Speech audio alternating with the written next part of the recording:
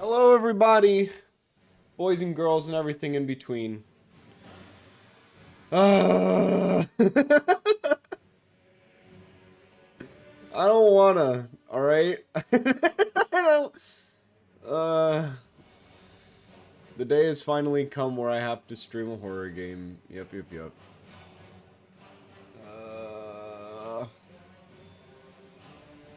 I haven't changed any of the settings. I've barely launched the game. I've got it to at least show on screen. Alright, I have to go in and do some scuffed settings. But I'll talk in the meantime. How's everyone doing today? How's your guys' mornings going? It's about 10:30 and I'm about to play a horror game. I've closed all of my blinds and such to minimize the amount of light that's coming through. You know, provide as accurate as an atmosphere as I can give myself for playing a horror game. Yeah. I'm not great with horror games. I think I've mentioned this a few times in the past. The reason why I'm not good with horror games is because in the back of my head, I like simulate things like, I don't know, like better, I guess. My brain go dummy sometimes. And so I just like my head just freaks out whenever I play games like this. There's no settings for this game. I have to be 1920 1080. Can I not even turn down the sound, or is that I have to go through audio mixer? I'm going through audio mixer. Oh my fucking god. Now is the audio manageable?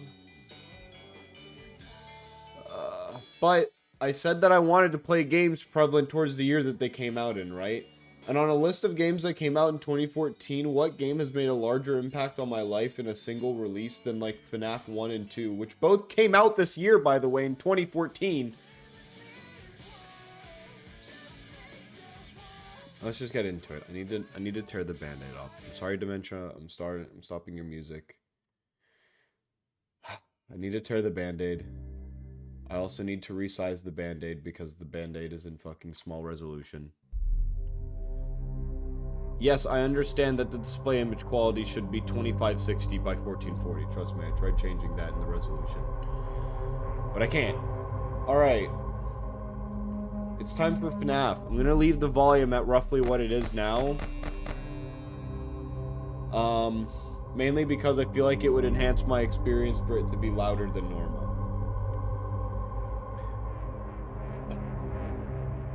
I'm not excited for this. I don't like horror games. I don't have like good reflexes for horror games. I like freeze very easily. I like fling my mouse in different directions. Does this game even have shortcuts?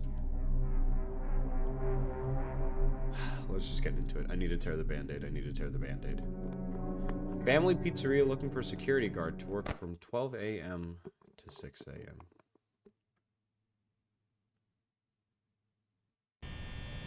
I just had 4,000 FPS there. It's pretty epic. Oh, why is this...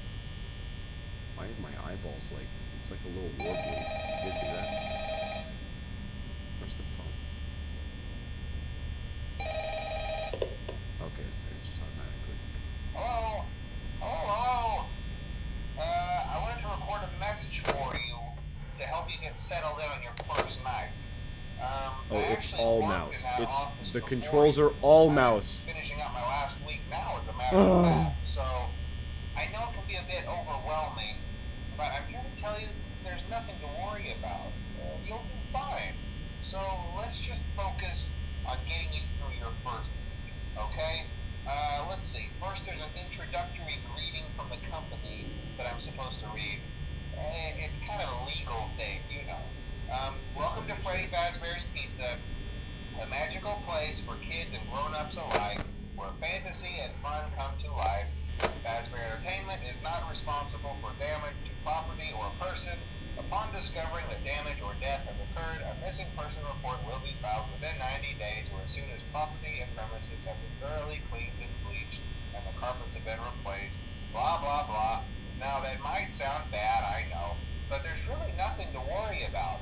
The animatronic characters here do get a bit quirky at night, but do I blame them? No. A bit If quirky. I were forced to sing those same stupid songs for 20 years and I never got a bath, I'd probably be a bit irritable at night too.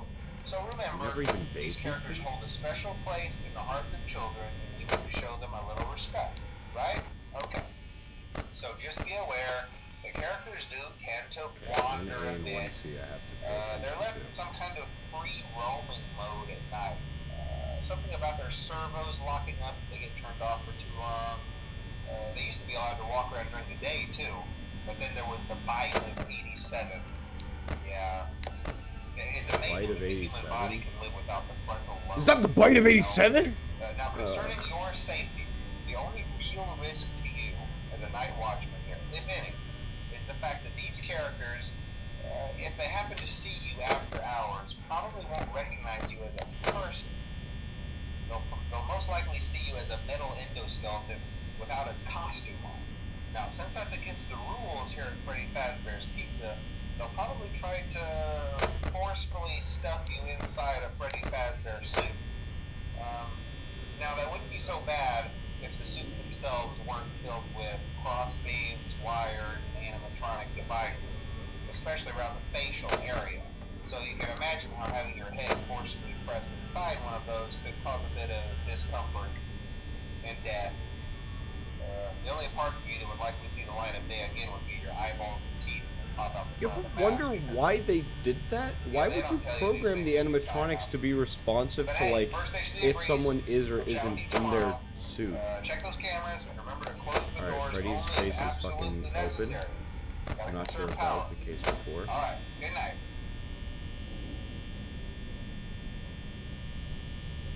I understand that, like, night 1 is already, like, pretty much, like, halfway done. Oh, but I'm still, like, I'm so tense, man. I actually have, like minor heart palpitations.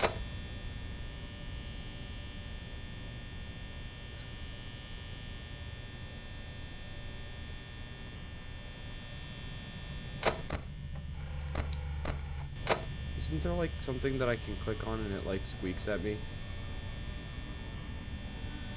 Is there anything to, like, mess with in this dark and isolated room? Can I help myself at all in this situation?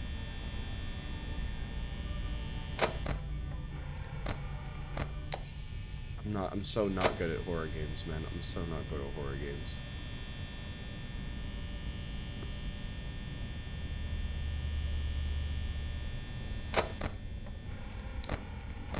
Okay, he's still big chilling. I can't even make, dude, I can't even make many jokes in this kind of situation. I'm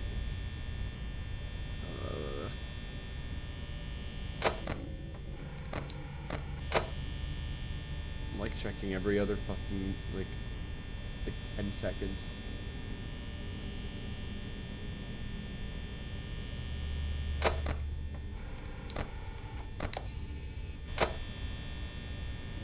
Okay.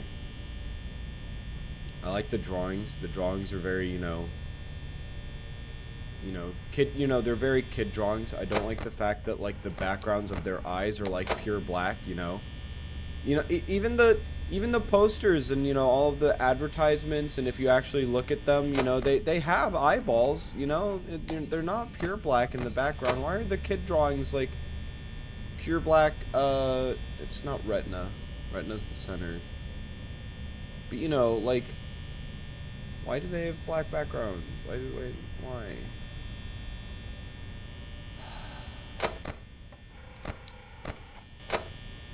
Freddy Bear hasn't moved at all. I so don't want to.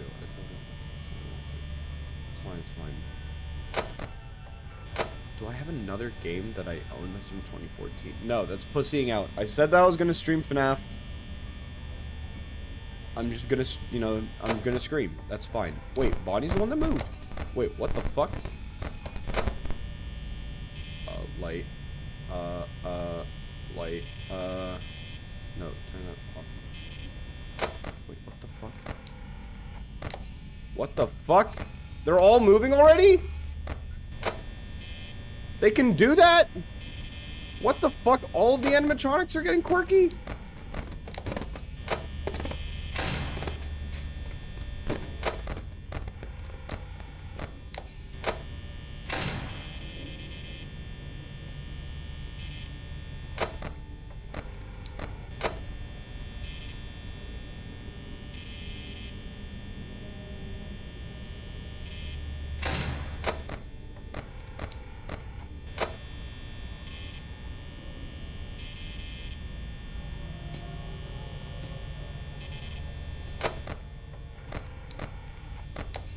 I'm so rapidly uncomfortable.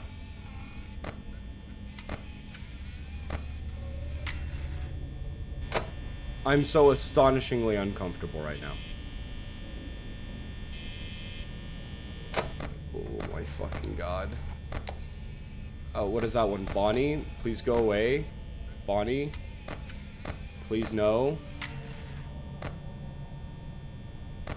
He's still there. They're still there.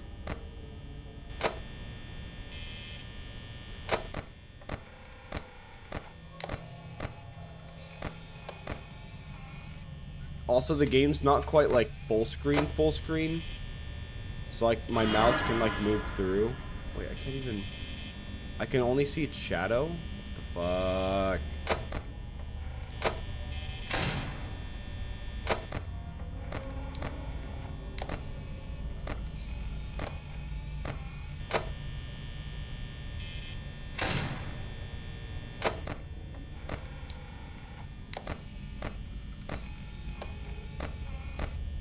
Dude, everyone but Freddy's kind of making moves.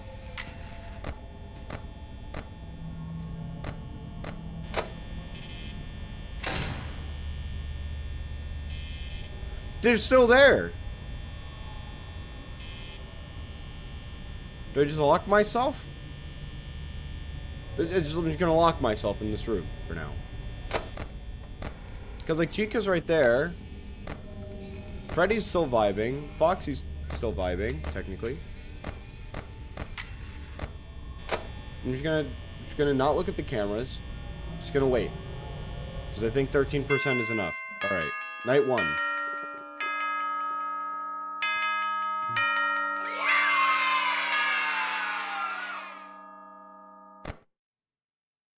Oh, it brings you immediately into the second night. No lube or anything. Okay, great.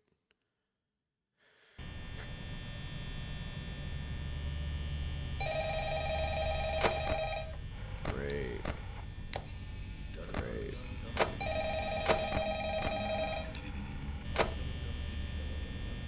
can hear Foxy already. Hello? Hello? Well, if you're hearing this and you made it to day 2, congrats. I won't talk quite as long this time since Freddy and his friends tend to become more active as the week progresses. It might be a good idea to peek at those cameras.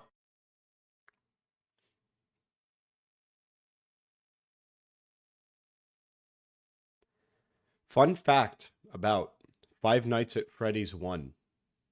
If you press escape, it closes the entire game.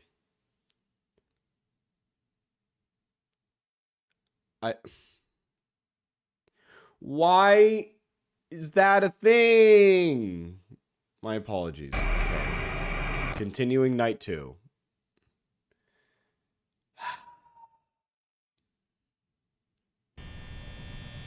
So I just have my hands off the keyboard the whole time. Now my RNG's all fucked up, you know?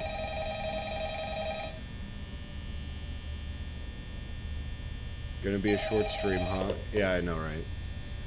Hello? I'm fucked, dude. Well, if you're hearing this and you made it to day 2, I'm fucking congrats. shaking. I won't talk quite as long this time since Freddy and This game is like 45 minutes. Yeah, if you're good. There's no keyboard commands for this fucking game other than, I guess, exit is escape. It's all mouse. Interestingly enough, Freddy himself doesn't come off stage very often. I've heard he becomes a lot more active in the dark, though, so hey, I guess that's one more reason not to run out of power, right? I also want to emphasize the importance of using your door lights. There are blind spots there. Right outside your doors. So if you can't find something or someone on your cameras, be sure to check the door light. You might only have a few seconds to react. Might only have a few seconds to react. Why is this place built like this?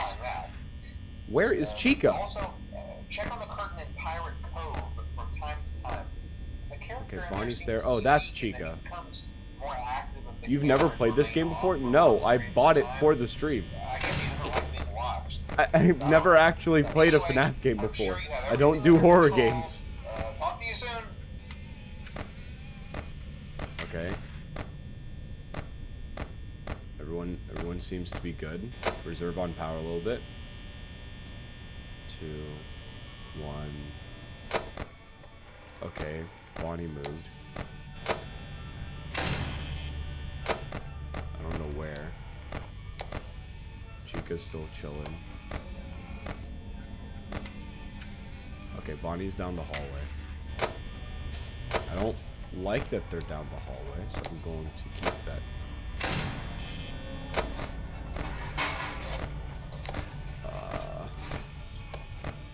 I can hear the fucking vent shift. Why? Why are they in the ventilation shaft? No. Where's Chica? I can't see the cam. Oh, because if you go to the kitchen, it's audio only. You can hear her there. Okay, okay.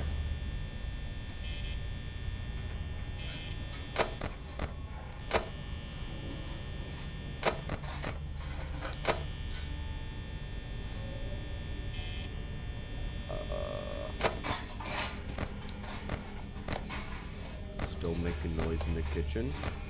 Fox is still in the cove. Bonnie's giving me the fucking, what is it, the homophobic dog stare.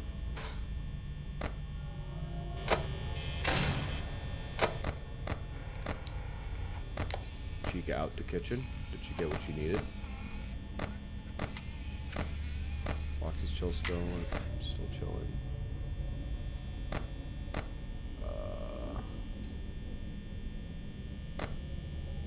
Okay, Chica's there. I can open this door. Still getting the stare from you.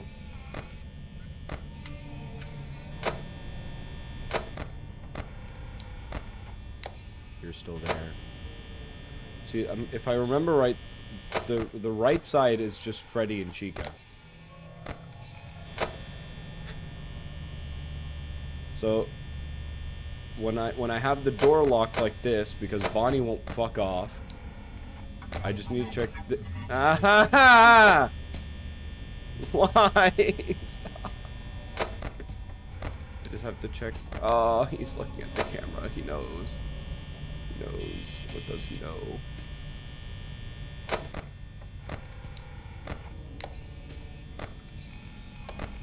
Okay.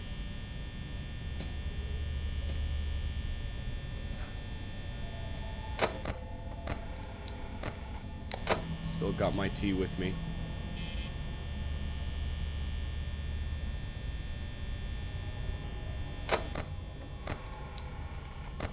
Okay, they're still chilling. Is Bonnie gone? Nope. Still just fucking staring at me. Wait, I'm only at 20... Wait, I only have 23% power left. Wait, how am I supposed to respond to Bonnie just sitting there? Is this just like guaranteed... Like, am I just guaranteed fucked? They're not there anymore, but Foxy's looking.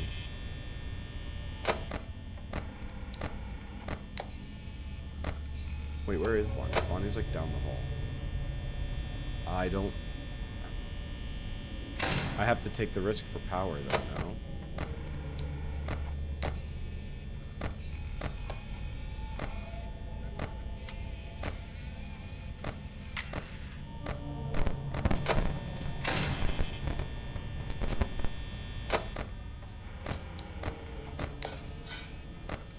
They're not there anymore.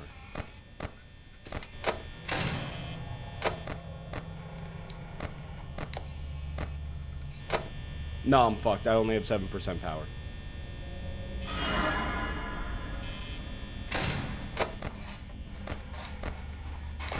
The kitchen's active. No, I'm fucked. I only have 3% power. And they're still there, aren't they? Yeah, they're still there.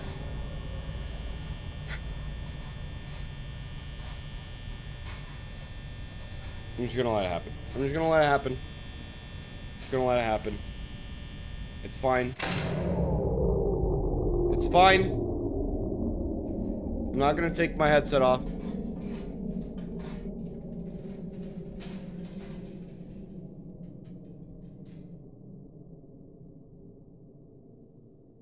Just give it to me. Yep. There you are.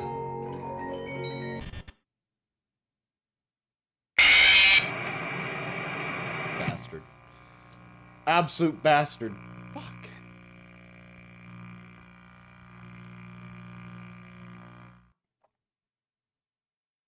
But if Bonnie is just looking like, if she's just on the left.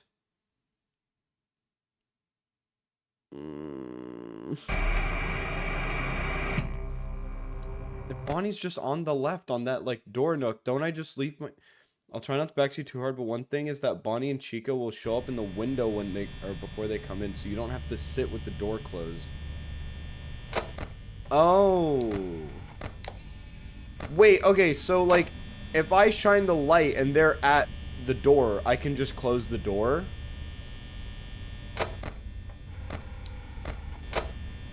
I thought like if you shine the light and they're there, you're dead.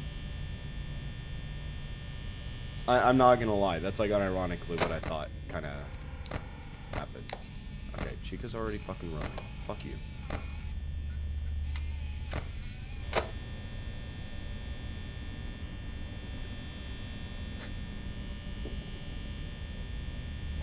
She's fucking hungry, bro. I want some food.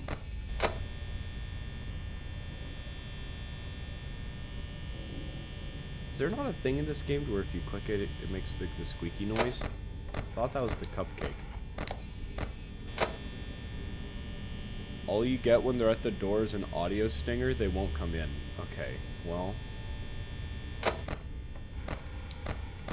With this advice in mind, I will hopefully consume severely less power on the door. Okay, Bonnie's fucking active already.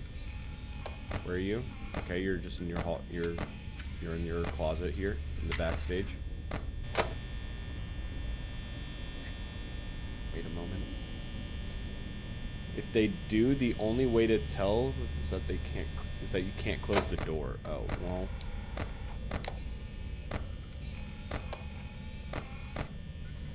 Where did he go?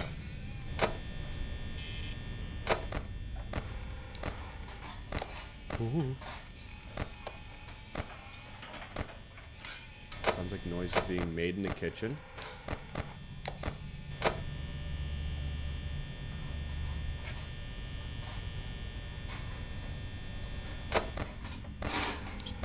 Noise is still being made in the kitchen. Foxy's chilling.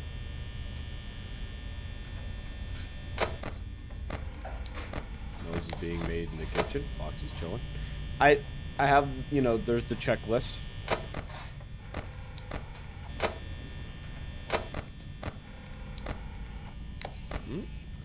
Noise is not made in the kitchen anymore.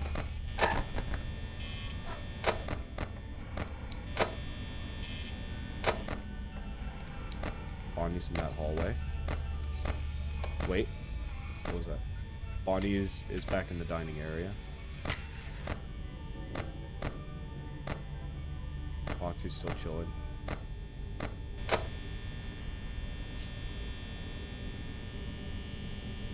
We're waiting every night to find rubbers to play with us for many years.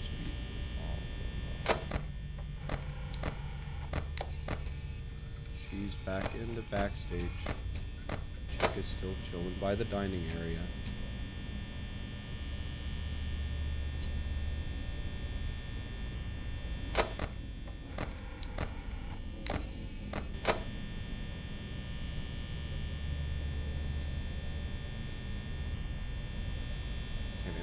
Anything in this goddamn room. Okay. Bonnie is in the hallway. She has entered danger zone. Or he has entered danger zone. I don't... Does Bonnie have a confirmed gender? Or like... What is Bonnie's pronouns? Because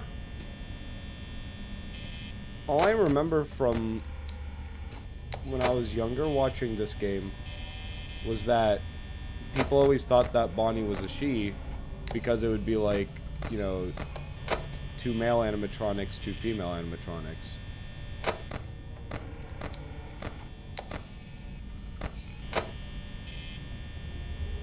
They are robots. That is fair. But they're still like... The dead child was a boy! That is the most fucked up sentence!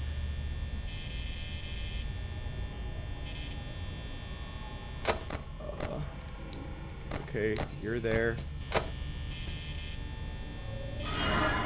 No! I don't think! Get back in! No!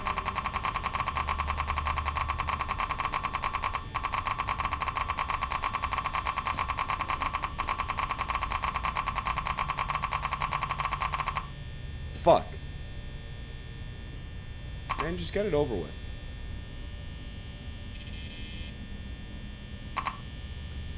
I did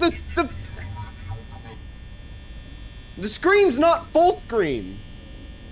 So my mouse moved outside the window. Just get it over with. Just get it over with. Just get it over with. Fuck. And the jump scare still startled me a little. God damn it. I clicked outside the window! No! This is my second time dying in Night 2. 45 minutes, was it? Fuck you.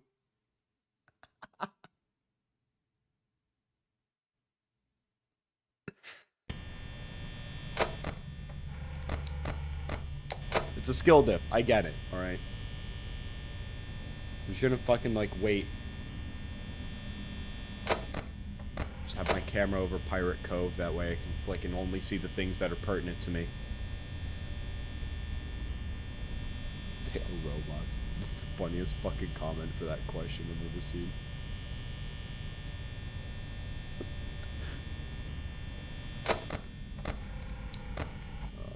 Chica's already staring.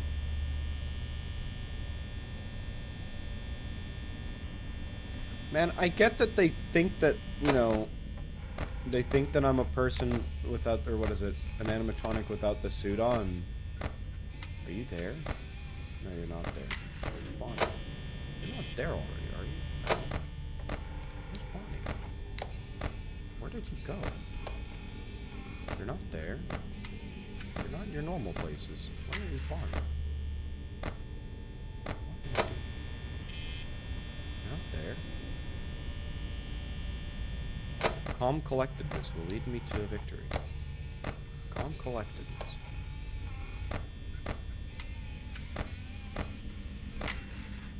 Dude, and in none of these nights has Freddy actually, like, moved.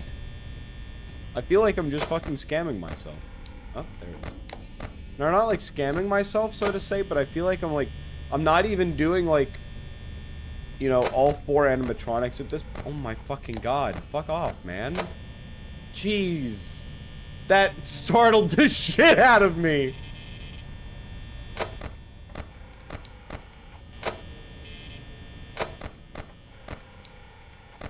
You're there. Chica's just fucking staring at me, bro. So's Freddy. Fuck off. What are you looking at? Dum-de-dum. Okay. Bonnie's kind of taking peeks at me. Calm collectedness. Calm collectedness. Calm collectedness. Calm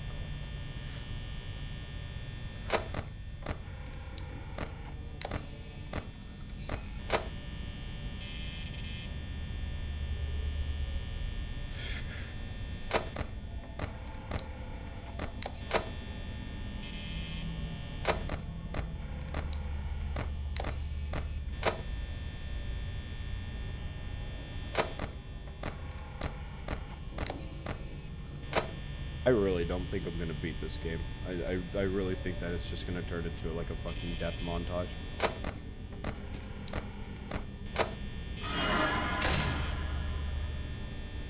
Alright, I responded correctly that time. Nice.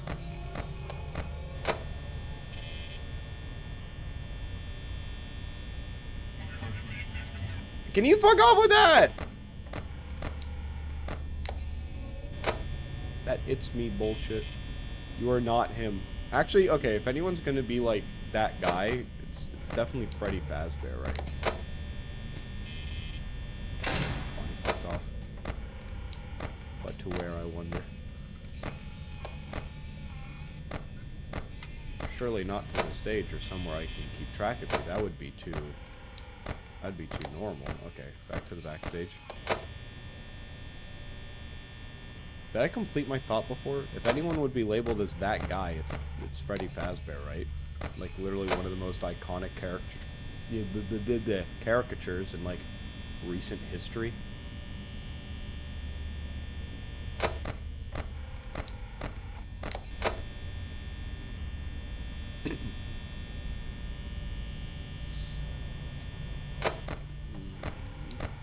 Bonnie's moved.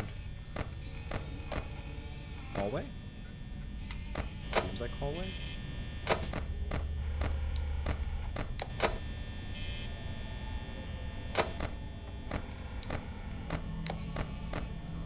She's like right outside the door. My reaction time there was... You'll know he moves because he laughs. I see.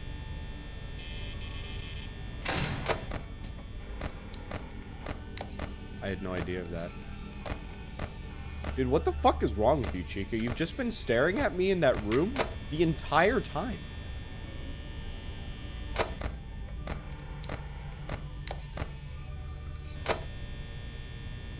Foxy's big chillin'. I have 44%. Am I, like, good? Have I been looking at the cameras too much? I know that the game, like, in horror games in general, it's very important to keep track of audio cues, right?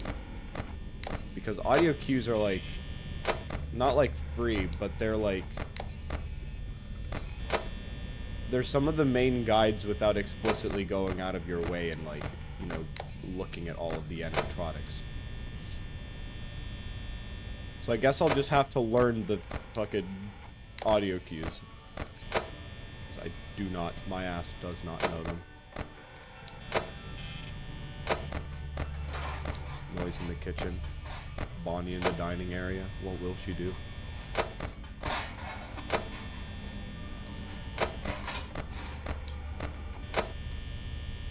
Fuck off, Freddy.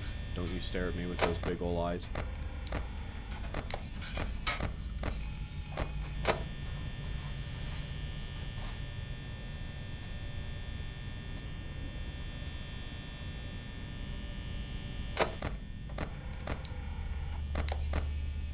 Back in the restroom area. Bonnie's not there. Bonnie's there. Freddy's still vibing.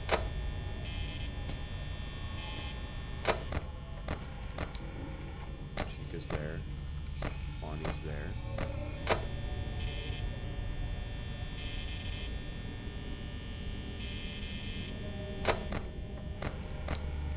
Chica's there.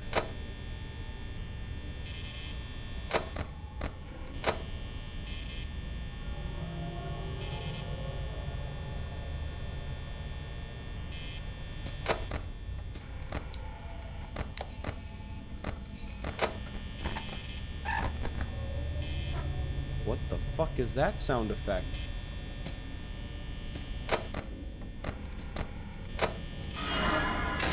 Close the door. Okay.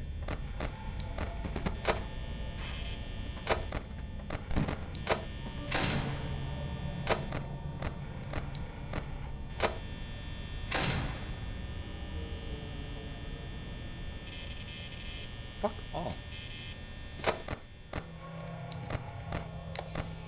Damn, Foxy had no activity. Are you gone? You're not gone? Why? Why are you still here? Leave, please. Foxy's now triggered. You can tell because he's saying it. Are you gone? Okay.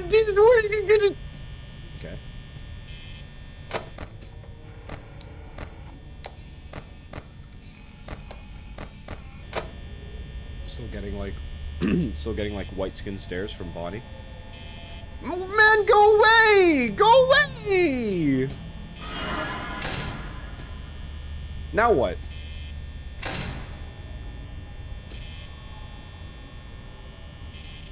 Okay. Chica went away. I have 2% power left. I'm like... I'm gonna be living on a prayer here pretty soon.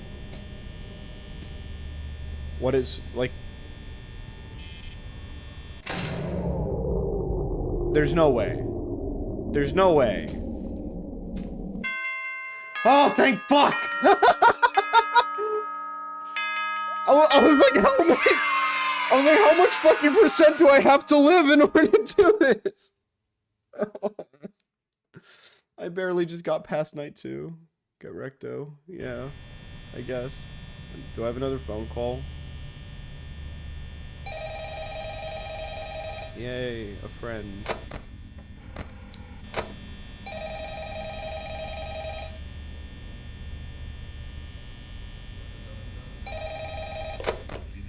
Foxy's already singing. Fuck. Hey, you're doing great.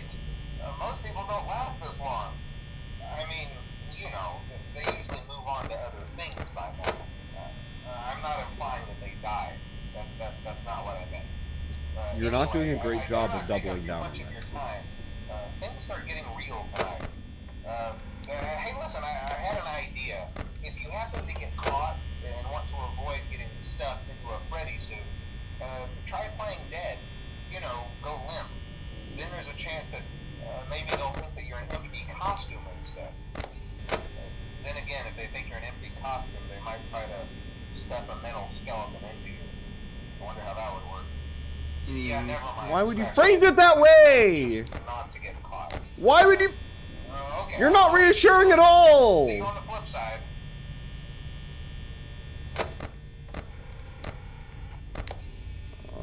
Chica.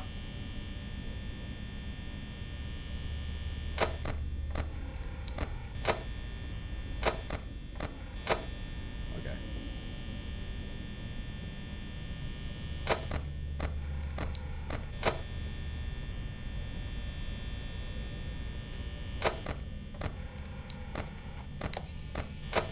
I just have like my left hand over my stomach as if to give me comfort because I realized that if I were to press escape on accident, it just closes the entire fucking game.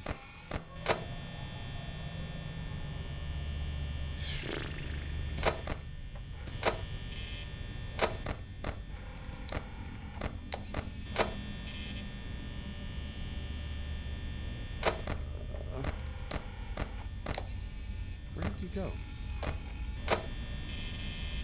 Where did Chica go? Oh, you went back to the lobby like a fucking weirdo. You know what? Actually, I won't roast you. You went back to the lobby like someone who was done with the kitchen and wanted to return to the dining area with your food. Please stay there. You want to finish eating. You want to finish your meal so fucking badly.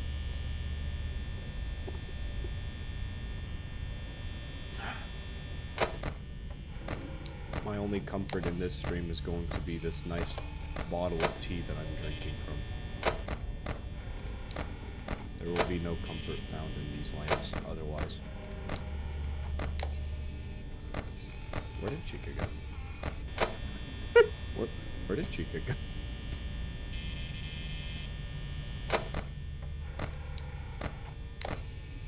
Okay, Chica's there. I have to chill. I'm like staring at the camera a bit much.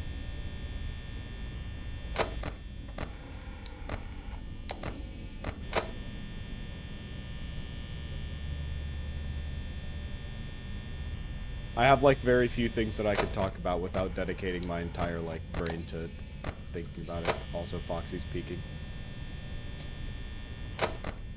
The whole thing is that when Foxy leaves, like, when you see Foxy actually, like, leave, you're supposed to, like, slam the door, right? Like, close the camera, slam the fucking door.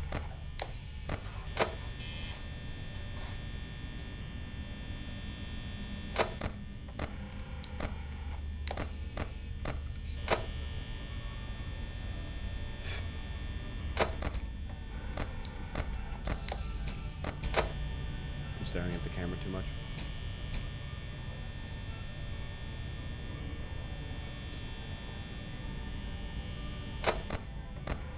Anxiety fills me.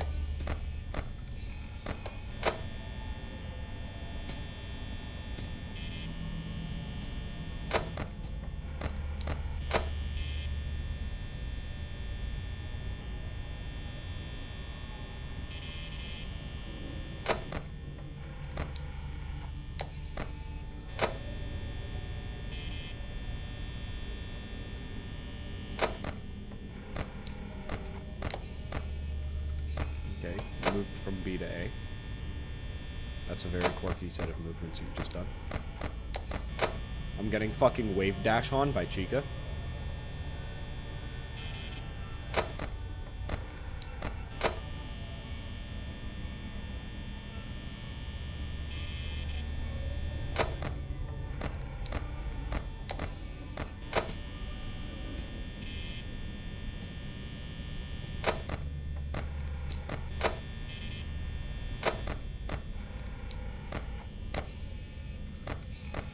Okay, Chica's back in the dining room.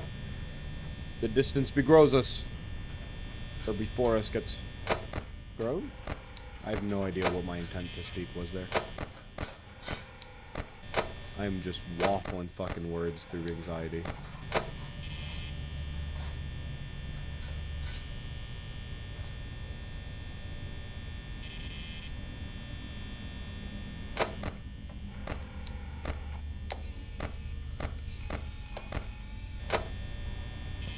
Where is blood? Where is Chica?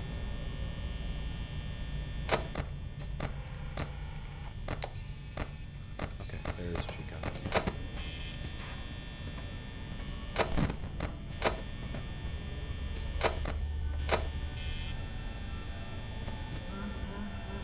No, Freddy's on the move.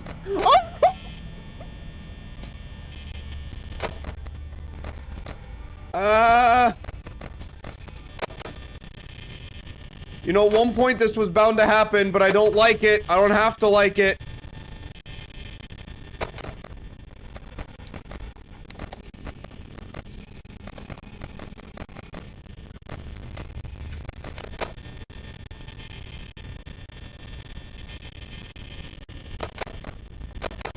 Chill. Chill with power.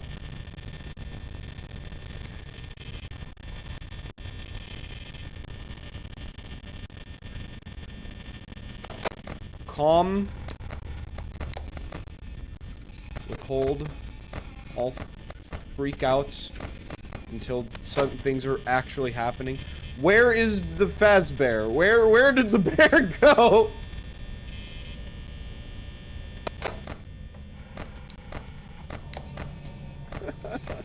Chica's right there.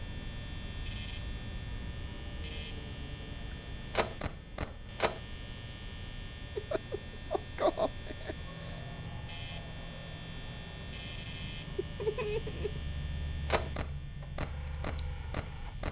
Chica's still right there.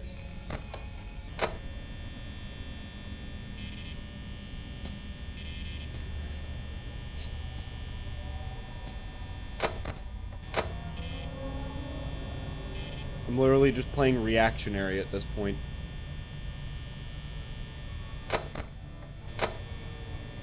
I don't know if that's like a smart thing to do in this game, but I'm checking Foxy, I check lights, I chill. Okay, I think Freddy's in that room. My cameras are fucking bugging out. Foxy's still chilling. Is that like a thing you can... You can't do that? Wait, I don't,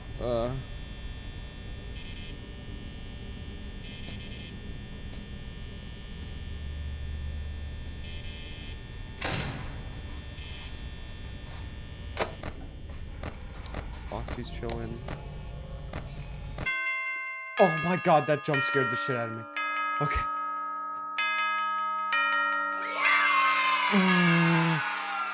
Night 3.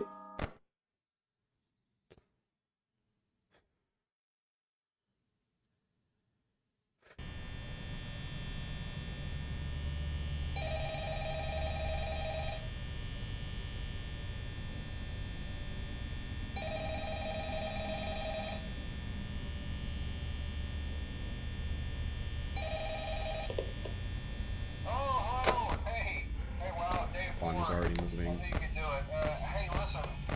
Bonnie's already moving. Foxy's already peeking. Great, fuck off. It's been a bad night here for me. I'm kind of glad that I recorded my messages for you.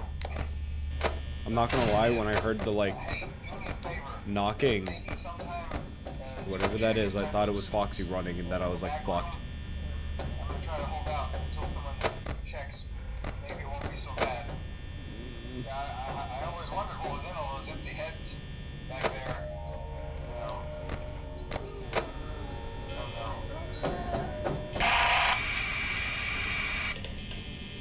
no. What the fuck was that? I'm getting like 800 audio cues. I was kind of listening to what he was saying. Is that just how that conversation goes? Is phone guy dead?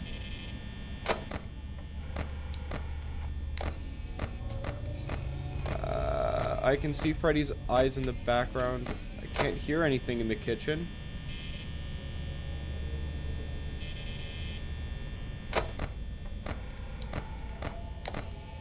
Okay, so they're both just at my doorways. Nice, great. Freddy's laughing. Why are you laughing?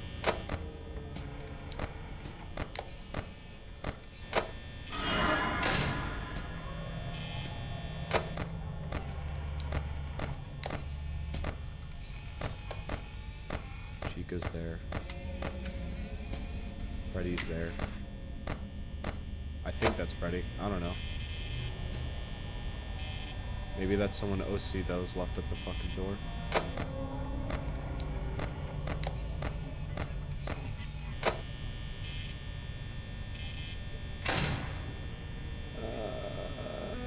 I don't want it. You're glitching out. Why are you doing that? Stop that. You should stop that. Bonnie's in there. Chica's still here. Freddy's still there.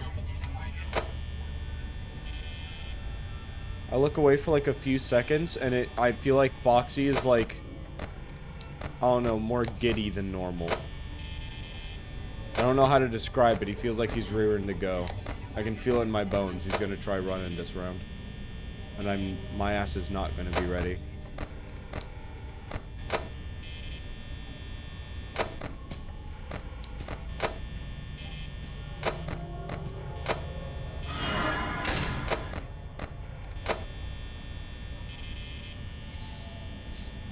Alright, how long are you gonna stay at the door for?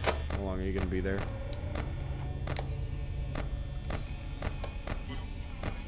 Why are you both here?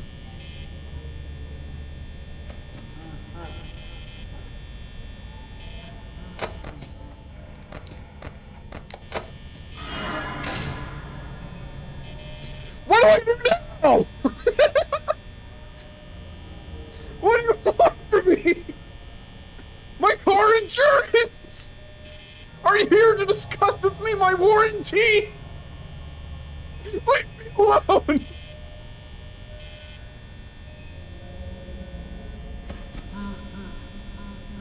Which one of you left? Jeez.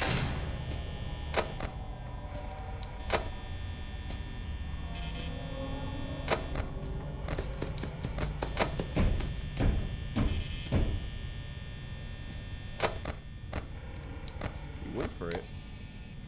Bonnie's still there, but at least I can open that door.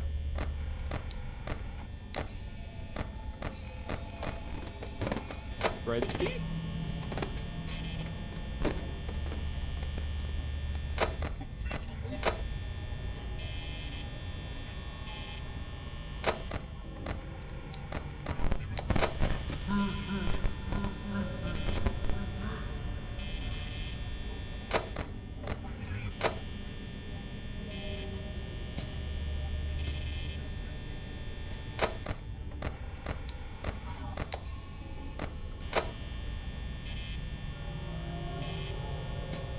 I'm like scared shitless right now, not even gonna fucking lie about it.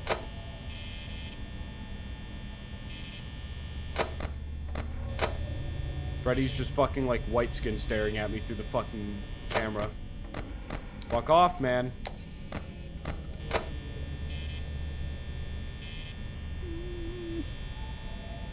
My right arm is like low-key kind of aching from like the stiffness that I have it at. That way I don't like flick my mouse and alt tab and die, and it's all unfortunate. And you're still chilling. Chica's not chilling, but like, you know, is not at my door either.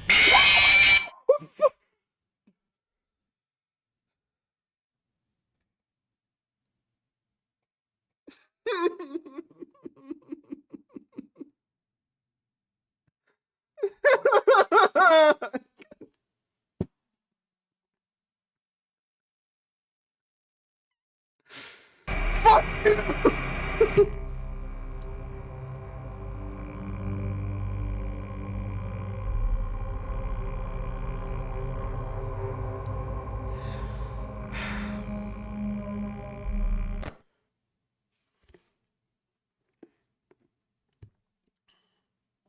Okay, that's fine. We go again. Wait, okay. So, like, does Freddy not appear at the door? Does he just, like, decide to jump my ass? Is that just, like, a conscious decision that he just makes?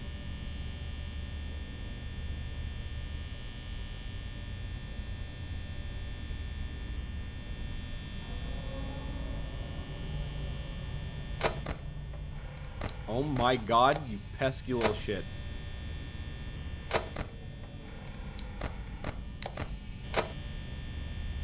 I leave you for 2% of power. I don't look at you for 2% of power, and you're already wanting to run. Where's Bonnie? Bonnie's already in my fucking hallway. And now I hear the Freddy laugh, so he's gone. Great, everyone's already feeling super giddy, super active. I'm glad for everyone that everyone's having this burst of energy.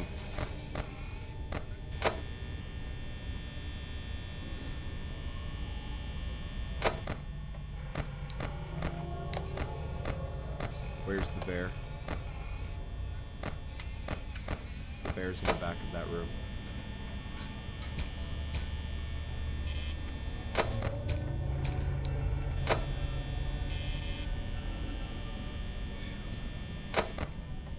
I don't like that you're constantly posed. You're like Usain Bolt, ready for the ready for the flare to launch, man. Chill out a moment.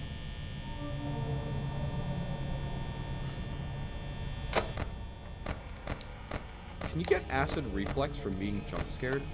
Because of like how much it shakes your body? Is that like a thing?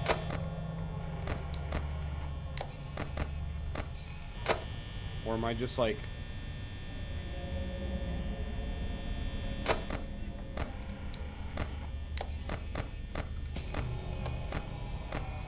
Oh great, now Chica's at the other door.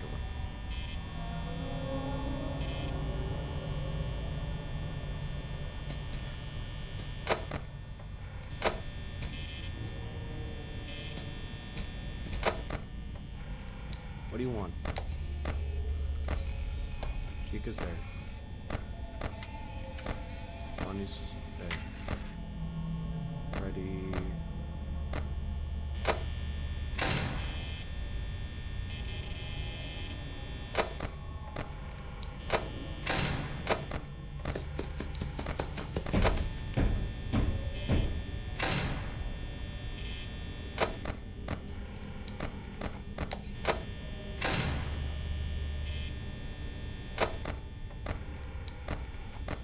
Freddy's in the back there.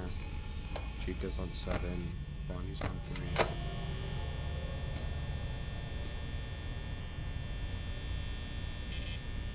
Deflating like a fucking balloon, man!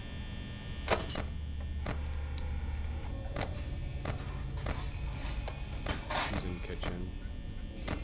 Bonnie's gone. Hi, Bonnie. Bye, Bonnie. Freddy's there. Chica's on 7. Bonnie's still there.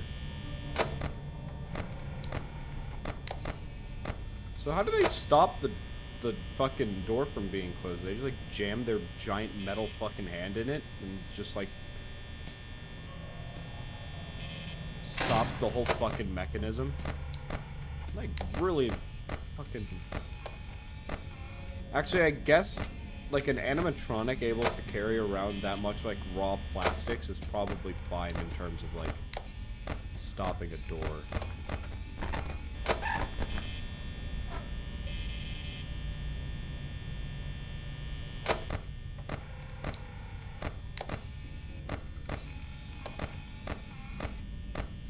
This feels like an I'm dead kind of moment. Where's the bear? Where's the bear? Where's the bear? Where's Freddy? Where is Freddy? Where's...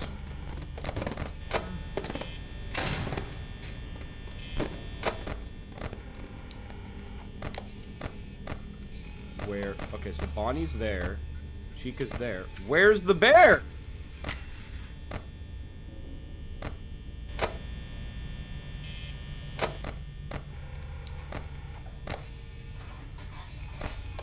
Chica's in kitchen. I can open this door.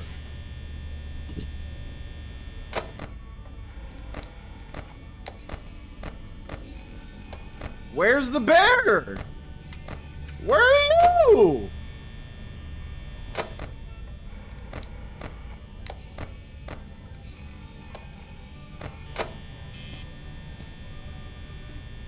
I don't like that. I heard footsying around. There's the bear. Check Foxy. Reserve on power a little bit because I'm using way too much of it.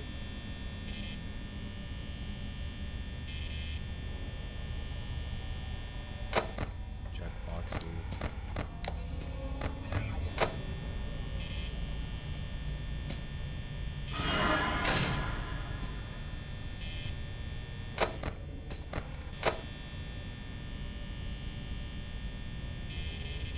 Can you fuck off?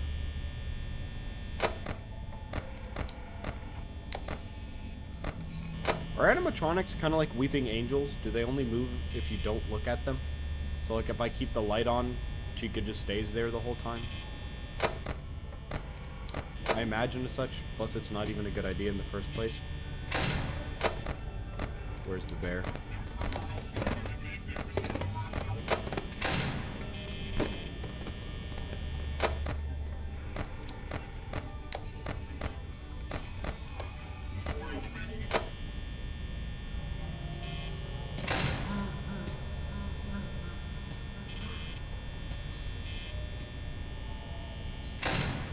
I don't like...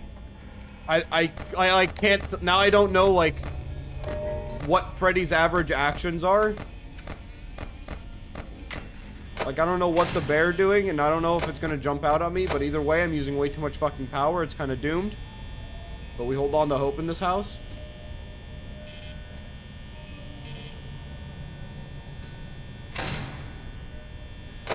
I can hear, like, the fucking music in the background. Like in the kitchen.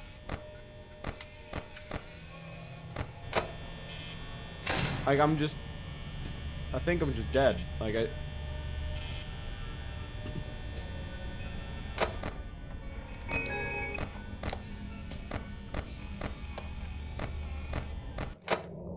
Alright. Alright. Alright.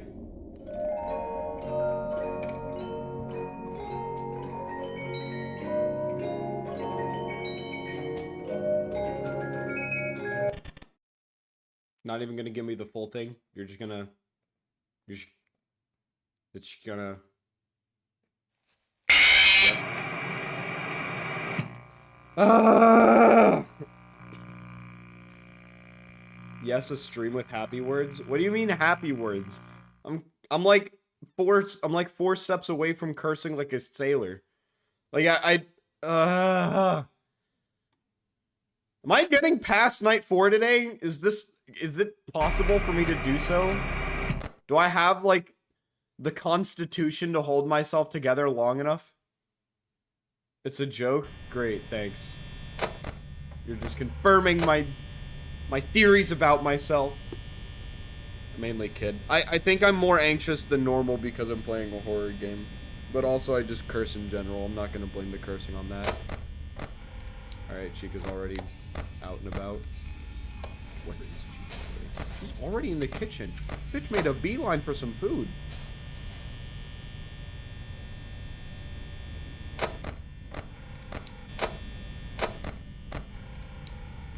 I kinda get it though. I feel that sometimes.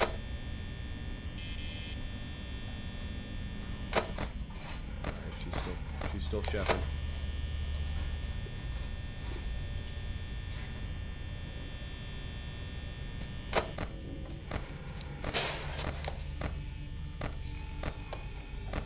Alright, Bonnie's already there. Great, Bonnie's already there. I doubt you play Roblox, but I have a Roblox FNAF game that I've created, which I doubt you'll play anyways. I mean, never say never. What's the name of the game? And is it also like FNAF-esque? So is it a lot of like camera management, or is it like FNAF themed?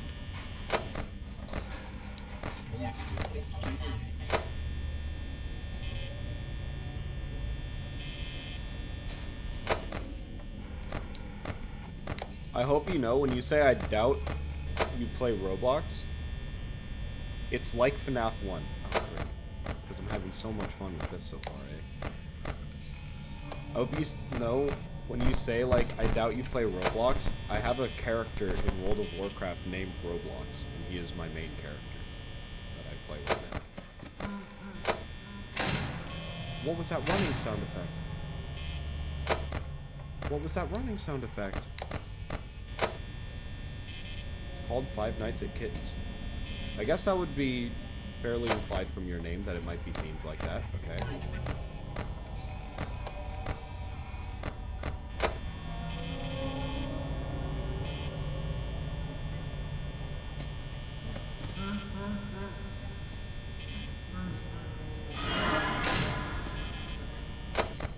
That's exactly right. Where is the bear? Where is the bear? I can hear his music here. What do I do about that? Or, like, how do I respond to that information? Please tell me Bonnie left. Or Bonnie left just now. Now I just have to stare at you. Because this chick won't leave my door!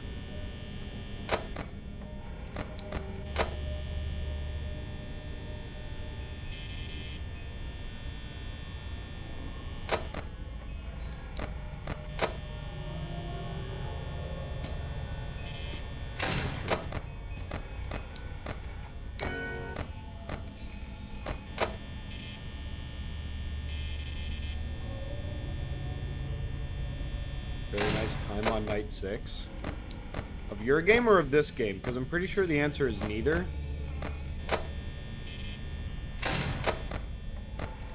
What do I do about Freddy, man? Why are his actions so, like, irregular?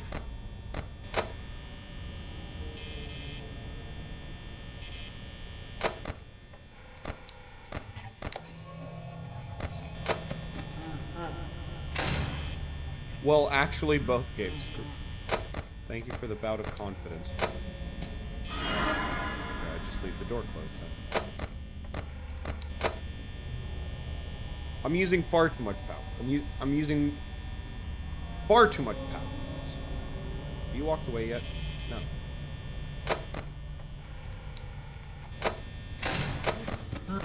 Get over here.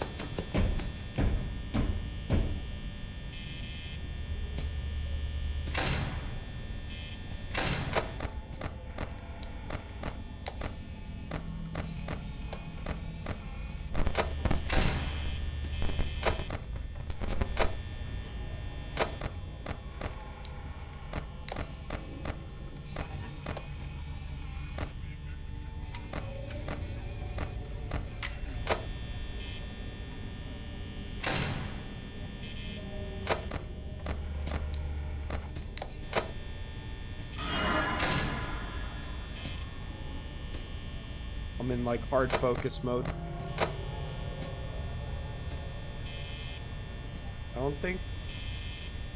don't think Foxy's gonna be much of a problem again because he still has to go through like all of his different animations. I just don't, you know, I just don't like. I don't know if Five Nights at Freddy's jump scares are scarier than Five Nights at Freddy's. Well, I can't vouch for it because I haven't played it. I'm sure you did fine. Listen, if this game's jump scares are anything to go by, then I'm sure your game is plenty fucking scary. Not even gonna lie about it, because this game's like basic premise is like I literally launched this game and was already like, I don't want to play this. I don't.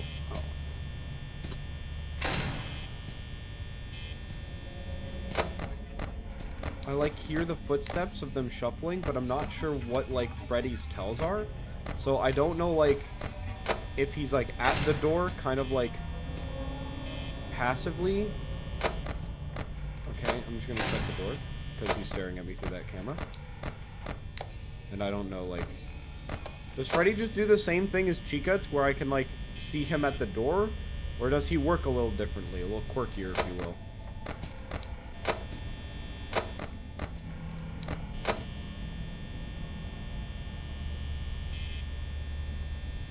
Could stress out since, yeah, there's no saving, so have fun. You have to do all 5 nights in a row? You're a psychopath. You're a psychopath, if that is the case that you were describing to me right now.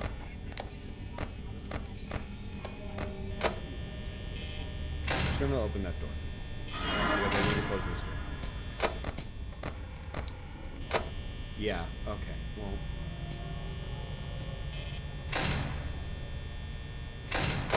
There's a special place for people like you at the penitentiary.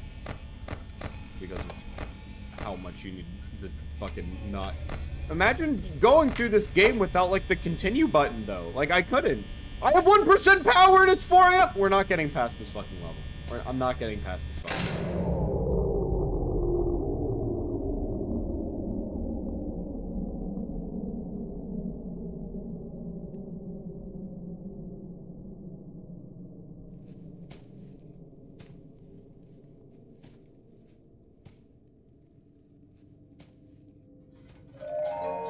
Hi, Freddy. How you doing, pal? Just get it over with.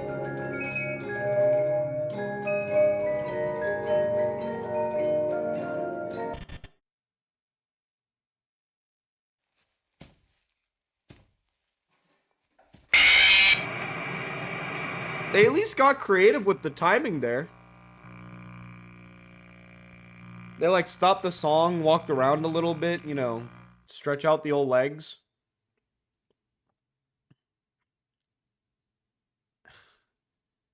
How do I respond to Freddy? I don't know Freddy's tells. He's just kind of like... He's just kind of at the door, like, staring at me. Like, I know this game's, like... It's like, what is it? Like 9 years old. Like I could very easily look up this kind of information. It's just like, I don't want to look it up. Like it's like not obvious though. Because the one time he killed me, I definitely checked the door and he just wasn't there. Good time to check Foxy. Alright, Bonnie's already walking. Foxy's already peeking. That's fine. And whenever you click continue, you don't even have the phone guy to, like, you know, reassure you of a separate human presence nearby. And now Bonnie's gone. Great. Press Freddy's nose on the poster. That's cute. I forgot that. I also thought it just wasn't in this game for some reason. Where's Bonnie? No way Bonnie, like, beelined it from the door. Hello. Hello, Lisa.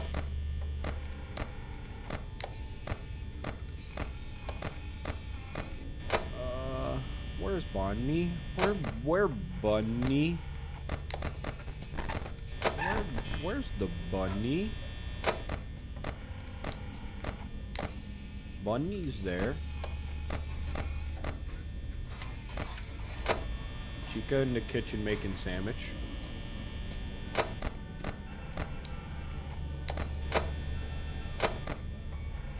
Oh, sandwich making has ended. She grabbed a fucking, like, nutrition bar and just fucking sprinted at me. Okay.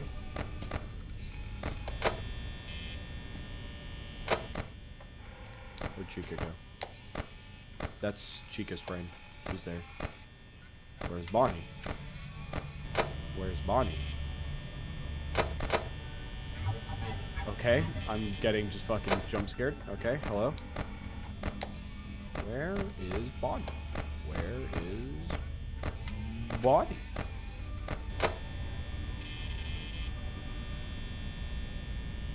I can turn her into chicken nuggets? I'm pretty sure these are robots. I do not think that will work out. But if you want to give it an attempt, if you could somehow kill the indomitable Chica FNAF, I encourage such actions. She has brought me nothing but pain so far. But I warn you, I don't think the nuggets are going to taste quite as good as they might at your local McDonald's. Or at your local, whatever fast food place you like ordering from. More of a Wendy's guy myself, in terms of fast food.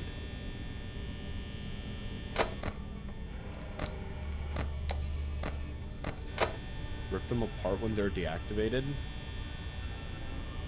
Yeah, honestly, at the beginning of the game when they're just like, yeah, the animatronics get a little quirky at night, which is literally like quote-unquote, like verbatim what they say, why don't they just reprogram them if they know that this is an issue and that several guards in the past have died?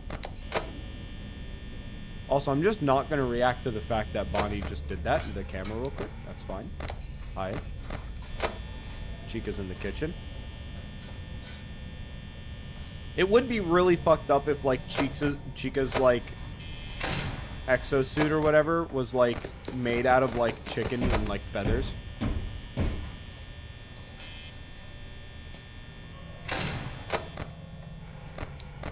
That'd be real fucked. Where's the bird? Where's the bird? Where is Chica? Chica's back in the dining room. She got her meal and decided to take it to the tables.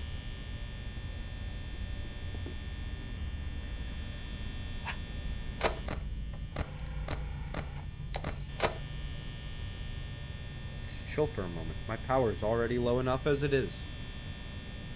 Alright, chilling is over. I'm worried. Okay, chilling is resuming.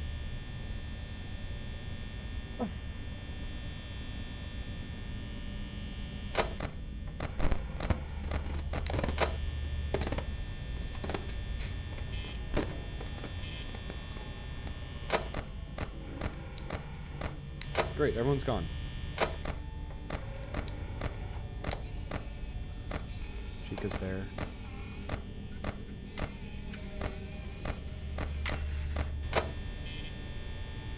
Do bit of quirky things. Meanwhile, the animatronics here let me stuff you in a real suit and kill you. Yeah.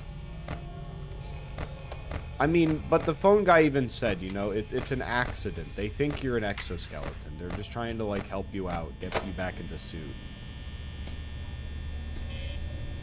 It can't possibly be a bad thing if it's on accident, right? Come on. They're not, like, trying to kill you. They just think you're not human.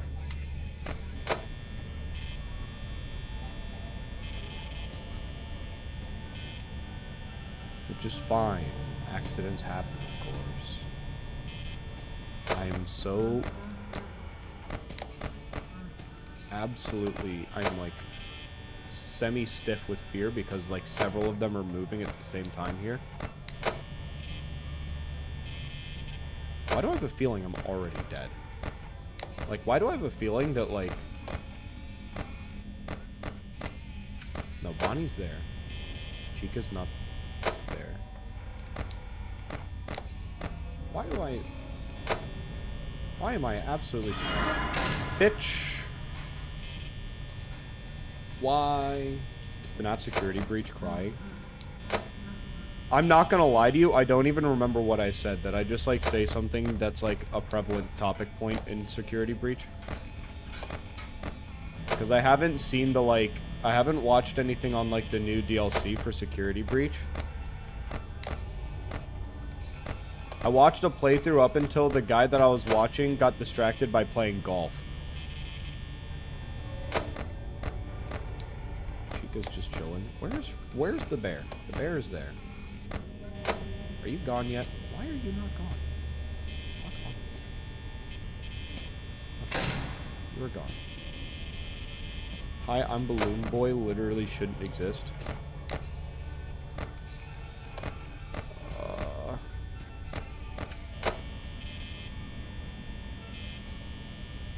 I know where the bear is.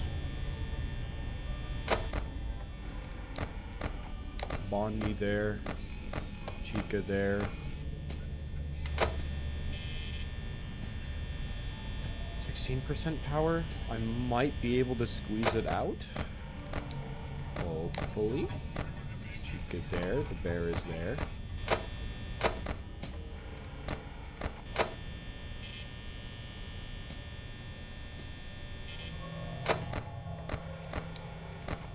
The bear is there. Bonnie is there. Did Freddy start attacking at night 4? Freddy started attacking, or like moving at night 3. Oh, I accidentally alt-tabbed out of the game. Great.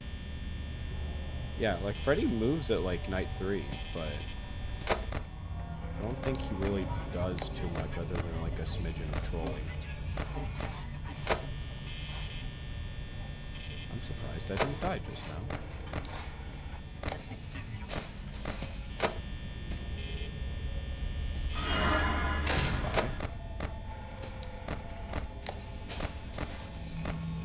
In the kitchen. Kitten in my game starts moving in night 4. Bro, you're spoiling. What if I wanted to play Five Nights at Kittens? Oh, okay. I'm at 0 power. We're hoping now. This is praying.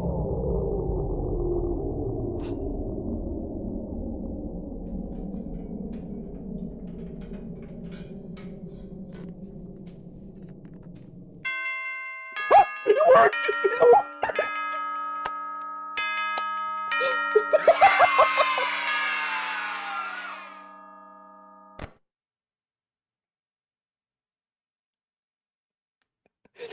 Let's go! Oh shit. Okay, right. The game continues.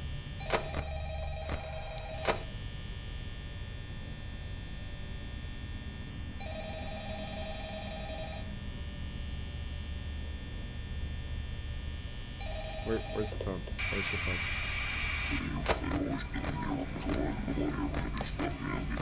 Uh-huh. I see. I see. Yep. Okay, got it. What the fuck was that?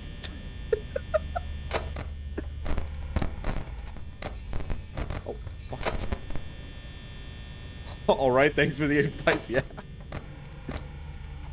Where is...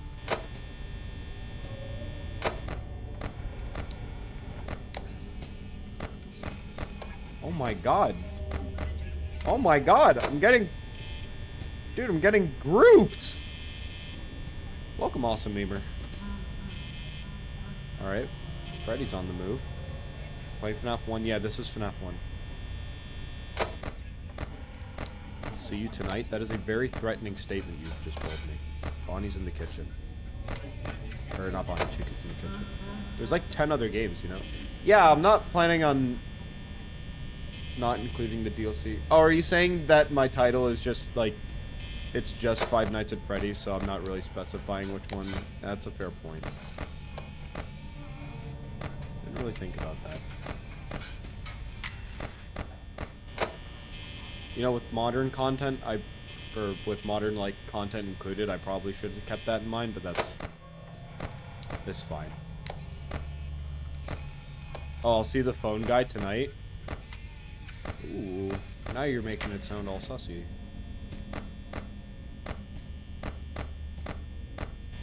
Hi, Bunny. Can you do a series of FNAF security breach, not DLC, and not those extra games where it's like, yeah.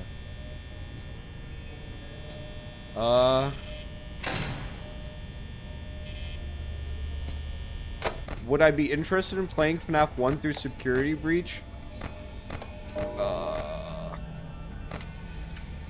not a big horror game guy, so am I interested? Not necessarily, but might I anyways, because it'd be kind of funny and it'd be my way of doing so, yes. But I'm just not the horror game guy, you know? Like, I don't want that to be me. I don't like the horror game too much. Also, I still don't know how fucking Freddy works, man. I just kind of get scared whenever he laughs because I figure I'm dead.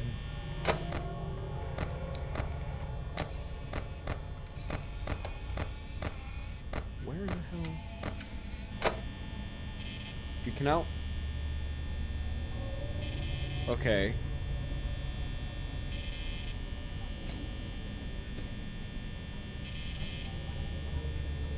I'm hearing footsteps.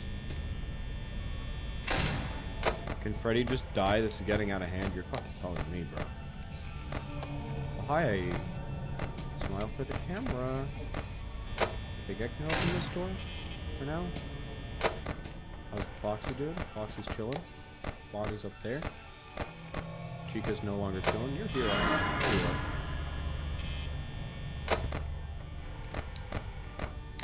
are. Oh, the bear's there. Can we get a kill option in the game? Yeah, can we just get like a skip button where we just skip to the next night? That way, you know, for story continuity. We're gone from there. Yeah, honestly, all of this gameplay is getting in the way of me consuming the story of the game.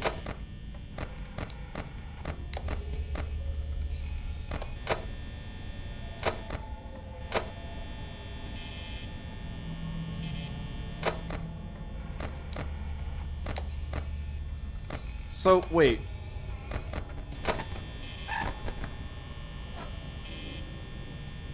So how Freddy works is if he's at your door, you can shut it to stop him. If you could just watch him on the cam for him staying there. I just accidentally ulted out the game.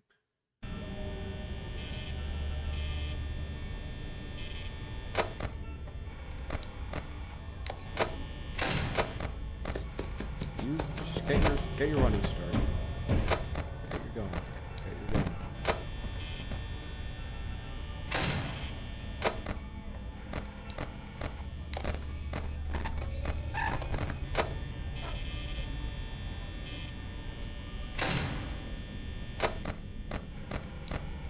It's like, unironically, it's also kind of hard for me to like read chat and play a higher octane horror game at the same time. So sorry if I just like don't read the whole thing.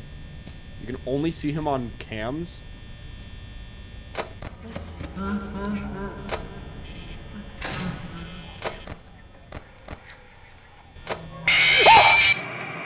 I don't know how to deal with you!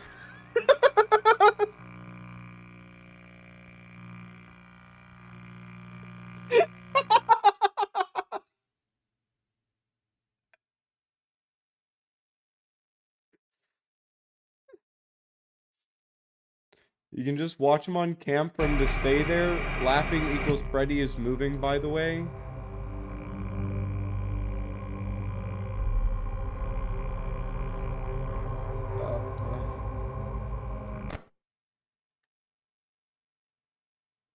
Freddy, he kills in the corner, not at the door. Wait. Huh? I'm just gonna... Was it the corner, not at the door? Oh. Wait, so do I... Wait, so I... Oh... I'm starting to piece together your words of advice, and I'm understanding what I need to do. So normally I'm keeping the camera on Foxy, that way I can immediately snap to him. So you're telling me to not do that, and instead keep it on him.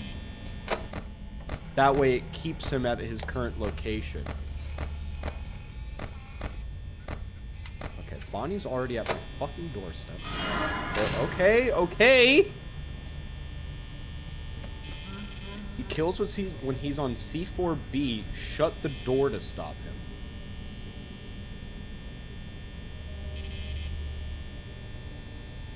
Okay, well, Freddy's already on the move. Freddy's there. Chick is there. Bonnie's still there. Great. Hello, Freddy. Yeah, Cam 4B. I know it's... I figured that's what C4B kind of meant.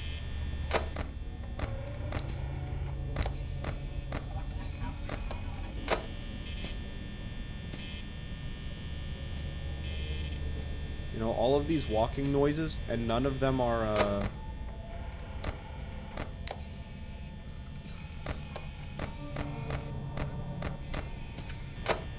Have you left? You have left. Thank you. 4B and 1C. Are those the only things that matter? And then I just switch between those two and the lights? I know how to cam stall. Just put the cam on 4B a lot. Okay. Now you were getting into, like, the deep crevices of Five Nights at Tech. Like, we're getting, like... We're getting into it.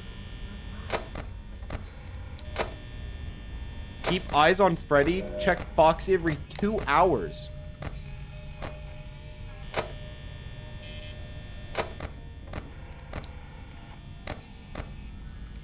Wow, we're getting into... I mean, I guess this game's 9 years old, right? There's some tech going on. Every time you go... Okay. Y'all having like a full-ass convo. Just... I'm gonna just play the game. I'm gonna see what happens. If I die, I die. It's content. I think I'm dead as shit, though, to be honest. I can already feel my impending death.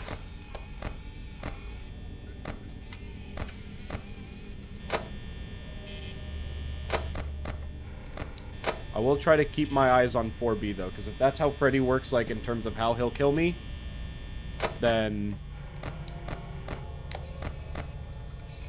that's fine. You're here, aren't you? No, you're not. Okay.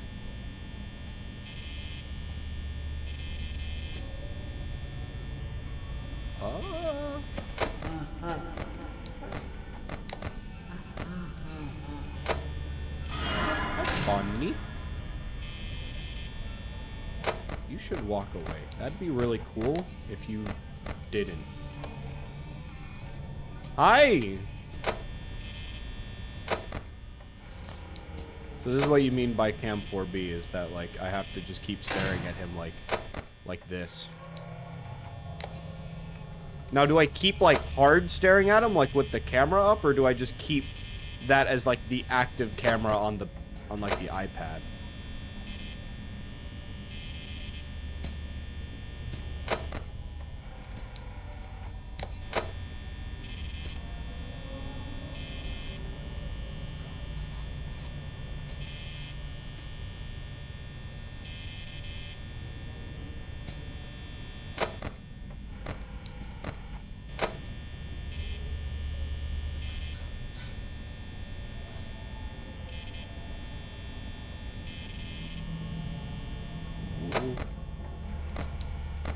Okay, Foxy's fucking taking peeks.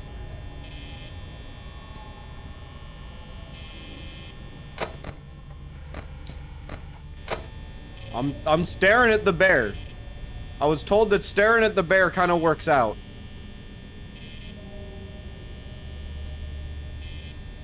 I don't know if that's gonna be good. Listen. What the fuck was that noise?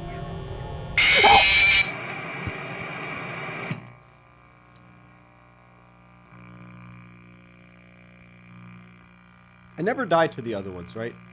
It's always Freddy. It's always Freddy that kills me. I don't think I've died to the other 3 animatronics. It's always just Freddy.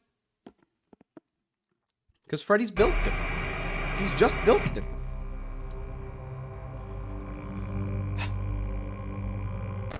I want to beat the Five Nights at Freddy's.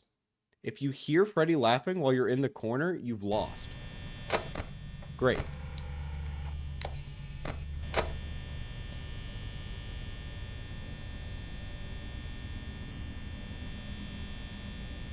After this round...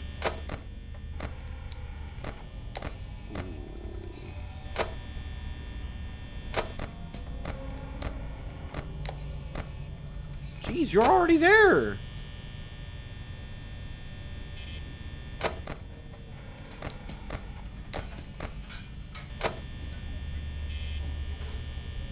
We were gonna lose the power anyways. Well, we said that about night 4, and we won night 4. So, you know what?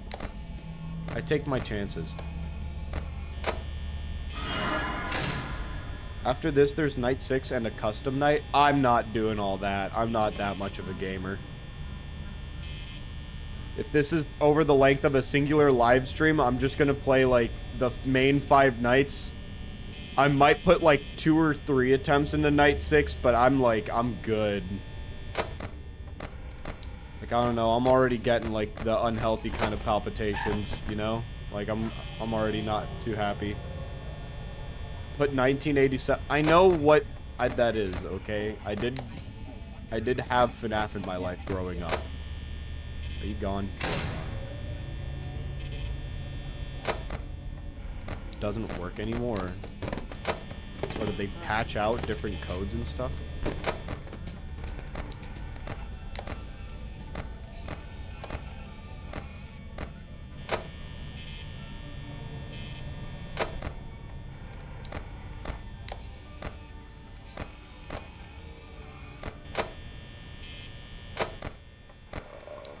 Where's the bear?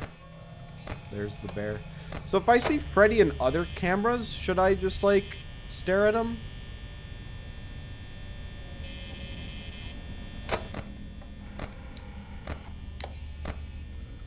Okay, hi, Chica.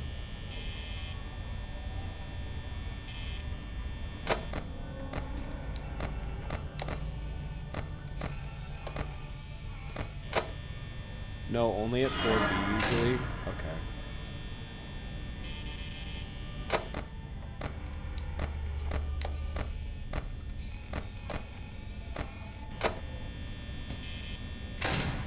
Okay.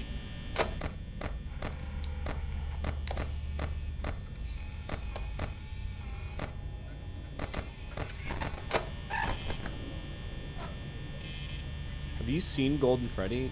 Yes. Like, in this game, like, the like, screen... Are you in the corner? No, you're not.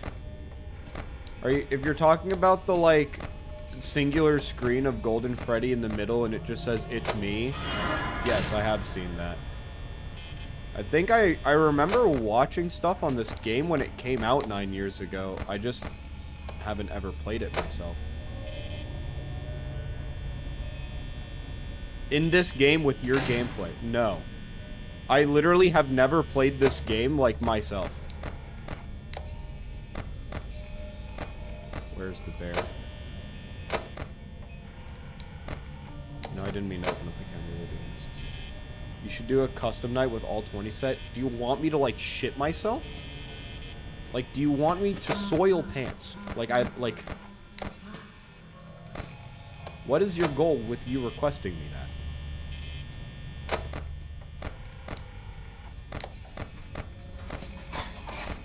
Someone's in the kitchen cooking up. You want me to? Okay, well, if that's what you're into, that's not my thing. I would prefer to leave these shorts clean. Hi, Bonnie. We want you to be scared. Listen, alright? I don't know what I was gonna say. I actually didn't have a goal with saying something there, but I started a sentence anyways. I'm a big old manly man, alright? I'm a grown-ass man. I only scream when I don't know it's coming, you know? I only scream when Freddy just decides to randomly jump me, and I don't know how he works for the most part, you know? That's when I scream. Doing that may contain heart attack risks, of stroke, of death, more risks of death. What, shitting myself? Okay. POV. Freddy Bear.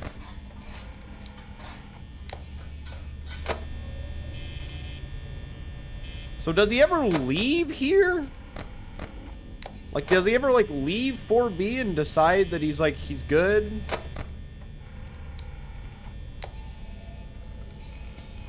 It literally says, don't poop on floor on this sign in the back, by the way. Close the right door. I see.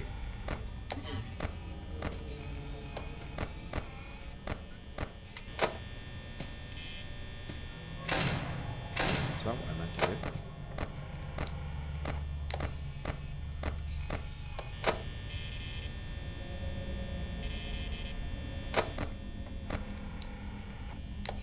Wait for Freddy to leave that camera.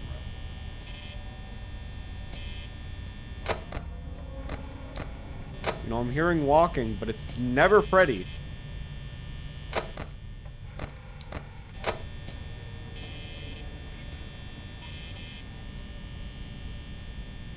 He takes a while? Do I have to just stare at him? Like, is this a staring contest type thing?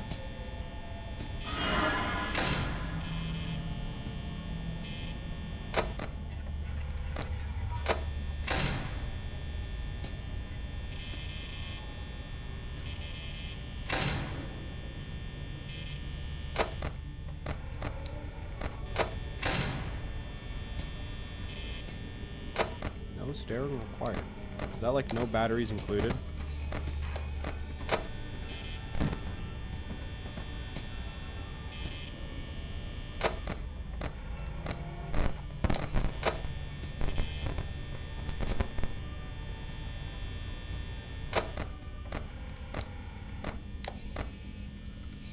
At this point,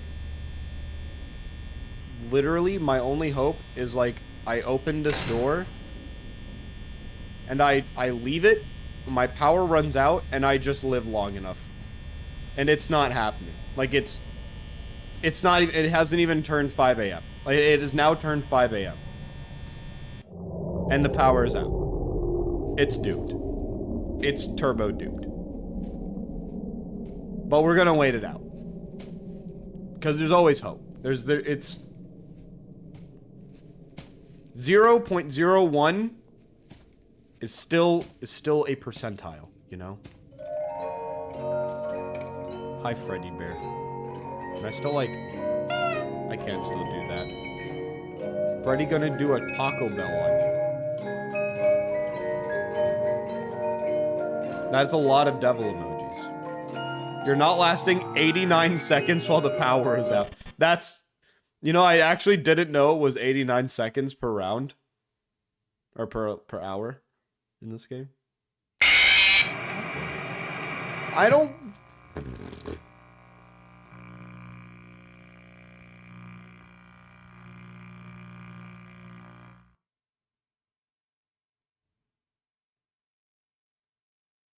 Heesh on you. Told you. Yeah, I know you told me, I know, okay? I know. I get it. Ho ho, I'm corny. Yeah, you are. Yeah, you are. Look at you. I know. I'll wait a few percentage since they're not really moving too much. Wait till like 97.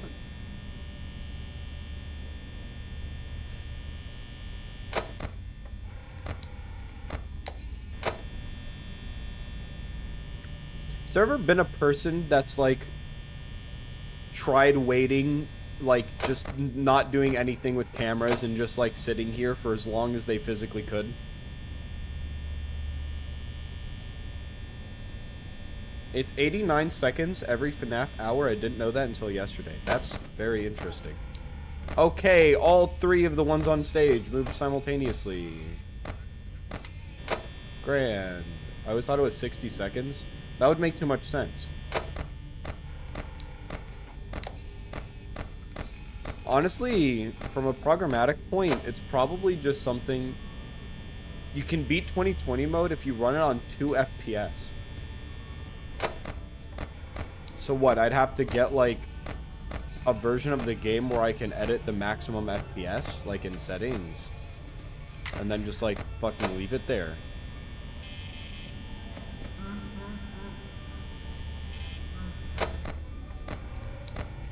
Freddy's having a fucking giggle over there.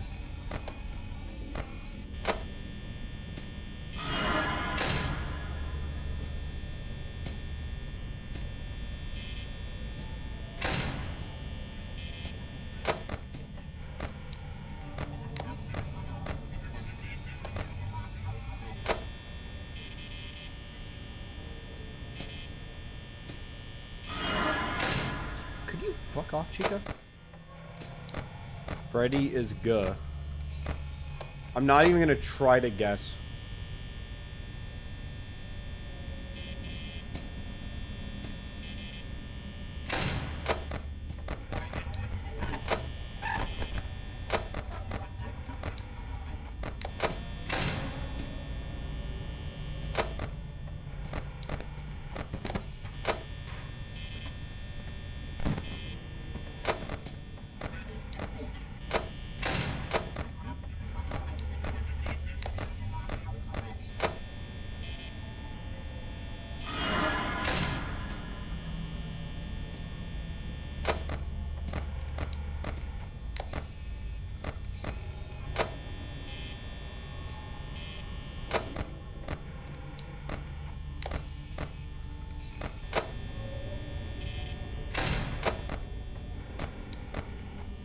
I'm in hyper focus mode. Paying attention to everything.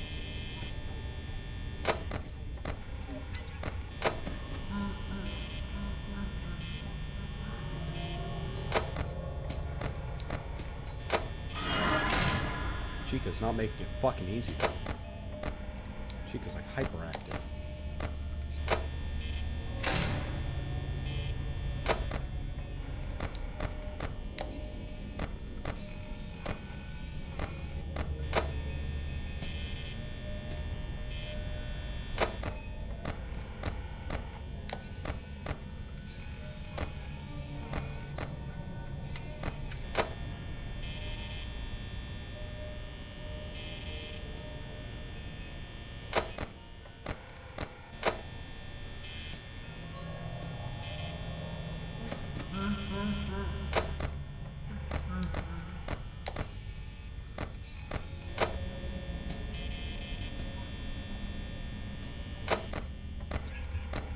You're glitching out there.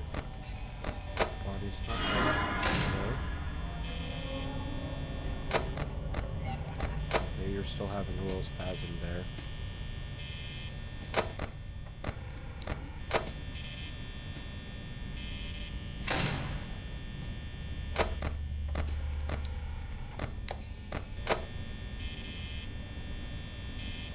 I feel like I'm dead as shit, but I'm going.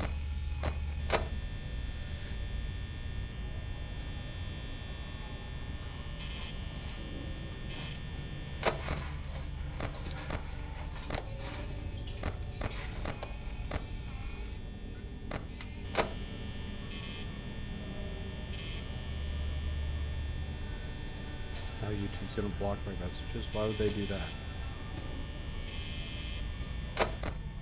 Say a bad word? Are you saying curse words on the internet? Duh!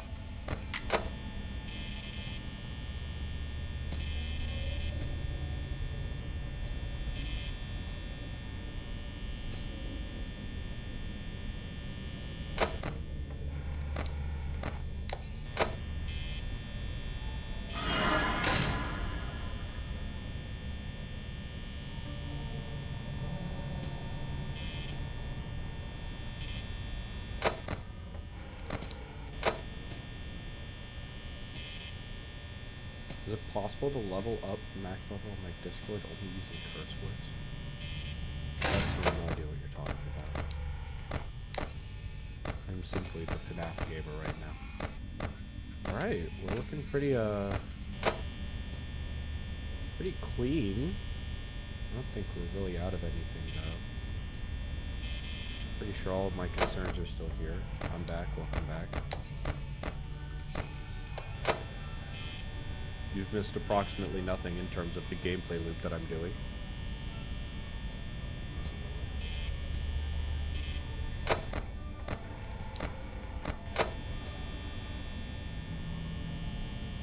5 a.m., please. Yeah, it feels like fucking forever.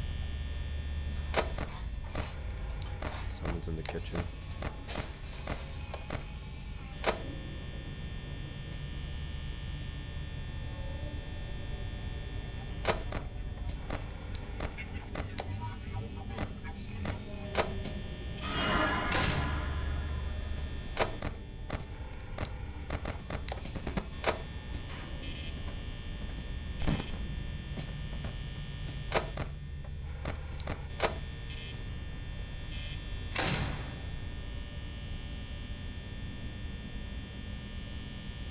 Dude, does 5 a.m. take a normal amount of seconds? This is not 89.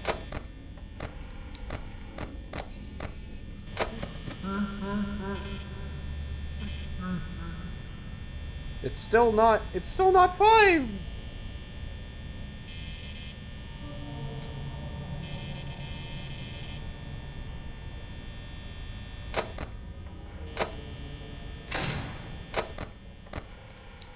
Really? Now both of you are like hyperactive?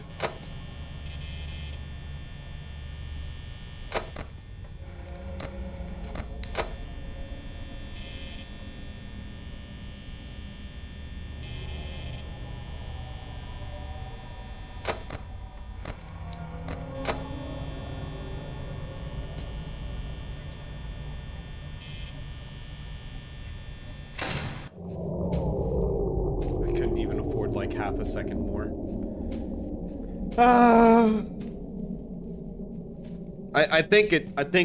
I think it's over.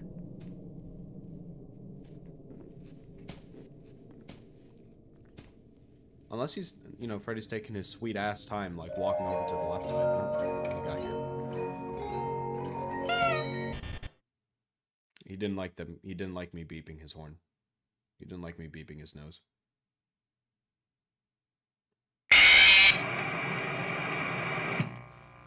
God damn.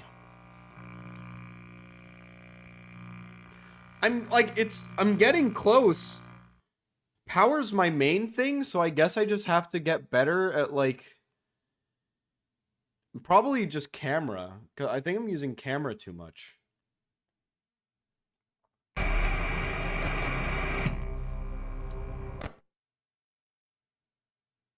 I want to just beat Night 5. If I can beat Night 5, I'll call it. So I'll wait until 97 power.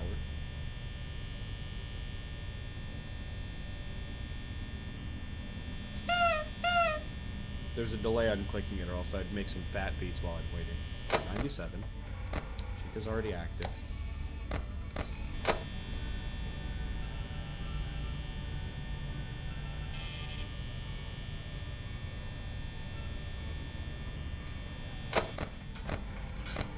Chica's in the kitchen. I can hear her cooking. She's chefing. Does she just go to the... It sounds like she just goes to the kitchen and just moves every fucking plate. Does she just reorganize every plate in the fucking kitchen just to mess with all of her coworkers? What a dick move.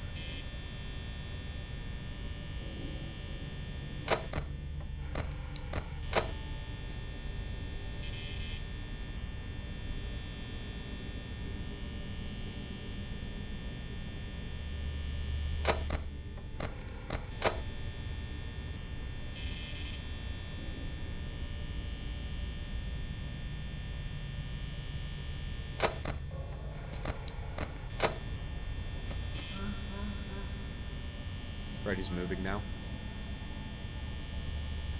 I ran out of power on night 5 at 5 a.m. Dude, I'm literally doing that right now. Like, in normal FNAF. I'm running out of power on night 5. It's tragic.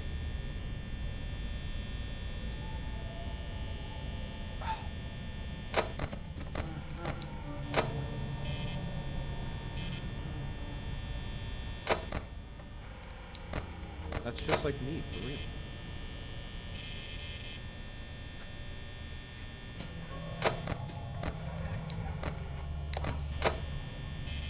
So, like, since I'm not immediately winning at Five Nights at Freddy's, I'm supposed to, like, cry, right? Like, it's just how this works.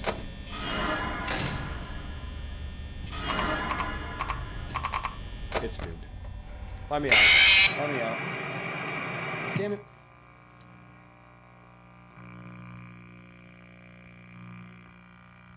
Alright, I need like... I need Zen mode, plus I ate spicy food yesterday, and my gut feels fucking awful. So I'm going to activate some chill... I'm fucking muted myself. I'm gonna activate some chill music. I'm gonna be right back. I'll take a 3 minute break. 3 minute breather. I'll be right back.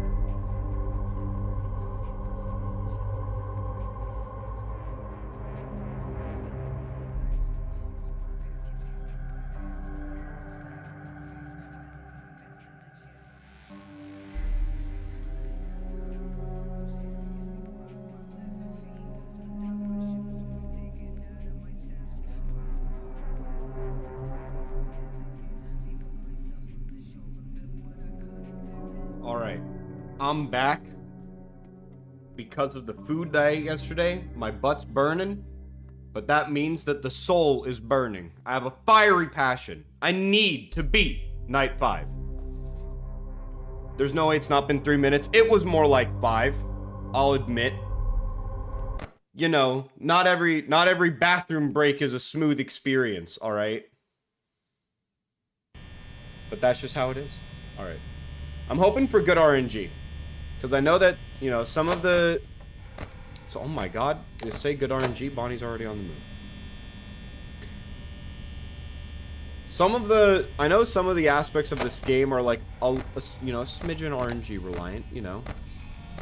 How active some of the robots are. Some of the animatronics are. But... it's all good. It's fine. Alright, Chica's already moving. We don't like that. Okay. Fuck off. I forgot to tell you that I do have Night 6 gameplay of my FNAF game. So, I wanted to ask a bit more about this game of yours. So... well, if the gameplay is on your channel, I can check it out after the stream. I wanted to ask a bit about your game, right? So, if it's in the exact same style of FNAF 1, but it's in Roblox, with like OCs and all of that in order to avoid copyright, which is all well and good. Like, did you make your equivalent like lore? Like, is there like an equivalent for entering a custom night of 1987? Hi, Chica. Or is it just like, you know, a game that you created with gameplay mechanics, and it's definitely a video game? Hi, Chica, can you leave? Thank you.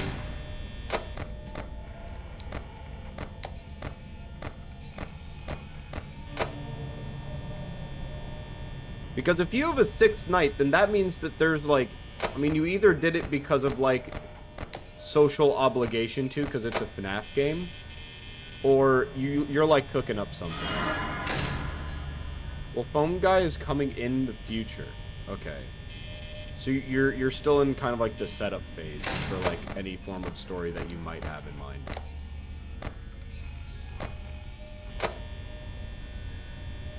And Custom Night 7 in the future as well. Okay.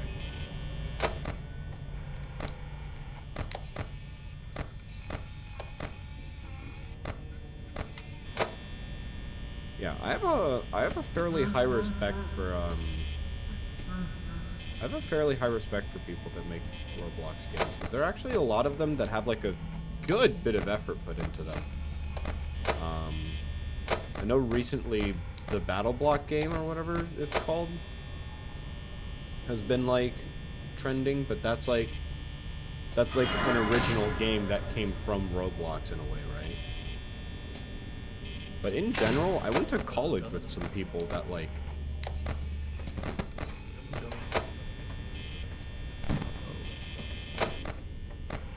Okay, Foxy's on. I went to college with some people that made Roblox games for a little bit in order to just kind of like practice game creation. And I was like, okay, go off. So I kind of have a high respect for people that do that.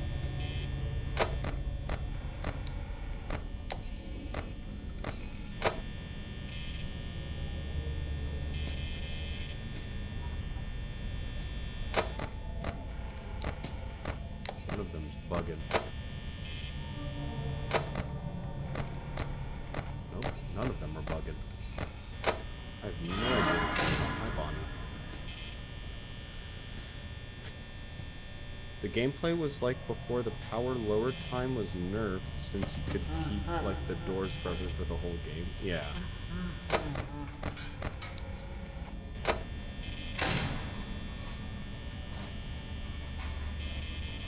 So now I'm here with my camera on Freddy, Bonnie on my left, Freddy on my right. Neither have moved. It has been 4%. It's not looking good.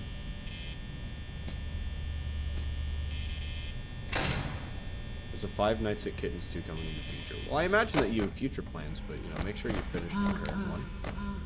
It's very important. Okay, cool. You fucked off. Still need to check my doors and stuff for Body Chica. Hello, NBNB.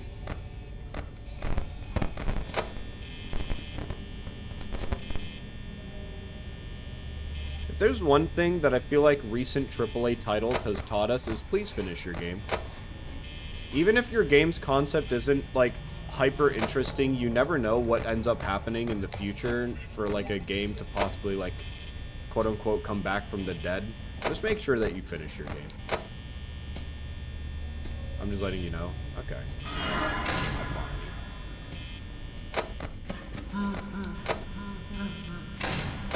Hi, Freddy. Now we're in this predicament again. Okay, but this time Bonnie actually, like, left.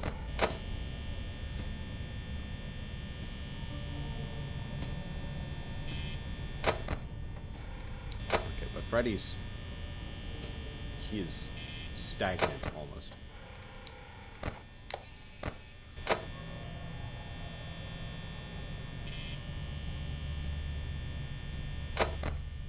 Okay, he does not want to leave. This guy does not...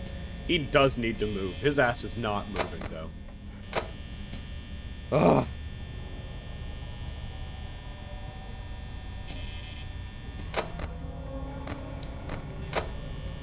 Stop camping the door. And this is past camping at this point, man. He's moved in. He's building up the foundation of his house as we speak.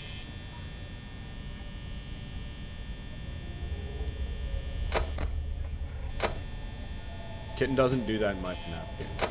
Well, okay, great. Now Foxy's looking quite active too. Nice.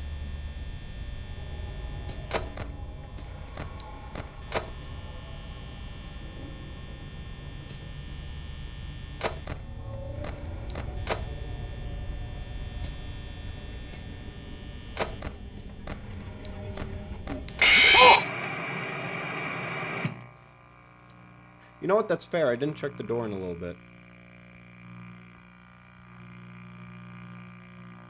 I can't even be too angry at that. I did, you know, that's a proper jump scare right there. You know how earlier I said that I only died of Freddy? Well, Bonnie's killed me twice in a row now, so maybe, you know. I think that was a doomed run either way. I think I was dead either way. That's fine.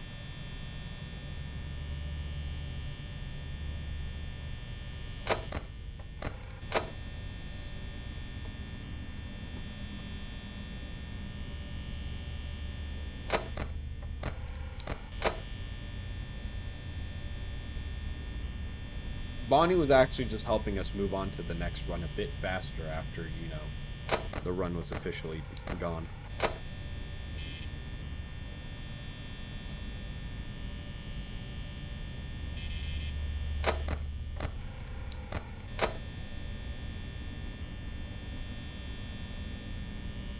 One of my friends thought that turning off the light counted as closing the door and died. Is your friend like a 6-year-old who's like, if they can't see me, I can't see them kind of thing? Or other way around, if I can't see them, they can't see me, so they like covered their eyes? Also, there's some lightning in my area. Uh-oh.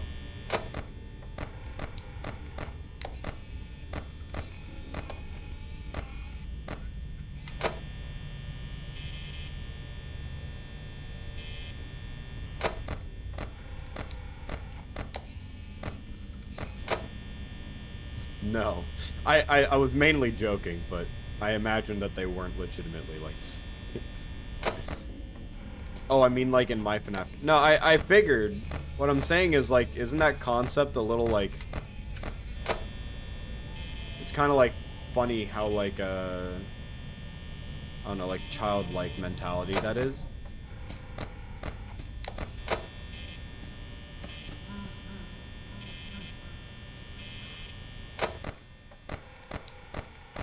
But I mean, it's whatever. They were confused on the mechanic. Foxy's now active. I remember when I was younger and this game had first kind of come out. I remember watching the day the episode dropped when Markiplier finally beat this game. And the last episode where he finally beat the Ultimate Knight was literally like essentially a comprehensive summary of everything that he did within the episode because he wasn't talking during the episode. That's like gotta be one of my like long-term highlights for like that playthrough. It's just like how high octane, how serious it was. I'm like trying to harness a bit of that like energy and that focus, but Bonnie's freaking out there.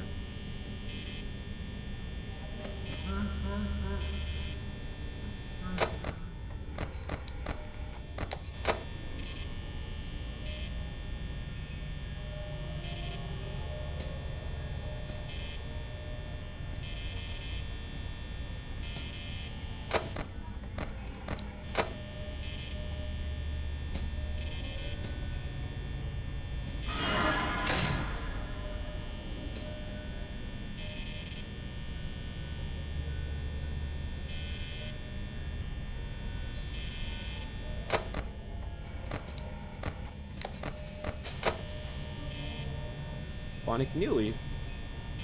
Could you not?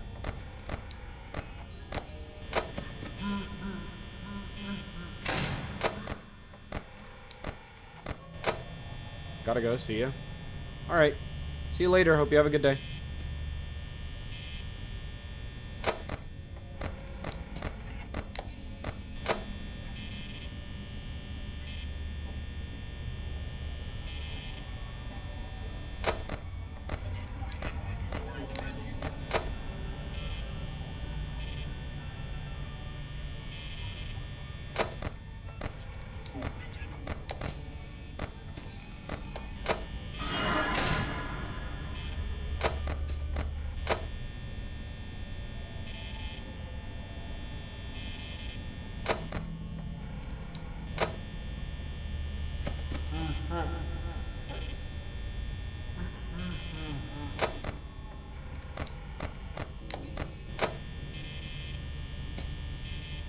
Thank you, Chica.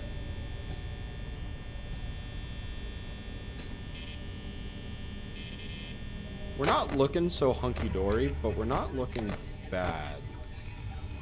I don't like the way Foxy is wanting to run right now. Oh, and I have to close this door because of you. Wait, he's gone already?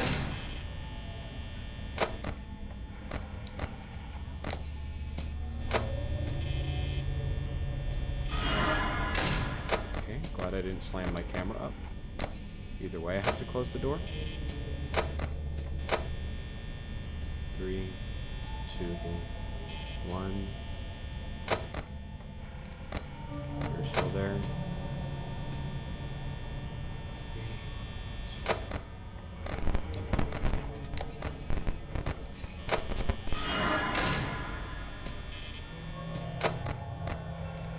Okay, you're still there. Foxy, why are you peeking?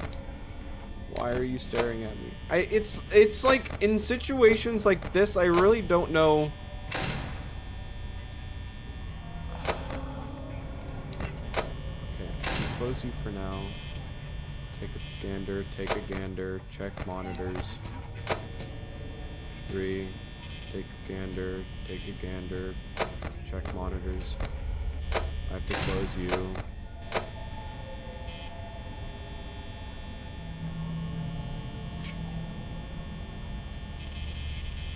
Nope, I just clicked off the tab. Why is this game not properly full screen?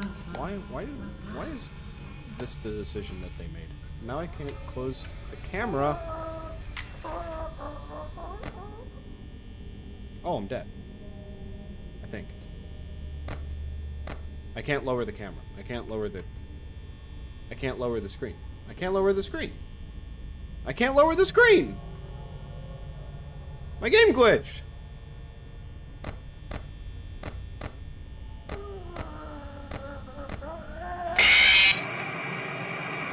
screen! That was a decent run, too. God damn it.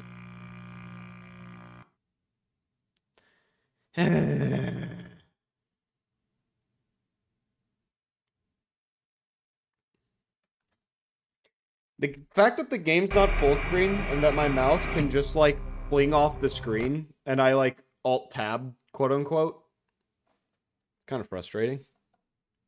But it's whatever. Run it back! We run it back! Honks of positivity. You couldn't lower your screen because Bonnie was in the room. You could hear his breathing. That's its breathing? I'm not gonna lie. I, like, low-key thought I was dead because I thought that that was me being, like, choked to death. Or, like, that sounded like human asphyxiation, not like, you know, animatronic breathing, whatever that may even imply. Can you please pull a iShow speed? No. Why would you say that?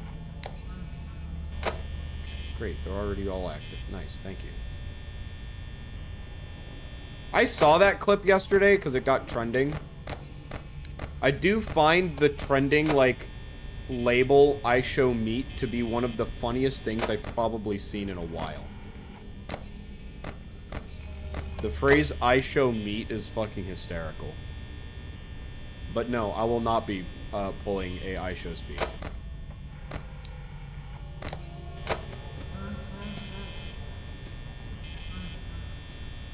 Jesus.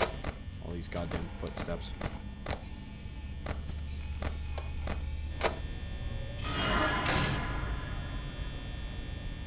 Unsubscribe.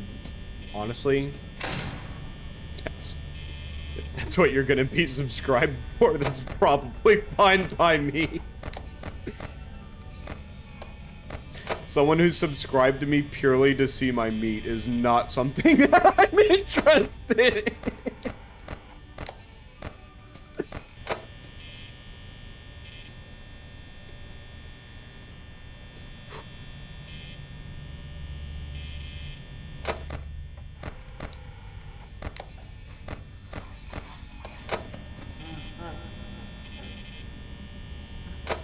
Freddy's in the room with a music box.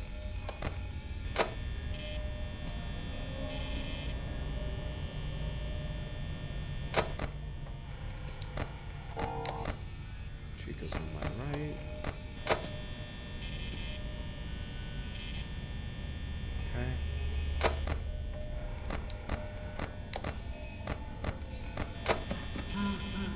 Oh.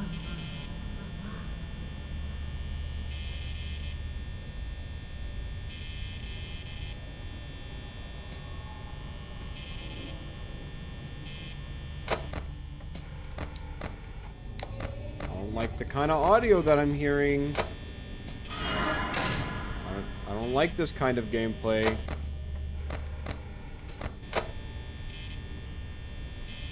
Okay, you're still there. Nice, thank you. Foxy should totally run now.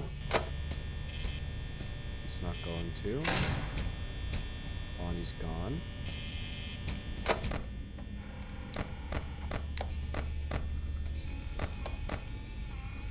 Oh, that's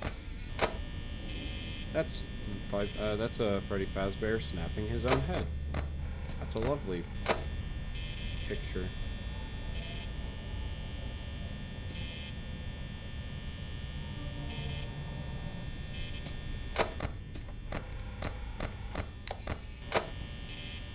It was actually a game design when they made the lights and doors so like close to the edge and so easy to click off. That way it was even harder to operate them. It adds a layer of difficulty to the game that you wouldn't get otherwise, you know?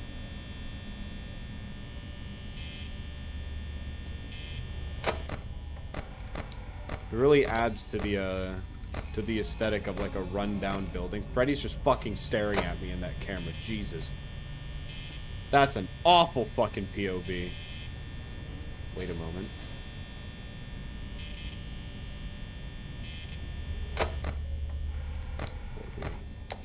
Freddy's still just staring at me there.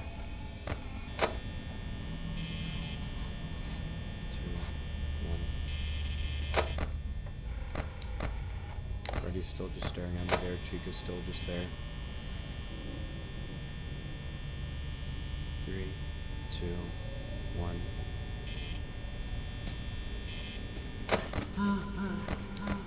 Okay, you're there now.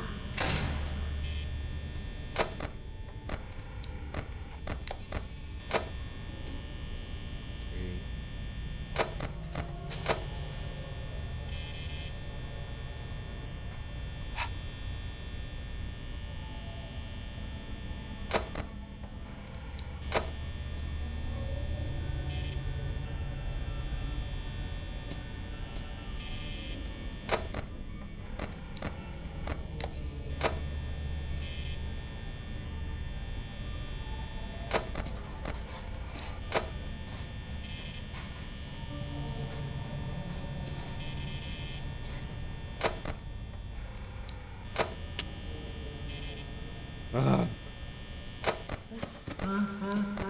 Freddy's gone.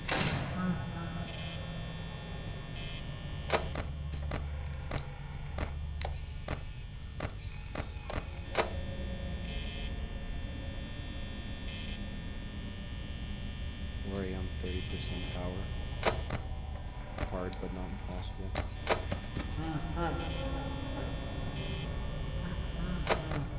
Box is active. Freddy's there. Body's there. Okay, great.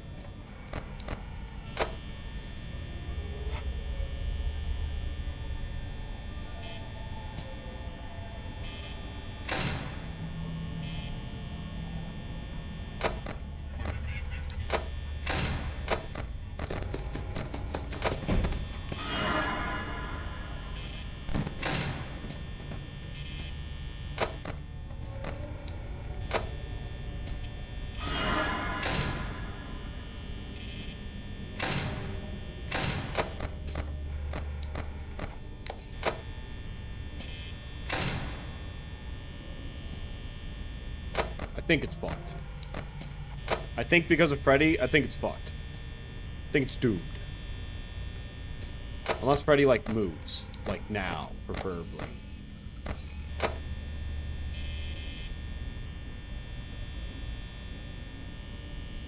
Freddy should totally, like, move.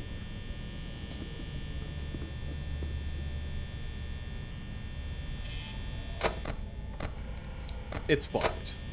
I got 3% power left, and it just hit 5 in. It's fucked.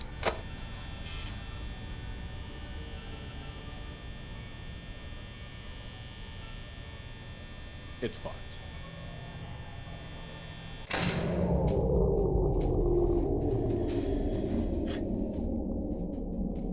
Alright, everybody with me now.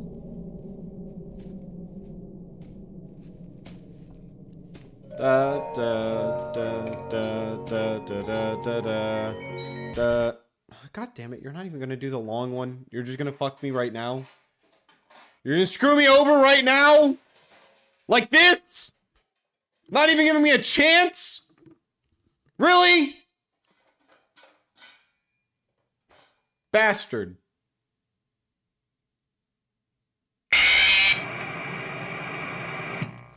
Unwarranted.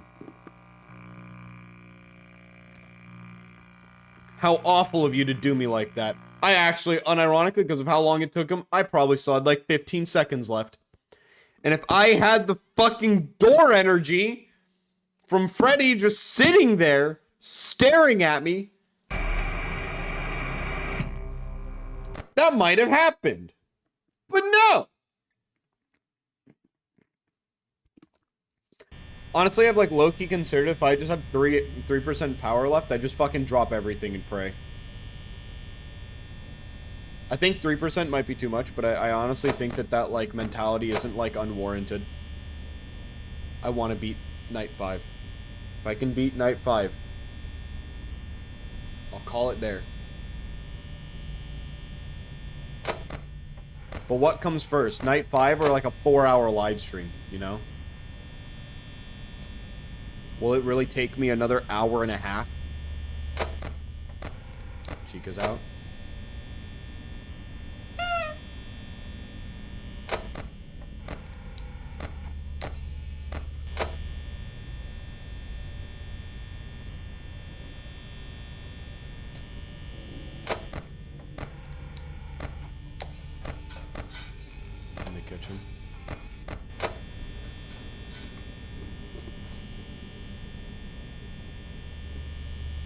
I'll try 3%.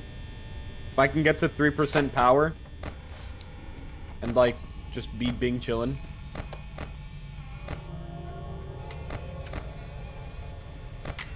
Hi, Chica. I'm gonna have to check my doors now. Haha! I'm not safe anymore. I'm incredibly mortal. And now Freddy's out. Great! I love this gameplay loop. Horror games are so interesting, right guys? Where is Chica? What the bird doing?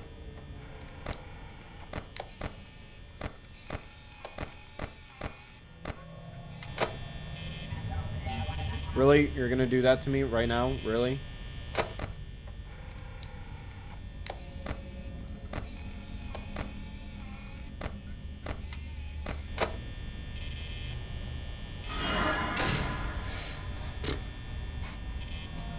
Unironically kind of startled me. I'm gonna lie about it.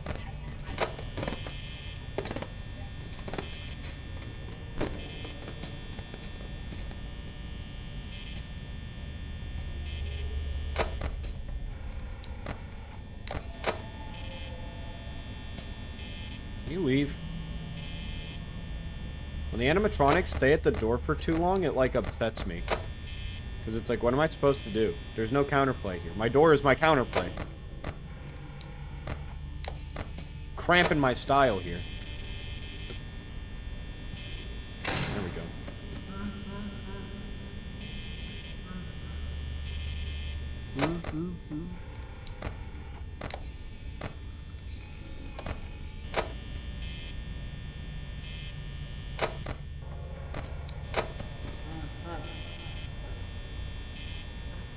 Music box is rolling.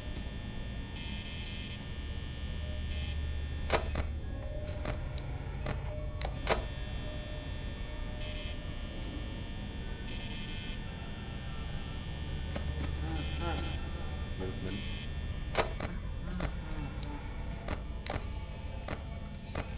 Chica. Now I'm just saying fucking keywords like I'm mumbling like a fucking madman. Crazy. I was crazy once. They locked me in a room. Rubber room. Rubber room with rats in it. Crazy. I was crazy once. Rubber rats.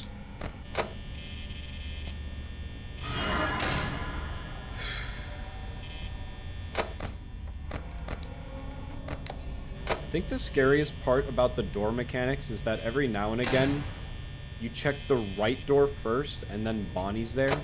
Or you check the left door first, and then Chica's there. That felt like a very sharp movement. Who's there? You're there. Now Bonnie's also kind of peeking.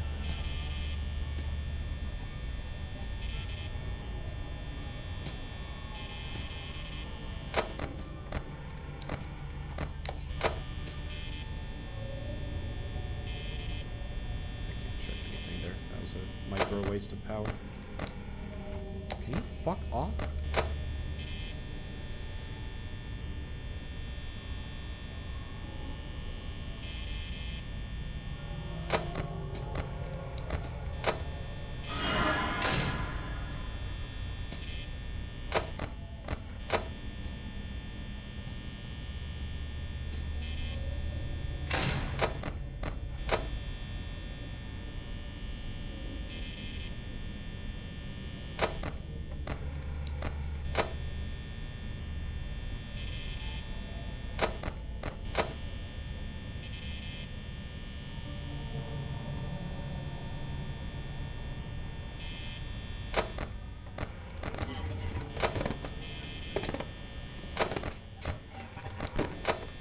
If he's there or not. I'm just gonna imagine that he still is. Yep. Fucking psychopath! You've been there for 14% of my power! Fuck off! Leave!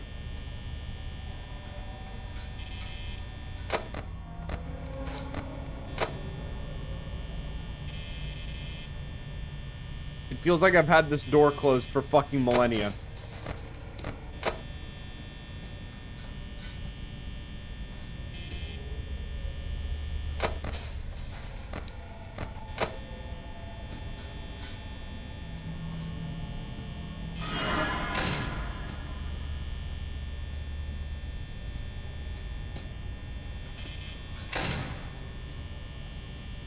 FNAF 2.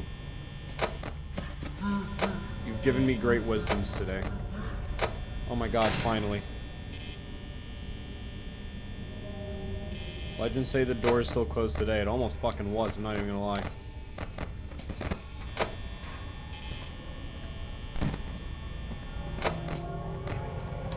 Chica's there. It's fine that Chica's there. She can be as much of a psycho as she wants at the moment. Okay, or they can both be here. That's not super great.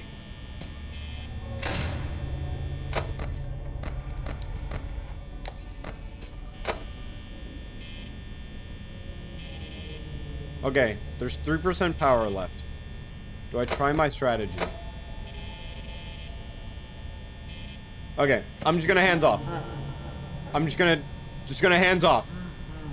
Alright? We're just... maximum power duration. Just... lights are gonna go out. That's fine. Maximum allotted amount of time. And if, with any luck, Freddy does his, like, long animation here. Oh? Oh?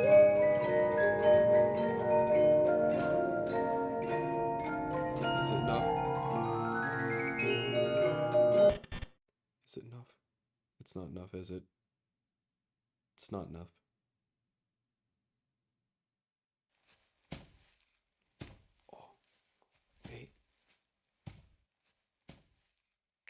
No!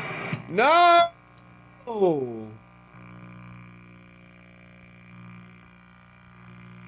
Fuck, man!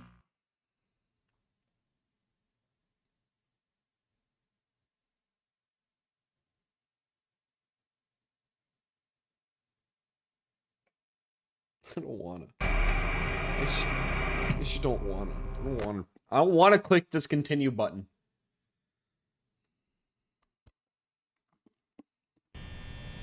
I don't want Freddy to camp my door for 27% of my power straight. I don't wanna.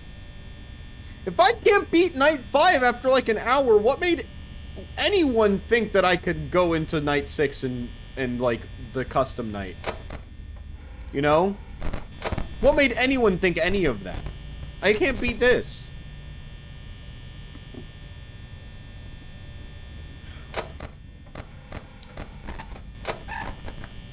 Jesus. No one's even really left their shit. Chica's there. Bonnie's fuck somewhere.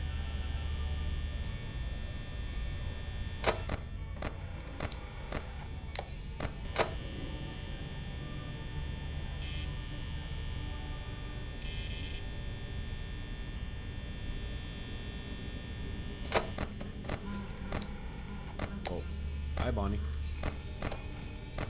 Where'd Chica go? Chica's there.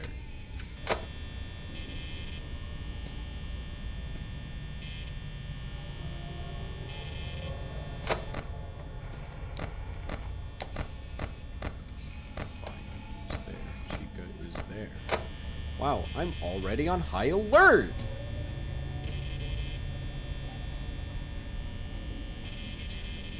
I was about to say, it's not even 1 AM yet, but it should be. It is now.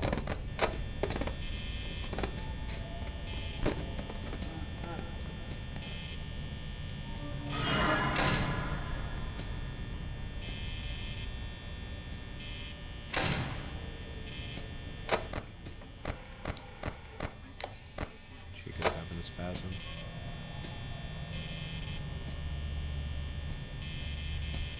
It's like taking a turn on a road, you know? You check both sides twice.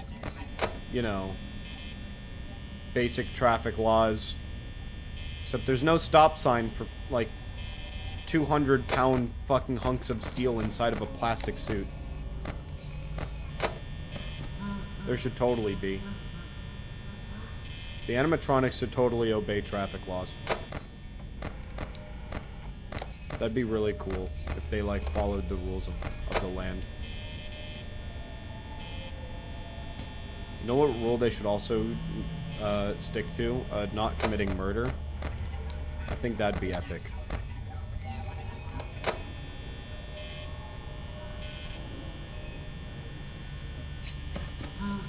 Not even at 2% power. Or not for 2%, but we're not even at 2 a.m. These feel like the longest batches of 89 seconds I've ever experienced in my life. Okay. Chica's kind of tripping. That's fine.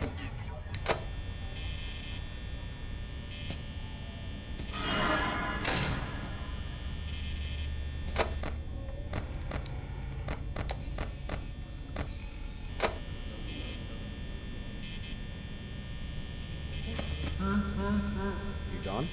Nope, that was someone else running.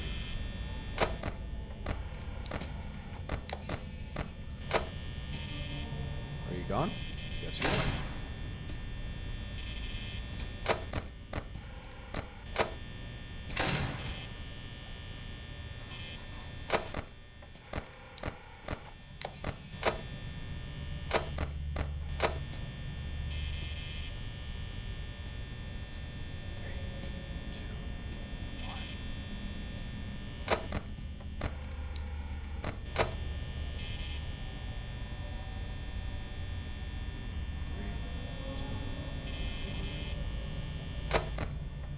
Leave, man! Leave!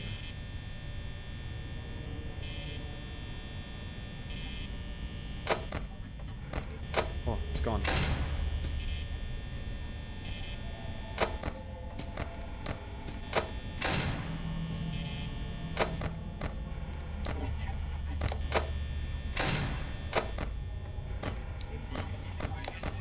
Oh, fuck! It's hard! It's dumb! Fuck!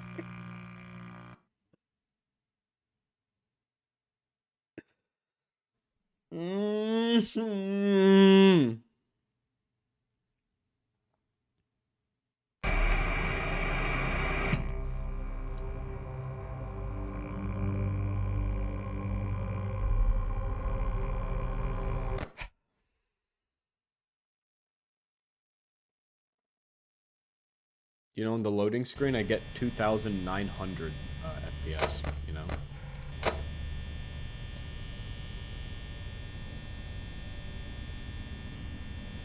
I don't have any creative commentary to say during this, you know?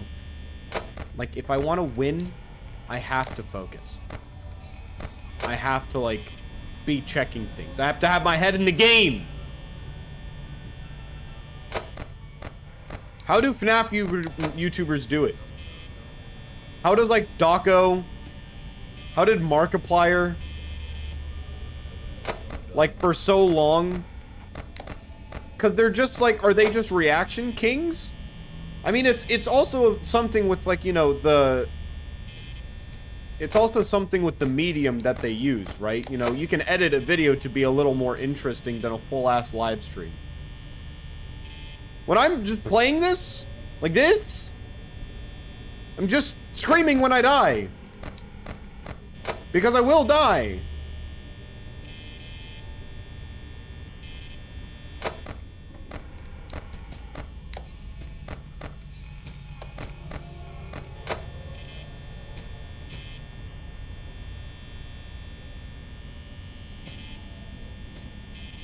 You know, you can edit out 3 hours of deaths. I can't talk through 3 hours of deaths. Not all the time. Because if I start a conversation now, like if I start talking about how my day was yesterday, how I actually went to bed at like 2 a.m. instead of 5 a.m. and, you know, got a good amount of sleep. Boom, I just forgot to check Chica's entire area. And now I'm fucked.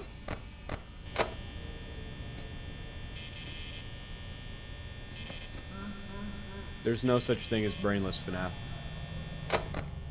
I apologize to every YouTuber I might have made offhanded comments to in my past about FNAF being like easiest content. It is not necessarily easiest content. It's like gimme content, right? Because it's like everyone likes FNAF to an extent, right? Or everyone can watch FNAF, not actively so, but you know, everyone can watch a video or two, see what's going on. It's like gimme content. Dying on repeat ain't easy. I can hear Chica in the kitchen. I have no idea where the bear is.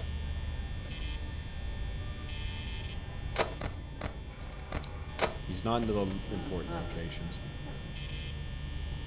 The music box is going off. He's in the kitchen. Why is the music box in the kitchen? That way there's entertainment while you're eating? Is that just the entire mentality?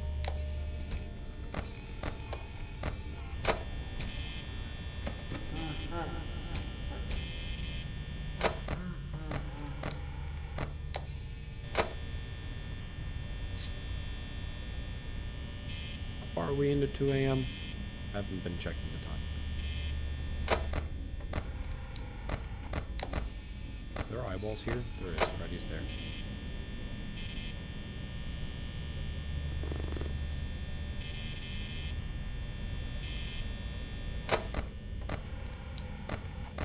Eyeballs are still there.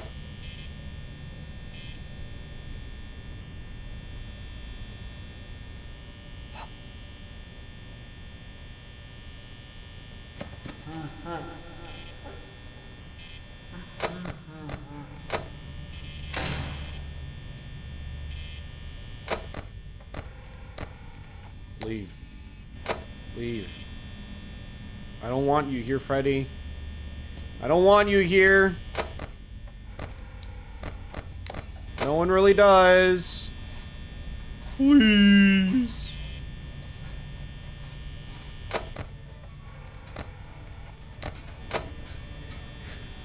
I can't tell if I have to stare at him to get him away. I don't know if staring at him is hindering, is helping. All I know that he's probably going to be here until like 30% power.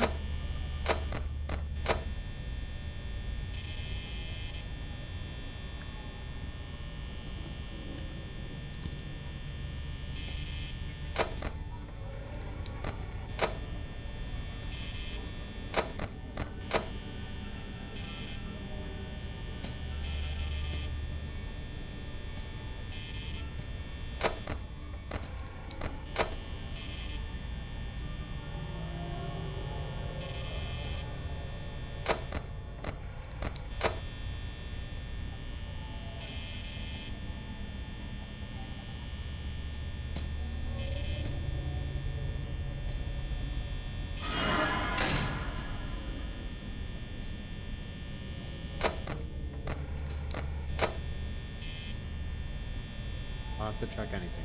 Both my doors are closed. It's fine. I'll just wait for this guy to leave.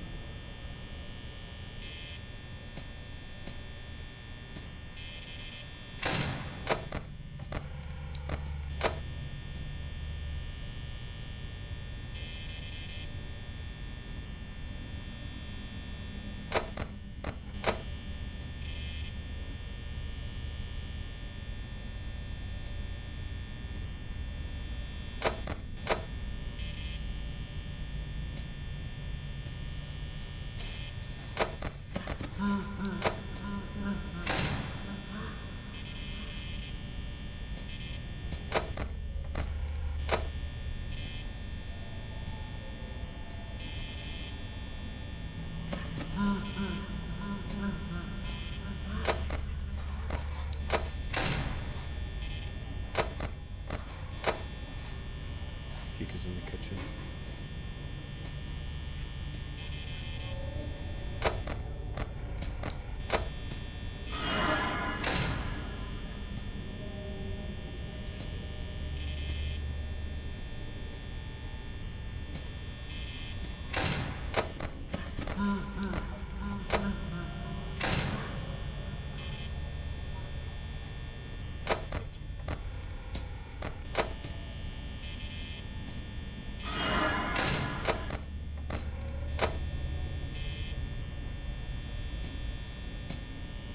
It's so fucking doomed.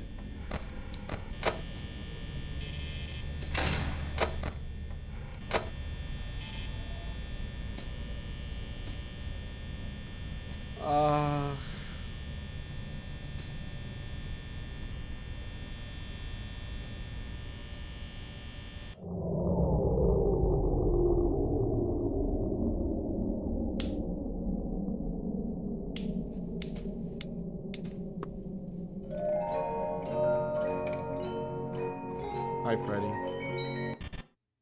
Okay, you're not even gonna give me, like, an extended one. You're just gonna go fucking right for it, eh? Thanks. Thanks for that.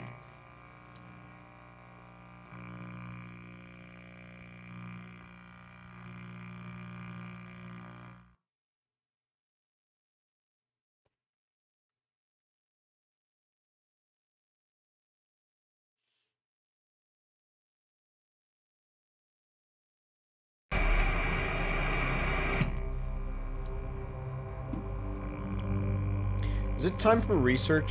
Do I have to research strategies for FNAF Night 5? I'm not even at the hard ones, man! Like, isn't up to Night 5 the stuff that you should be doing on your own, and then you really have to, like hone in and strategize for Night 6 and, you know, Ultimate Custom, or whatever, fuck, Night 7? I'm just going to Night 7. It's called Night 7, fuck it.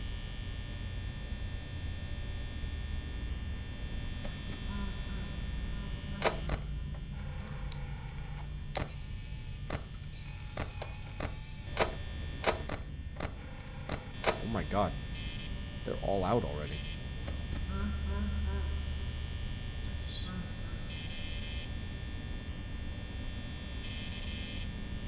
Three, two, one.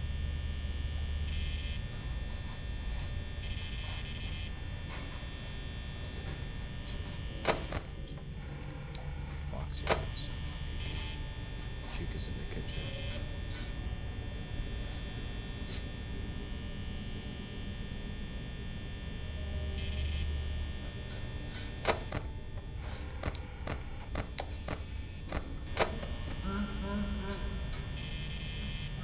Freddy's in the kitchen.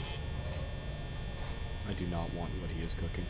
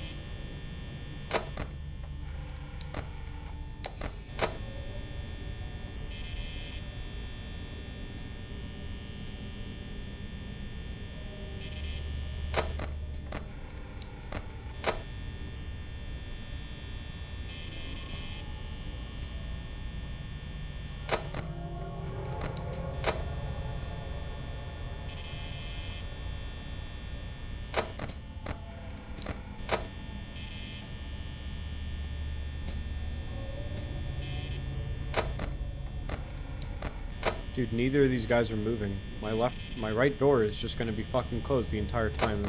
Neither of them are fucking moving.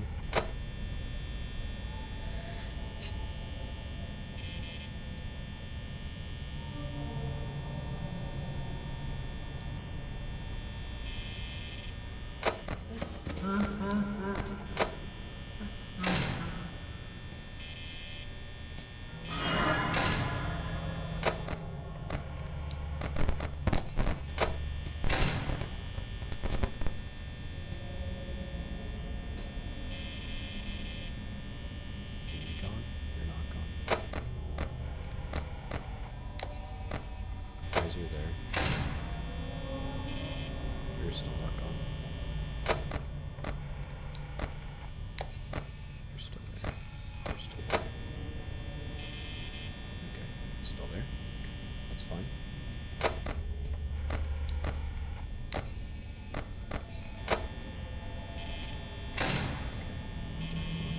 She's not there.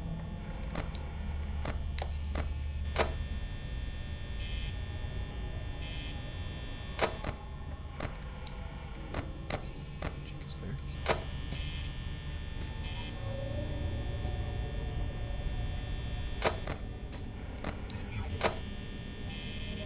There's a lot of things happening simultaneously.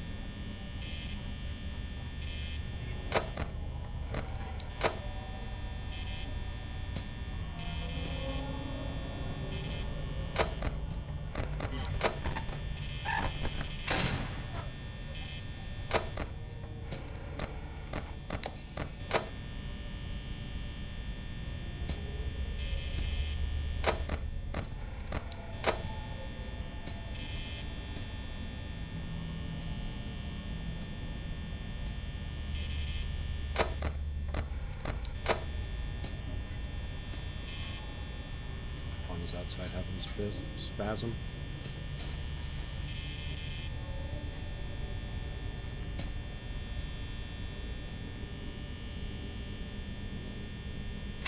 It's 3% power. We'll try this again, even though it's 4 a.m. I feel like what's getting me is just the power that I'm losing from Freddy, and I don't know if I'm just doing Freddy's mechanic wrong. Like, I clearly am, right? But I feel like it's not, like, you know, it's not even close. I didn't even hit 5 a.m. before the lights turned off. Yeah, it's fucked. It's, like, Giga Ultra Turbo fucked. I'm glad that the horn still has, like, you know, a capacity for work. It's a mechanical object, you know? It doesn't work off electricity.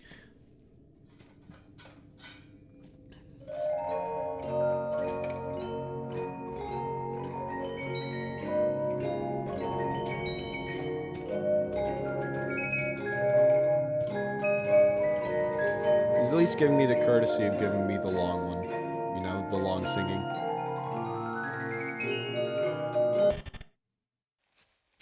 Walking around, walk on up to me. There you are.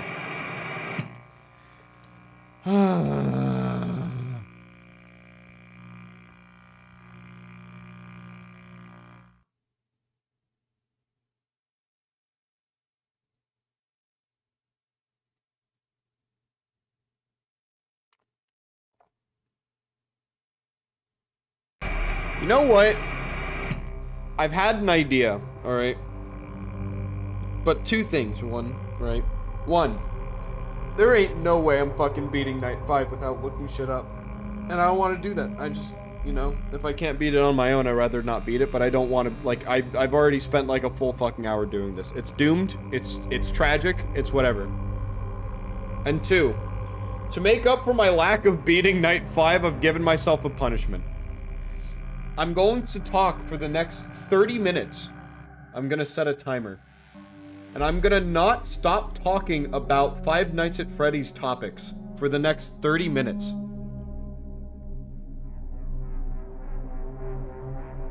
Because today's the FNAF day. Like today, okay, 2014 is the year that, you know, today's day on the schedule represents, right? 2014, FNAF 1 came out in April, FNAF 2 came out in September. And it is like crucial that that this is like not crucial. This is like a canon event in modern history. Like FNAF coming out is unironically one of the most impactful things that like happened in like meme culture, in social culture. I can't just not do something FNAF related today, right? So I can't beat the game, but I will not stop talking about it. So let's move over to Blobfish Bay. Let's move over to my favorite place to bring friends and family. Haha. And let's just get music going. I need to close FNAF, and everything on my computer is going to rearrange because of the resolution that the game is. All right, the 30-minute timer starts now. So, like when I first watched FNAF, it was just the Markiplier Let's Play. Because I was watching Markiplier at the time, and like just, you know, with all horror games at the time. And I remember that when FNAF 1 came out, it was his like biggest boom in viewership because of how popular that game got. And then FNAF 2 came out later that year, which was an awfully well-polished game for only having like a few months of development time. So that's impressive. When was the release date for Five Nights at Freddy's 3 and 4? FNAF 3 release date. Was it 20? Yeah, March 2015, and then 4 was July 2015.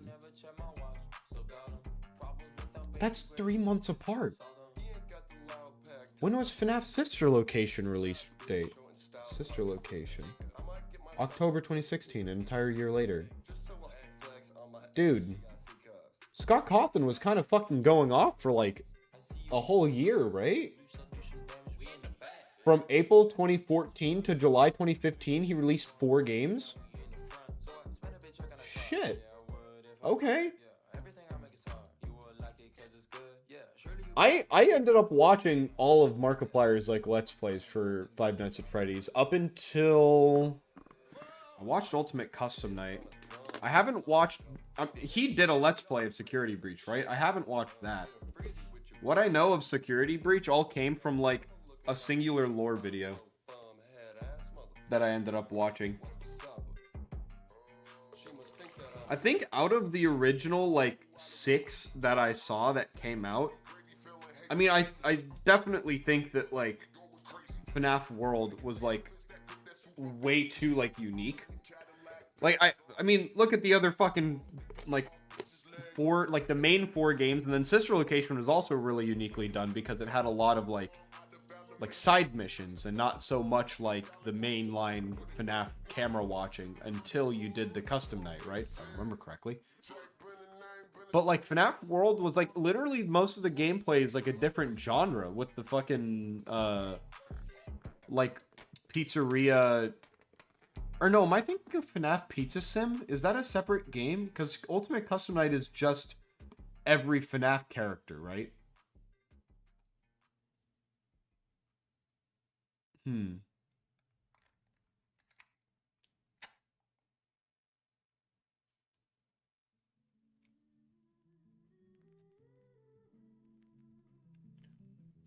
then, what was it? So, when FNAF 3 came out, that was like the game I pretty much like barely... I saw like, I think 2 episodes of that, and then I just wasn't really interested.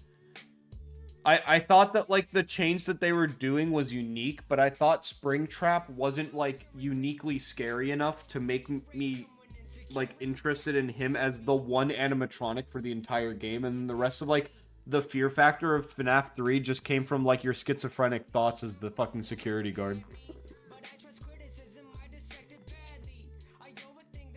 I do think that the I do think that FNAF 3 was like, I don't know, I would just label it as unique. I think in terms of like the the like timeline and what it kind of meant, and certain things within FNAF 3 were interesting. I don't know. I FNAF 3 is a game. I will label FNAF 3 is probably one of the like least interesting FNAF games in my opinion. I think FNAF 1 is comparatively harder, or like harder to say that it's irrelevant or like, you know, least interesting because it's the first one.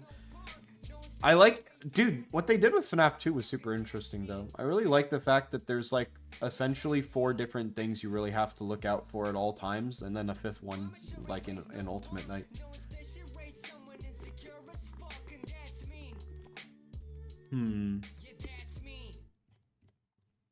I think 4 was probably my favorite for a while.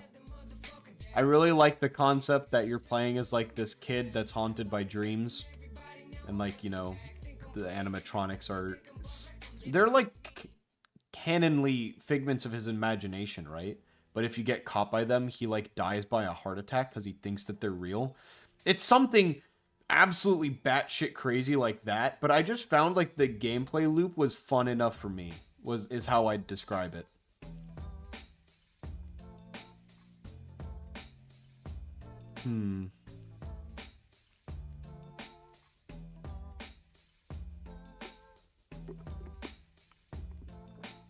I need to see if there's a way for me to add reverb to my microphone. Not for situations like this where we're literally just sitting and like talking, but if I ever want to like make a joke where I add emphasis to something, I feel like me adding a reverb would be a good way of doing that. But also I have other usages.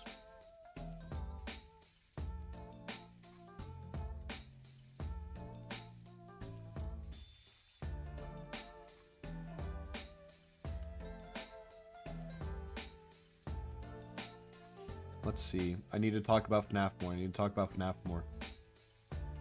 Sister Locations, like little in-betweens, like because Sister Location was the one that had the like the skin suit walking around, right? And then it eventually like keeps walking and then it pukes into the sewer and stuff like that.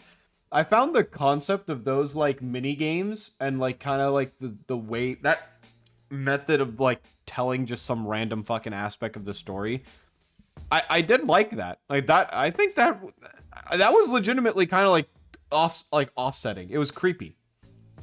All of Sister Location's creepy, and I still think that one of the scariest things in all of the FNAF like universe, other than the concept that the animatronics are definitely aware of the concept of hell, I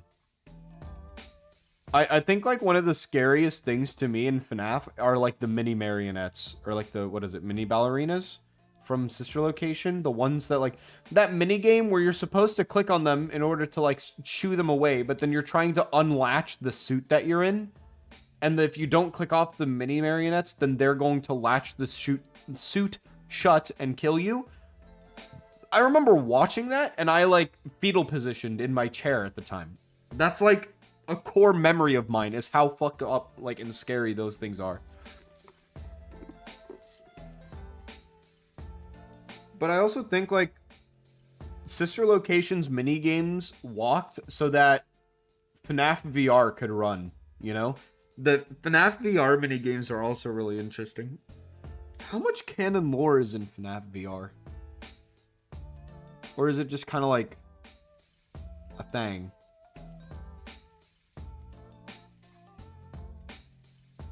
I think if it's a thing, that's fine, because I do think that like the type of gameplay loop that FNAF has, like trying to transfer that purely over to VR would be kind of like, I mean, interesting, because you then you would have like the tablet that you check like in front of you, and you're like actively checking the doors and stuff like that. And I know that that is in FNAF VR, but I think that like the universe is interesting enough for you to just do something else with the VR. I do think Security Breach was a better use of the VR aspect for FNAF. I also should see if I can find an online copy of the books, because I think that the Five Nights at Freddy's books and the way that they're written, according to game theory, which I know is like a very weird perspective for FNAF lore in general, because I mean he's literally a Five Nights at Freddy's conspiracy theorist, right? Like you can't get much like stranger than that in terms of like your online image. I need to read the books myself though and see kind of what they're about. Because it's isolated stories about 3 children that are talking about, or that, like, it's essentially, I don't know, something, blah, blah, blah, ball pit, blah, blah, blah, time travel, the murder, hang on. Summarization of the FNAF books.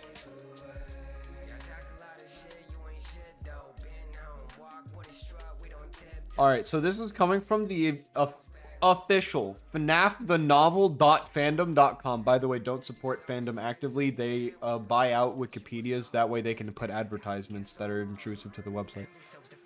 Anyways. Summary for The Silver Eyes. 10 years after the horrific murders at the Freddy Fazbear's Pizzeria that ripped their town apart, Charlie, whose father owned the restaurant, and her childhood friends reunite on the anniversary of the tragedy and find themselves at the old pizza place, which had been locked up and abandoned for years. After they discover a way inside, they realize that things are not as they used to be, and 4 adult-sized animatronic mascots that once entertained patrons had changed. Now, they have a dark secret and a murderous agenda.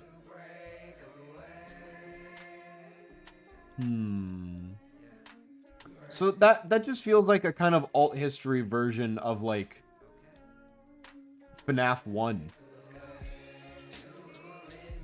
Dude, some guy on the fandom website was like, that story is a bit of, but a dose of what inspired me to make fanfic, and it only different. And here's the plot of it. It is fan-made, and it is, and it's just like that plot, but I think it's a good alternative. And then it's like, this guy wrote an entire thesis paper. That's fucking base, actually. So that's Silver Eyes. What's the, like... Oh my god, the summary of every story in Fazbear Fright's book novels, 1 through 9. This is a 50-minute video by YouTube channel Ozone. That is insane. That is crazy, actually. Okay, reddit.com. Can someone give me a basic summary of each Fazbear Fright story? The first comment, angry and sad make things go boo, antics ensue. Nice. Alright. Oh, the Fazbear Frights aren't the books. These are like the mini comics or something, right?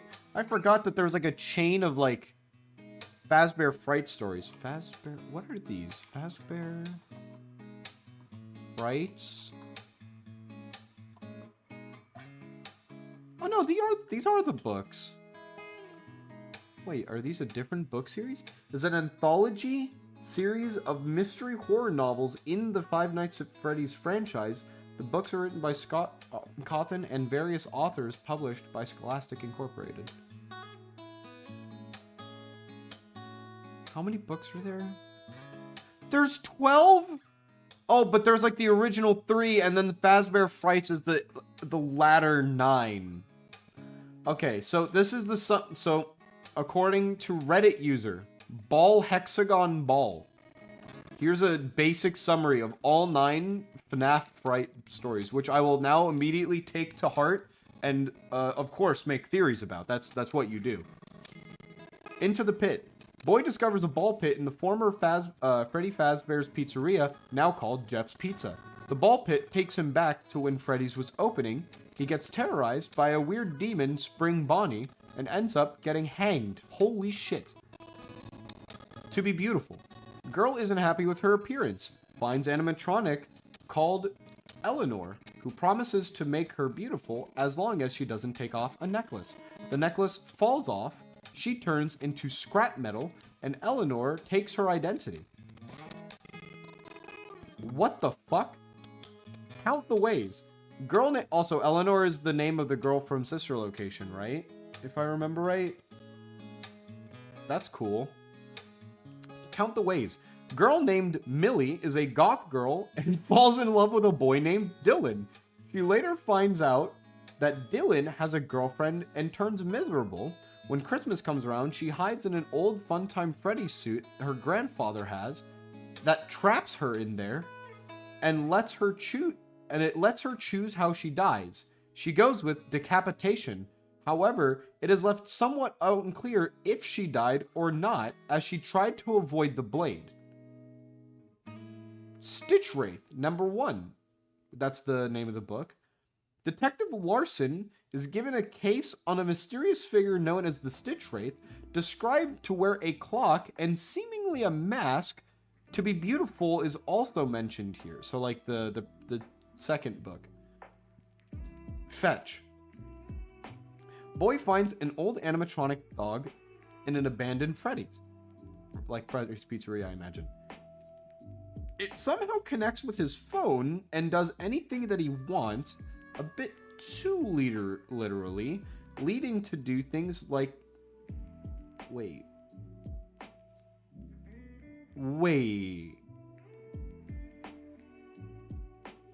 And does anything he wants? Wait. Boy finds an old animatronic dog in an abandoned Freddy's. It somehow connects with his phone and does anything he wants. Oh, so the okay. So the animatronic dog does what the kid wants very literally because it's listening in through the phone.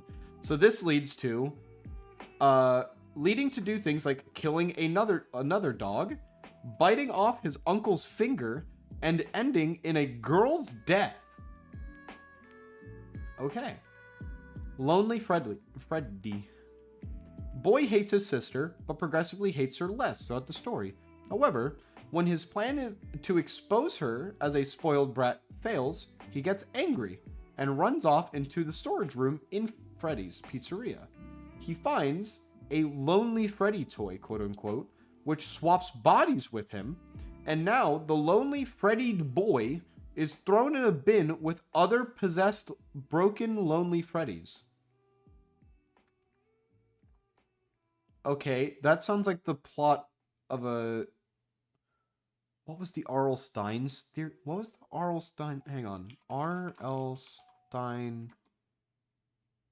Goosebumps. That sounds like the plot of a Goosebumps-like story. Lonely Freddy? That's funny. Out of stock. Fazbear Entertainment has released a new toy called the Plush Trap Chaser. However, it quickly goes out of stock. A boy finds one last plush trap. However, it has human body parts and tries to kill him and his friends. He is stopped by... Wait. He's stopped by being hit by a train. Oh my god. What are these books? 1:35 a.m. A woman finds an Ella doll that has an alarm clock functionality. She sets it to 1:35. When it doesn't wake her, she disposes of it. However, at 1:35 a.m. every night, she hears something that makes her panic, eventually leading her to go insane and essentially kill herself by trapping herself in a ventilation shaft.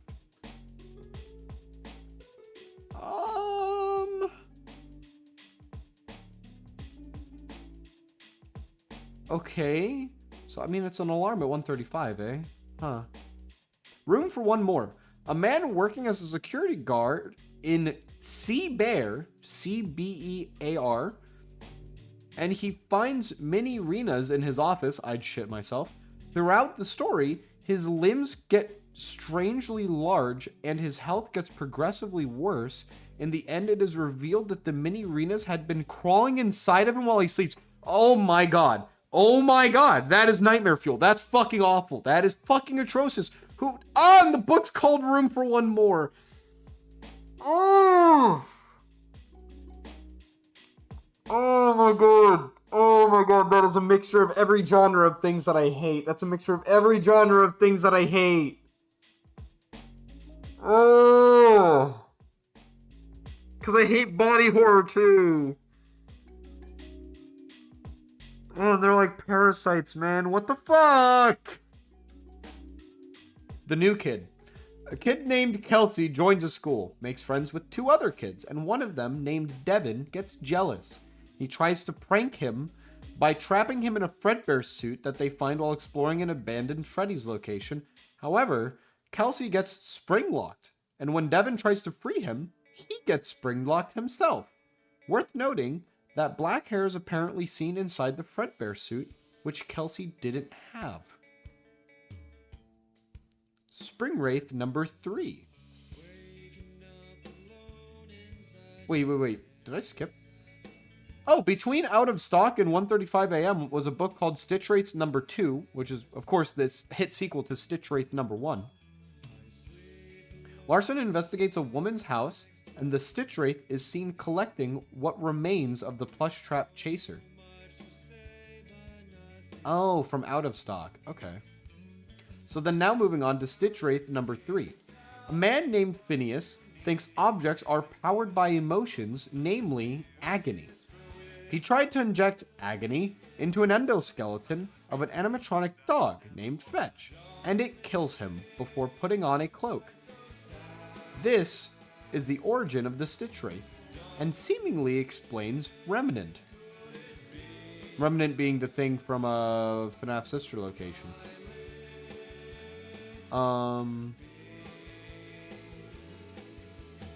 The person put a note at the bottom, and I'm trying to find like a...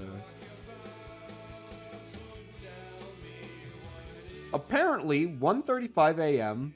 and Into the Pit, and possibly Count the Ways, are all canon into the Stitch Wraith saga, but I'm not 100% sure on that, says Ball Hexagon Ball. Thank you, Ball Hexagon Ball, for your contribution to the FNAF fandom. That is a 2-vote upvoted post, by the way. I wonder what... You ever wonder how, of like... You ever wonder if people... What was I thinking? What was I thinking there? Oh, got on the train of thought. You ever wonder if Reddit would ever implement something like a views made to a specific post because of how like prevalent the responses might be, but people don't really want to contribute? I think that'd go fucking horribly, but I think that'd be really funny. Okay, so that's a summary of the FNAF books. What else do I want to do? What else do I want to explain? How much more time do I have more on the FNAF explanation counter? I have 8 minutes, 30 seconds. I think Sister Location honestly has to be like one of my favorites. I think it would go for Sister Location 2, 1, 3. And then things after FNAF are kind of like, I started to lose track of them, right? Because a lot of them are like either incredibly niche or focused on difficulty. Like Ultimate Custom Night, right?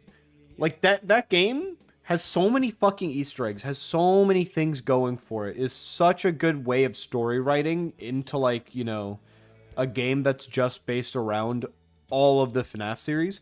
But I can't necessarily label it my favorite because, or like anywhere near my favorite, because it's just one of the FNAF games that's just like hard. And then like, that's what it's advertised as. And everyone's like, Pog. And then it's like, Pog, we get to watch Markiplier play this for like the next month. We get to watch Matt Pat play it on live. What is it? Game Theory Live? Is it Game Theory Live or Live Theory? I think it's Game Theory Live.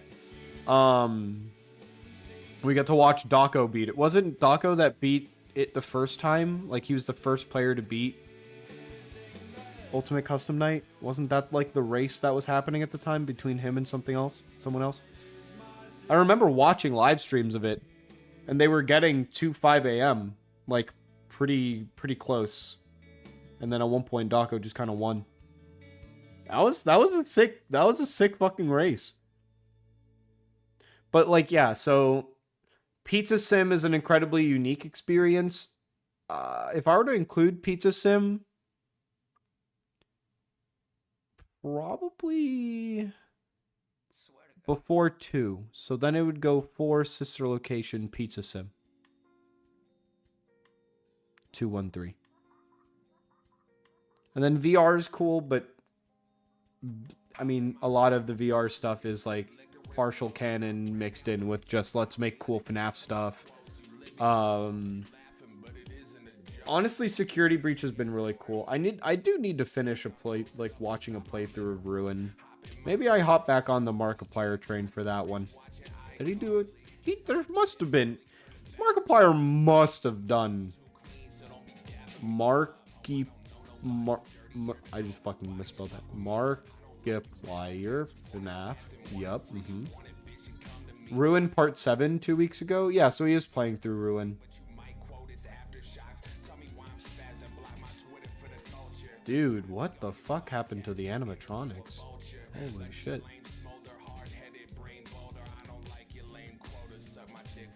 What is this video with 8 million views?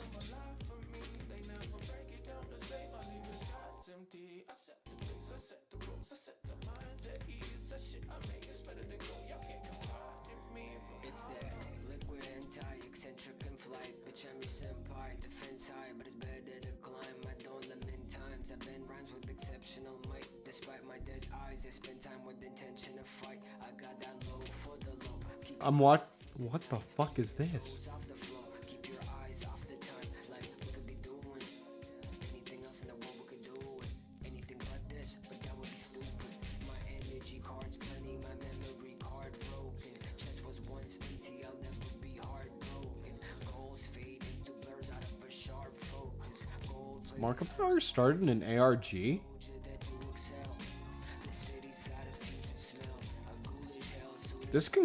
When did he upload this congratulations video? Is there an upload date? Top comments. When did he upload this? Description. August 30th, 2022. Oh, this is a full fucking year ago. Yeah, I'm behind on my Markiplier lore, as you can clearly see. Damn. Oh my god. Markiplier's FNAF Ruin like episodes are like an hour long. Oh my god. What is this? 50 minutes, 49 minutes, 48 minutes, 42 minutes, 45, 32, and 14 for part 7, which I imagine might be like the last one. I've heard Ruin's good though. I've only watched it up to a part where the person I was watching was playing golf. Lamau. And then after he got distracted by the golf for like an hour almost. He ended up moving on from there, but then I think I ended up stopping it around the time that he was ending. Like the golf little mini segment, and then I was like, okay, we're good. Oh,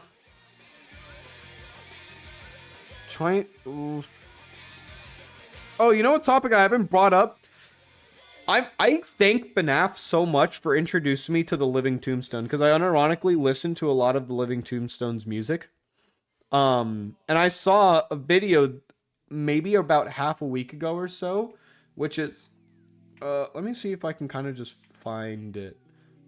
It's a video basically summarizing the Living Tombstone's arrival at like popularity and like how they got a lot of its how they got a lot of their like subscribers and kind of like the history, and they used the fact that FNAF was a major product, like a major contributor towards that, as like it was like a center point, and they used it as like the clickbait for the video, which is fine, but the video itself is really interesting. I'm desperately searching through my search history.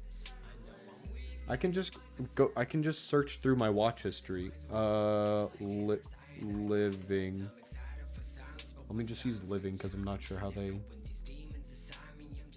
phrased it. Okay, the video is not appearing in my watch history. Nice. Tombstone.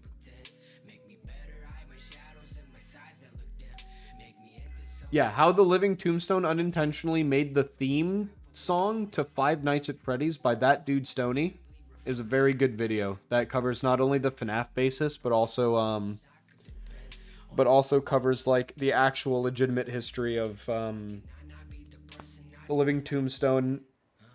What were they? They were hired by or like offered by Warner Music Studios, something like that, which is like Frank Sinatra's fucking music label when he was alive, as well as several other artists like Beyonce. Like, Living Tombstone ended up super successful. I would also separately like to mention... So... No, that'll be in a minute when my FNAF time is over. I've memorized the lyrics to the Five Nights at Freddy's 1 song and 2 song, though. Maybe not to perfection, but I could definitely do a decent rendition, like, on the spot. What if I do, like, a FNAF, or, like, a FNAF karaoke, where I just do, like, FNAF cover songs, or, like, parody. That'd be a banger. What the fuck? Vanoss Gaming released the Five Nights at Freddy's full playthrough?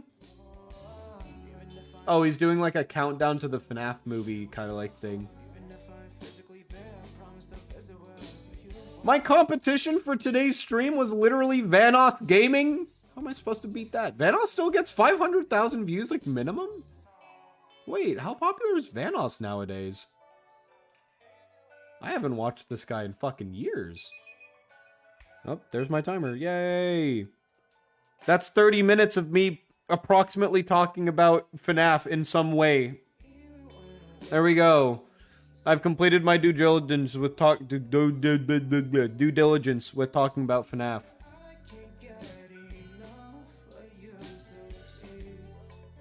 Dude, holy shit.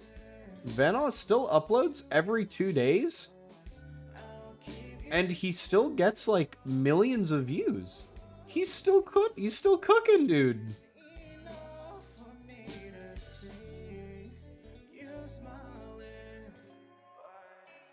This is I just realized how easy his fucking thumbnails are to make. I should watch some of his more recent stuff. Would that be cringe? If I just, like, went to his playlist section, picked a playlist, and just started fucking mass watching, like, Vanoss videos.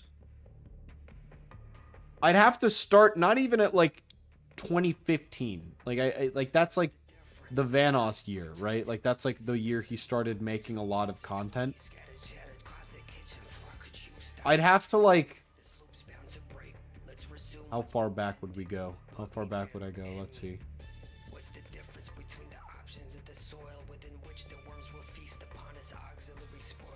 Dude, he still does videos with the same group of people. It's funny.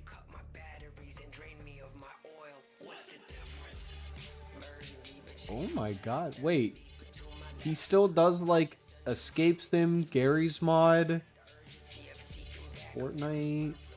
Does he just not do GTA at all anymore? Is he just kind of like... Has he run out of stuff to do with that?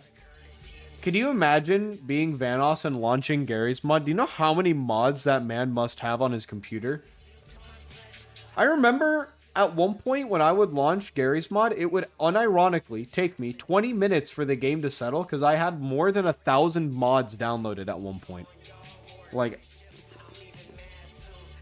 the workshop mods that you could get and subscribe to. I had more than 1,000 at one point. My friend and I sat down and started like sifting through them to see if we can you know, work on that a bit. And I ended up lowering by I think it was 250, 200, 250, 300, something like this. A number between 200 and 300. Pick your favorite one. And then I ended up lowering it by that much, and it was still, like, taking a while to launch, but we had essentially sifted out so much of the bullshit. And a lot of it was, like, secondary mods and stuff that I would download whenever I logged into, like, a TTT server, or, like the killer or something, with, like, the, what is it, murder? Prop hunt? Like, all of those game modes. I would, like, randomly get a bunch of mods just from those. Oh, he was doing... Vanoss was doing GTA 5 videos like a year ago still. Okay.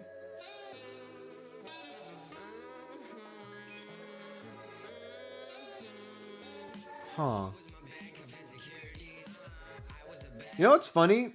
I'll give respect to Vanoss. He did a face reveal, and still uses his same like caricature. And I almost forgot that he did a face reveal. Like I just like, because his face is like doesn't really matter, right? Like facially, he doesn't really stand out too much. So he's just like, I mean, I'll do a face reveal. It doesn't really matter. Because the nature of his gameplay was never face cam footage, right? Damn. Inspirational.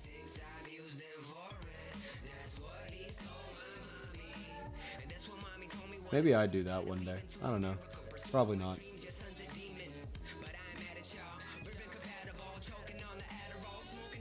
Dude, I just saw a fucking giant string of Among Us Vanoss videos. But this is like 2 years ago when even like Disguised Toast was also just going through like so much fucking Among Us.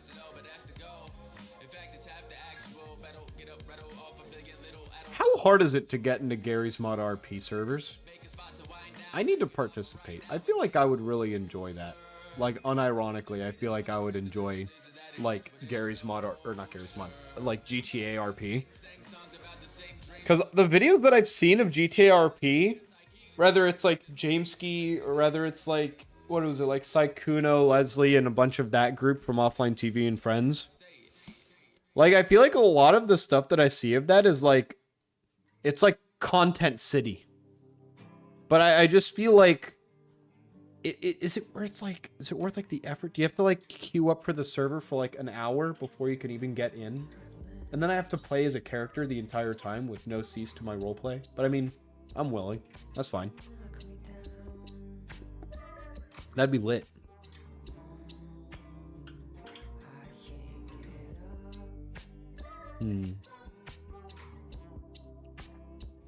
Oh, dude, the Riot patch notes came out the other day for League, for the League's new thing. I'll read that later. I don't want to read that right now. Do I have anything more to say on FNAF? I feel like the stream is like unfortunately short. And it's not even short because I'm that good at the game that the stream's just fucking over. It's short because I'm bad.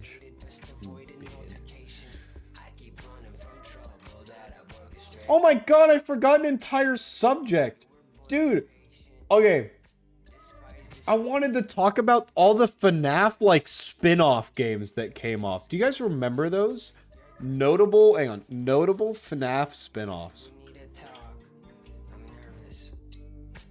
No, not spin-offs. Fucking parody? Fan-made. Fan games. Famous FNAF fan games.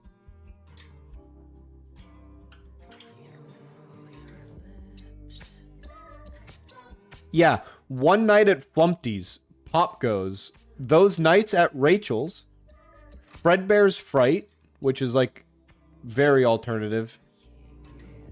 Five Night at Candy's, Afton Built, The Joy of Creation, Jolly, Five Nights at Treasure Island. Five Nights at Treasure Island was the one I liked a lot. And Juniors. But there were so many more, though. Alright, let's look at the gamers. 18 of the best Five Nights at Freddy's fan games. Freddy Files. Sinister Turmoil Sewers. Day Shift at Freddy's Remastered. That's funny. FNAF at Five Nights at Freddy's NES. Super FNAF. Who the fuck is Tyken Son's Lumber Go? What the fuck? Baby's Nightmare Circus, Thermomorph, Joy of Creation, Jolly 3, Tealerland? Never heard of Tealerland. Fredbear's Fright. Five Nights at Freddy's Reborn. Pop Goes, Those Nights at Rachel's, Five Nights at Candy's, Jolly Bees. One Night at Flumpty's. One Night at Flumpty's is probably one of the better ones that ever came out. Because that was after 2, right? So a lot of people really liked the ventilation mechanic. And so they just like used that as often as possible. There was... Hold on. This is where we go back to the Markiplier page, right? Because even Markiplier knew that it was super easy to like grind the shit out of like FNAF games for content. Not that that's a bad thing. I think most of those games are just good. Like the FNAF fan games, I think like most of them are like pretty high effort, pretty good. I'm really curious about Kitten's one that they were bringing up earlier. I will consider this for later checkup. Scary games, Five Nights at Freddy's. There is 124 Markiplier Five Nights at Freddy's videos. Does he have a dedicated separate thing for like separate thing for FNAF fan games? Is it Joy of Creation that I'm thinking of? It is not, but that game looks sick. What the fuck? Wait, I'd never seen Joy of Creation. Wait, unironically, that looks sick as fuck.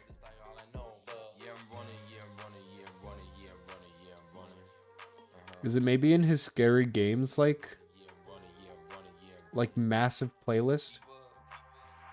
Or is this just the 3 scary games playlist? I feel like this is just the 3 scary games playlist.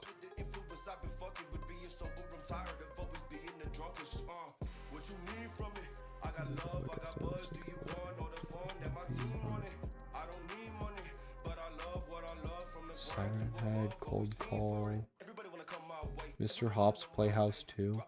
Which one's the one? It was based on FNAF 4. The one that it's like the kid that has to like hide under the bed, check the doors. Markiplier did a dedicated video to analog horrors. That's probably a lit concept. Is it in the Five Nights at Freddy's playlist?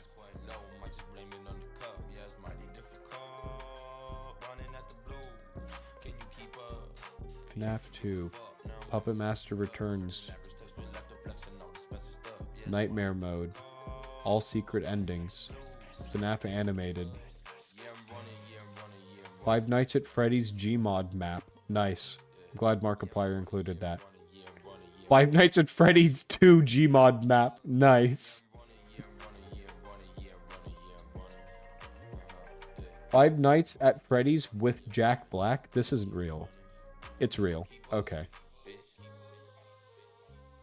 Oh, this was for the Goosebumps movie! This was for the Goose... I remember this video!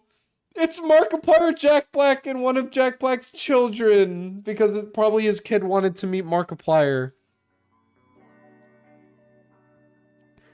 This video is fucking fire.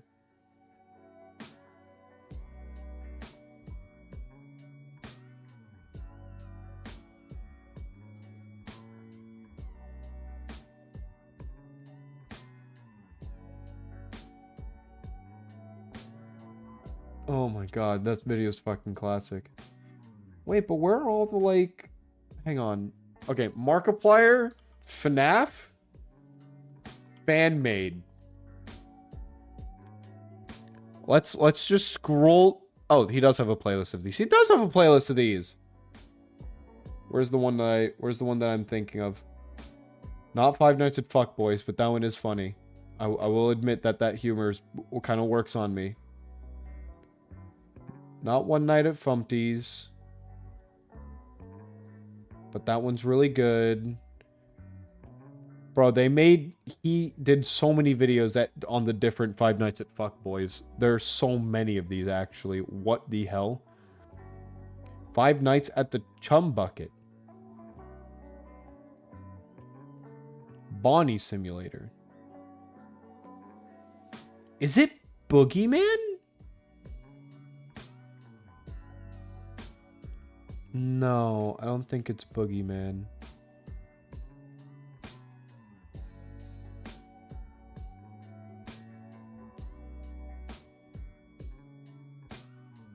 Five Nights at Candy's 2, Joy of Creation.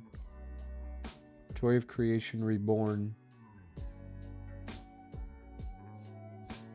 Night Owl?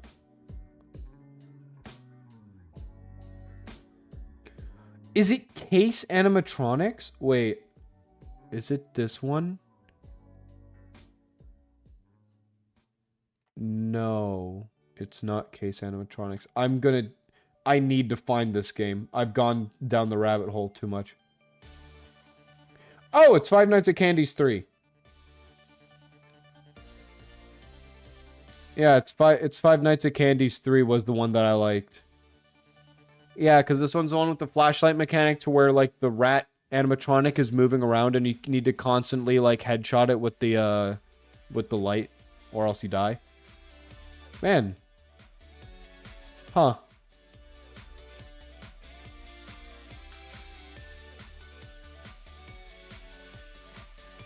There are so many FNAF type games.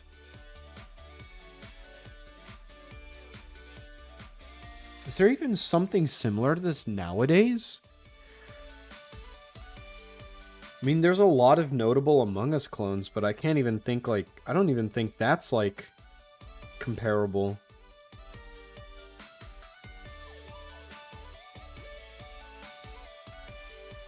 There's not even, like, a ton of, like, specifically Fortnite clones.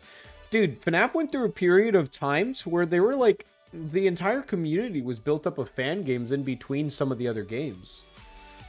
Like, mainly after 4, and between the gap between it and Sister Location, like, being, like, more than, 5 months. It was, like, a full year, something like that, year and a half. It felt like a lot of the FNAF community was literally just, like, it was just built up on these fan games. It's an 11-minute video talking about how Scott Cawthon took down a FNAF clone for going a bit too far. I'm curious about that now.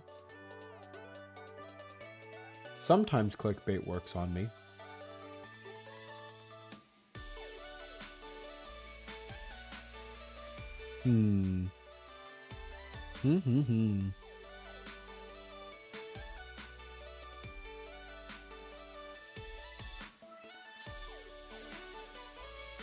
Let me open a private. I want to watch that video actually. We're gonna watch it now while the topic is fresh. So let's mute the music. Let me get something for that's the wrong thing. Let me get something for desktop audio.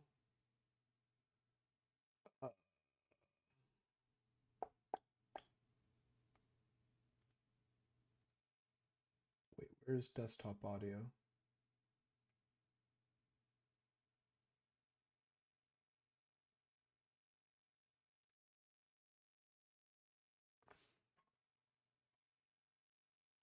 Wait, I'm fucking stumbling. Wait, I'll keep the music on while I'm stumbling though.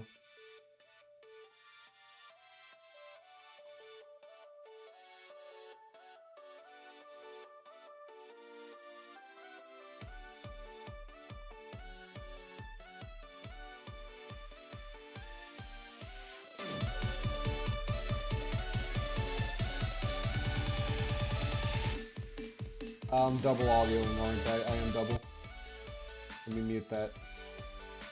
And also lower the decibels, holy shit. The music was not only playing twice, but louder. My apologies. Alright.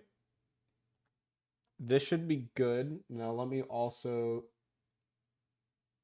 Between his frequent interactions with and support for the community, his charitable contributions, and the often controversial but well-intentioned Fazbear Fanverse initiative, he's been really cool in his management of what is now a massive franchise. There have been bad actors who've illegally redistributed Scott's games, and there have been situations where the man had no choice but to take something down. In general, though, he's been very supportive of FNAF derivative works. This includes both fan games like the Candies and Flumpties series, as well as FNAF-inspired original IP like the Walton Files. However, I do think that a lot of the ARGs and stuff like that, and a lot of the content that came out of, like, FNAF in general, has been, like, really interesting. I do think that... how would I phrase this? I think Scott Cawthon made a really interesting IP and has been pretty well receptive to the, the fans of the series, Like, they want to make all these fan games, they want to make a lot of their own, like, theories, and then, of course, the game theorist has to go and make a very long-term one. I think he's been pretty receptive to his ideas and, like, his opinions. I think Scott himself is an incredible, like, game developer. One FNAF-inspired game would push Scott's leniency too far, leaving him with no choice but to defend the franchise using the fury of 1,000 ancient evils. This is the tale of an original game that soared to the top of the charts, only for Scott and his lawyers to take it down at the height of its popularity. In November of 2015, about a year and a half after the world was taken by storm by the first Five Nights at Freddy's game, the Steam Greenlight trailer for Case Animatronics appeared. Having clearly taken inspiration from FNAF, the game presented itself as a 3D free-roaming take on the genre. Investigate a spooky police station and avoid animatronic foes that you can monitor in real time using security cameras. It was actually a pretty novel idea, considering that the official FNAF games had, up until this point, always been 2D pre-rendered projects, and people were excited to see a game like this realized in full 3D. Unfortunately, Case Animatronics would draw the attention of more than just the fandom. They brought the wrathful eye of Scott Cawthon upon them. The game had received a ton of interest from people, and it had performed extremely well on Greenlight. As you can imagine, many of us were quite surprised when less than a week after Case's debut, Scott Cawthon and his lawyers took the game down. According to Case developers Pink App, they received 2 emails that fateful day. The first was a notice from Steam about the removal of the game from Greenlight, and the other was a letter from Scott Cawthon's attorney Chris Ellis Jr. saying that the game violated Five Nights at Freddy's copyright. That same evening, Case Animatronics was removed from Steam Greenlight. This took some by surprise. Sure, Case was certainly very derivative of FNAF. Any game with spooky animals is going to be compared to it, but still, it didn't use FNAF characters or settings or trademarks or anything. Looking at the game now, there's nothing in there that's explicitly Five Nights at Freddy's, just generic stuff. Yeah. Some suggested that Scott had somehow obtained claims to the word animatronic, and some even speculated that Scott somehow owned the very idea of spooky robots in a video game. The Case developers were obviously heartbroken by the events that transpired. They had gone from having one of the hottest games on Steam Greenlight to being threatened by Scott Cawthon's lawyers. Our energy and enthusiasm was nearly drained. With the development of Case Animatronics, we focused on making a stealth horror game in 3D with the ability to walk around, explore, and listen to the world around you, and that certainly is not a point-and-click release like Five Nights at Freddy's. They were frustrated. They thought that Scott had taken down their game wrongfully. So what was the problem exactly? Upon Case Animatronics' debut, some noticed that one of the animatronics in particular was incredibly similar looking to Freddy Fazbear, especially in some of these shots. Are some aspects pretty different? Yes, absolutely. Freddy isn't a panda. Regardless, with so much of the game taking place in the dark, the overall silhouette and design is pretty reminiscent of the titular character in Scott's own franchise. It's literally his trademark. Freddy's face appears everywhere, and it's used to denote that something is an official Five Nights at Freddy's product. Many began to speculate that Scott and his lawyers had taken specific exception to the bear animatronic in Case. They felt that it was too similar to Freddy and that it could conceivably confuse people into believing that it was an official Five Nights at Freddy's product. On top of this, there were other elements in the trailer that might have been pushing it, but I really think that Freddy's design was the key here. We wouldn't hear anything for over a year until suddenly, in April of 2016, Case Animatronics returned to Steam. There were some visual changes, and noticeably, the bear character that had caused so much controversy was completely absent. Naturally, the game was shared on the Five Nights at Freddy's subreddit, and some began to speculate as to what had happened. Scott had issued a DMCA takedown against the game the prior year, and yet here it was again. Was this all on the up and up? Were they just ignoring Scott's wishes? Are you gonna hit the subscribe button? Oh wait, they changed the subscribe button's design? Seriously? Where even is the button anymore? What is this? Thankfully, Scott himself arrived in the comments section to clarify.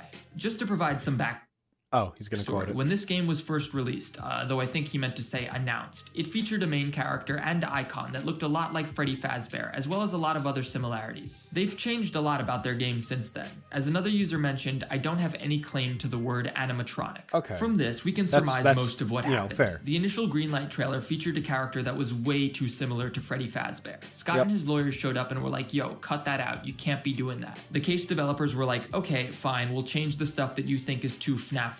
Once those changes were implemented, Scott had no problem with the resulting game. As he said himself, he has no claim over the very idea of spooky robots or animatronics or whatever. The problem was that the bear looked too much like Freddy. That was it. Now that this bear was removed, Case Animatronics would go on to be finished, get a full release, and even a sequel with multiplayer. It's still available on Steam for $10, and you can play it, although I really wouldn't recommend it. The game it's bad. It's really bad. Immediately, we're greeted to some goofy voice acting and a basic premise of of avoid spooky robots in a spooky police station. There are some interesting gameplay mechanics, such as being able to observe the security cameras while walking around and hiding from the animatronics, but these ideas are never actually utilized in any meaningfully interesting way. The actual gameplay just amounts to bad stealth mechanics, lots of brute forcing, and throwing yourself at a checkpoint over and over again until the game's abysmal AI finally decides to let you win. It's that kind of game. Case gives you absolutely no direction whatsoever. At one point, I needed to find a key card to progress. There was nothing indicating that I needed a key card, so I was just wandering around aimlessly, unsure as to what I was even looking for. Eventually, I found the key card, but upon dying, I went to retrieve it again and found that it spawns in random locations every attempt. This is the laziest game design. It expects you to wander around aimlessly. Dude, if you're gonna implement a mechanic that requires a key card, you need to make it like visually like known or like audibly known, because even in like SCP games, like the key cards are very like noticeably attached to doorways, and there's like very clearly a direction that you need to go in that normally results in 2 routes. One is locked, the other one gives you the key to unlock. Hey buddy. Hey Gator. We're just watching, so today was the FNAF day, but I couldn't beat Night 5, so as my punishment, I'm digesting a fuck ton of FNAF content on the internet. And by punishment, I mean I'm honestly curious about like some of the long-term history of what the game has created, because I definitely, it left my scope a while ago, and then re-entered it with Security Breach. But yeah, if you're going to implement like a key card or like a lock and key mechanic in general, you need to make that kind of directioning stuff like obvious. Like you can't just like put a lock on some door and then you enter a hallway with like 100 doors and all of them do lead somewhere, quote unquote, you know? It makes it confusing. Avoiding the brutally punishing enemies and praying that you happen to come across and also notice the item that you need to progress. It's like they built a map, built some basic pathing AI for the enemy animatronics, and then realized, oh crap, we don't have a game. Let's spawn a bunch of bullshit around the police station in random locations and make the player find them and figure out what to do. I can honestly say that Security Breach is a better game than this. Case Animatronics gameplay was bad, but nothing could have prepared me for what I would find next. This is seriously the most insane thing I've ever seen in a FNAF derivative game ever. Littered across the walls of the police station that the game takes place in are wanted posters depicting criminals with outstanding warrants. This didn't seem unusual for a police station, but my jaw hit the floor when I looked closer at these wanted posters. Wanted, treason and incitement against Jews. Whoa! Now would probably be a good time to let everyone know that while I am not religious, I was raised in a secular Jewish family and I had a bar mitzvah and stuff, so I'm like totally comfortable talking about this. Anyway, wanted for treason and incitement against Jews. SD Chandler, JVP organizer. Wow. I am speechless. I cannot believe that this is included in a Five Nights at Freddy's inspired animatronic game. I'm going to warn you that the following is bizarre. The above named suspect is wanted in connection with numerous acts of fermenting hatred and anger against the Jewish people and the Jewish state of Israel. As the lead Los Angeles area organizer for the notorious anti-Jewish and anti-Israel organization known as the Jewish Voice for Peace. What the f? In this public capacity, the subject proudly uses her own presumed Jewishness as a weapon against the Jewish people and groups to assist in Israel's destruction, gender hatred, and incite further violence. I have no words. What even is... Well, yeah. What is this? Because, like, this is a random FNAF fan game, and that's a really, like, that's a really extreme story for some poster on the wall. I just tried to go to work, but I realized that I can't continue because I started to feel worse, wasn't feeling my best. I hope you start to feel better. If you're sick, make sure that you take, proper care of yourself, proper medication, and etc. Is this like Zionist propaganda or something? In a FNAF fan game? Okay, this is even weirder than I thought. SD Chandler is a real person. She's actually an advocate for the Jewish Voice for Peace, which is a left-wing Jewish advocacy group in the United States. So this really is propaganda here. This is calling for the arrest of like an actual activist. What obviously, the I'm not fuck? going to get into politics. I don't know anything about politics and the Israel-Palestine conflict or whatever, but this is not the kind of thing to joke about in a game. No, it's I was not. dumbfounded when I saw this just because I thought it was some random random thing that they made up or something, but the fact that it's a real person makes this whole thing a lot more disturbing, to be honest. These assets even get reused elsewhere too. Someone suggested to me that perhaps this was an asset store purchase, but I just don't buy that. If No, it's uploaded not. There's something no like way. this to the Unity or Unreal Asset Store, it would surely be reported and taken down for being inappropriate very quickly. This whole narrative here about these self-loathing Jews is so bizarre and so specific, I have to assume that it was for some reason included deliberately. It's insane.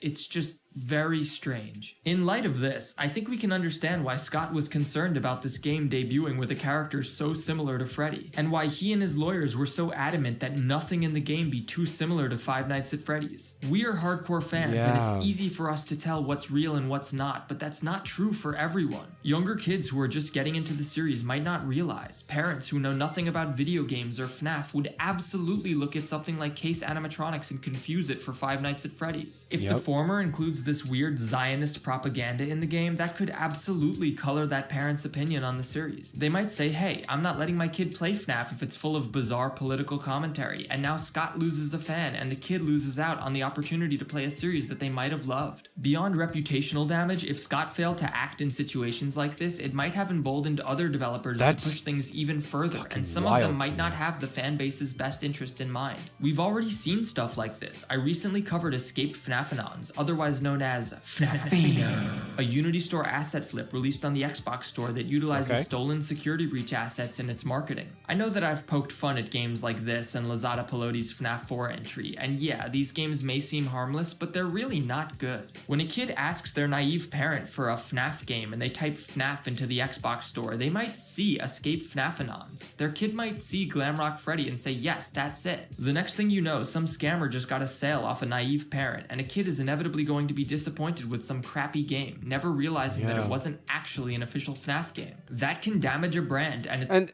yeah, I was about to say, and there's no way that those kinds of games get away with something like this. But even the original like Case Animatronics one that he was bringing up, that's such like a.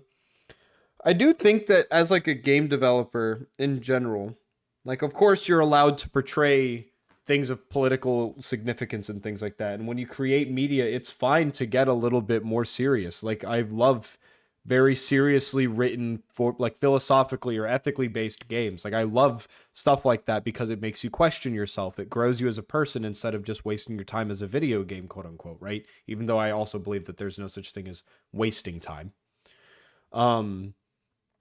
But just the entire foundation that like the game is disconnected from this random background poster that is so obscenely targeted and like very just it's such like an extreme that's taken so far left field from the game.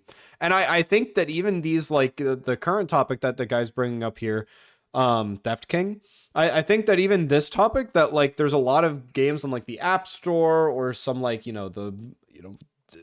like was it Apple and Microsoft app stores and stuff like that that are just blatant ripoffs of assets. Could like I think that if Scott wanted to make his own statements in the game, right? Like political statements or maybe just social statements and things like that, that's fine. But when you reuse assets and do give like a weird perception of the game, it's no longer his message entirely, you know? Now the message is beyond the scope of Scott's control, and now other people are corroding, whatever Scott wants to portray. So I just, it's so fucked up that like a lot of these games are using like assets and stuff like that. Now, Case Animatronic didn't reuse assets, but they did get a bit close with the Fazbear thing. And now I kind of, now Scott's, really smart for being really skeptic about it, right? Because before it's like, oh, Scott, this game isn't similar enough. But now you look at all of the other evidences and stuff that's happening. It's like, man, Scott was kind of smart with the way he ran around it. Immediate legal action.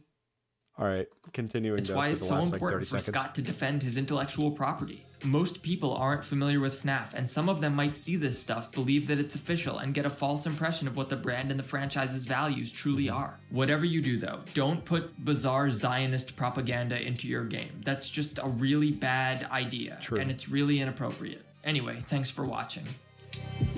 I think you shouldn't put bizarre propaganda that's explicitly against, like, anything, I think the last thing that you want in your video game is an extreme political opinion. I think if you're just kind of like, you know, if you want to portray like, let's use American politics for a very brief moment because I'm not a political person, but if you want to utilize more conservative or more left-wing ideas, that's fine if you slightly lean into them or portray them in a way that is more common than the other, right? That's fine.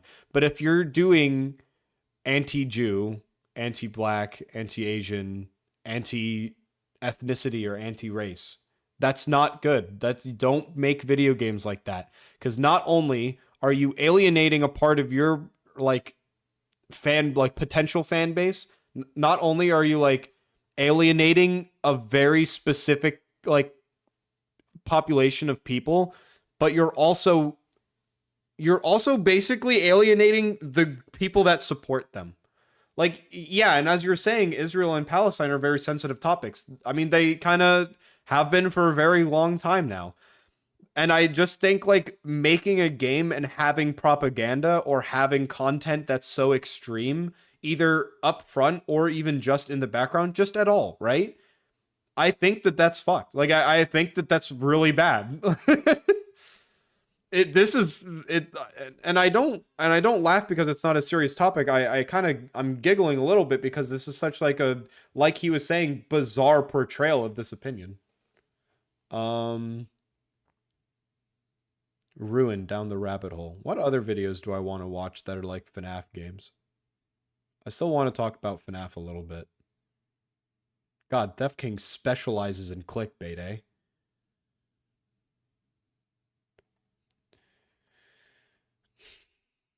Let's watch okay. FNAF book summary. We were talking about this earlier, right? Let's see. That's a 3-hour video. Is there a 30-minute video on the FNAF lore? FNAF lore explained in 10 minutes by Krog. And this was made 9 months ago. They both have the right to exist. I just think you shouldn't lean aggressively one way or another, especially when you're making a video game or even just like a piece of media, when you're writing something, whether it's a song or a paper, when you're making an art piece. Like, I just think that like it's such like a... I mean, it's definitely an unsafe thing, but I definitely think without proper basis of like for that opinion, it's just needless hate, you know? All right. FNAF lore in 10 minutes. Can he do it? FNAF lore in 10 minutes. Ready, go. A guy named William moves from England to a small town called Hurricane with his wife and 3 kids. It's in this small town that he meets a fella named Henry, who has his own kids, and Henry and William become good friends. They decide on a business venture to open up a family diner that sold cake, and with the main attraction being these 2 animatronic suits that can either be an animatronic or can spring lock into suits that humans can wear. The ARG Keep that they're in mind. showing right now, like this footage, I'm pretty sure it's from an ARG that utilized similar models, but it was trying to remain semi-accurate to the lore of FNAF. These models are really good. Later, Henry wore the Freddy suit and William wears the Bonnie suit. Fellas, business is booming for Fazbear's Family Diner, so much so that they open up another branch called Freddy Fazbear's Pizza, where he creates 4 new animatronics, Bonnie, Chica, Freddy, and Foxy. But what we don't know about William Afton is that he's a crazed lunatic, an absolute psychopath. It is for this reason that it's assumed that Henry created an animatronic called the Puppet to protect his daughter Charlie from danger. One day in Freddy Fazbear's Pizza, Henry's daughter, Charlie, gets locked outside of the pizzeria. However, the puppet can't save Charlie as it's stuck in a box, and as William pulls into the driveway, he ends up murdering Charlie and dragging her into an alley. Once the puppet finally gets out of the box, it goes outside to protect Charlie, only to find her dead. What happens next is that Charlie's spirit inhabits the puppet, so it's now possessed by Charlie's spirit, and Henry lost his only child. Now, while all of this is going on, let's focus on William Afton's family. He has 2 sons and a daughter, but right now, let's focus on the boys. The small one is Evan, and the older is Mike. Okay. Evan is scared of the animatronics, and Mike sees this as a wonderful opportunity to prank Evan. As brothers Evan's do. birthday party, Mike, the older brother, decides to put Evan near the mouth of an animatronic version of Freddy to give him a big kiss. What happened instead is that the spring locks on the suit fail due to the moisture of the tears, which ends up causing the animatronic to bite down on William's kid like a Big Mac, killing him. thus marking the bite of 83. The death of his youngest son was enough That's to spiral 83. William Afton's Okay. mind into even more chaos and psychotic behavior. He ends up luring 5 children into the safe room of Freddy Fazbear's Pizza dressed up as Spring Bonnie, from which he then kills them. But where would he hide the body, you may ask? Well, when Afton was designing the 4 new suits, he made a compartment specifically designed to fit children inside of the animatronics. What the fuck? And because of this, no one was able to find any evidence. The puppet, witnessing all of this, decides to assist the children. But there's 5 children and 4 suits. Where would the extra child go? Well, the extra child was stuffed into the Golden Fredbear costume. So now we have 6 kids that have their souls stuck in animatronics. Shortly after, Afton ends up getting fired from his own company and the restaurant is closed down due to health violations. However, William That's Afton fair. didn't stop there. After the closure of Freddy Fazbear's Pizza, he decides to make a new company called Afton Robotics and creates a new location specifically designed to murder children.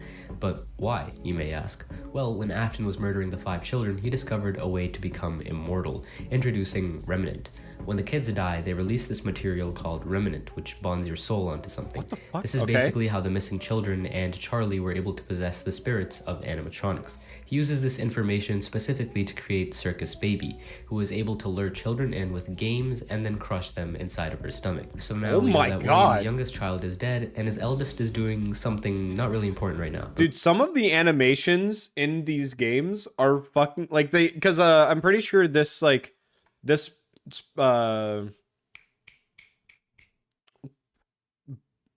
I forget her name. They just said it. This animatronic, I'm pretty sure like these animations that he shows are like in the games, like essentially extra files. And like some of the animations that they didn't actually utilize in the game itself are like absolutely horrifying. But I really like the way that this guy's like editing his video. It's really cool. Now we know that William's youngest child is dead, and his eldest is doing something not really important right now, but maybe later. Anyway, Elizabeth, Afton's daughter, is here at this private party to unveil the new location in the franchise, until Elizabeth gets a little too close to Baby, and yeah, she gets folded like a lawn chair. Anyway, because of this incident, the Circus Baby Pizza World was shut down due to a gas leak. But rest assured, he still kept the animatronics open for rental. For what reason? Oh, good. Well, you remember this guy, Wait, what right? was that Kept small the note at the top? animatronics open They're all alive and they're just roaming around the closed facility. Okay, they're just walking. for rental. All right. For what Lit. reason? Well, you remember this guy, right? Afton's only son? William, being the wonderful father he is, he sent his son to locate and free the soul of Elizabeth, who is trapped inside of Circus Baby. So now let's shift to the new star of the show, Michael Afton, who survives the first 4 nights pretty well until around the 4th night, where technicians are instructed to scoop out the shells of the animatronics and take the salvageable endoskeletons. This scooping machine also has some remnant. I wonder why. Soon enough, all of the animatronics get scooped, but they all combine their parts of their endoskeleton into some weird megazord known as Ennard. On the final night, our man Michael ends up finding himself in this godforsaken scooping machine, and it turns out Baby's true intentions were to scoop the living hell out of Michael's organs and make some room for Ennard to chill in there, like some fucked up hermit crab. Needless to say, our boy Michael gets scooped like he's one of those strawberry sherbet ice creams, and all that remnant keeps his soul alive, whilst Ennard makes his way inside of the corpse to escape the complex. Wrong game. Eventually, we realize that Michael's body slowly ends up I love Henry deteriorating Stickmin. due to him being basically a walking corpse. A few days later, Ennard ends up escaping into a sewer system, and just when you think our boy is dead, he gets reanimated back to life.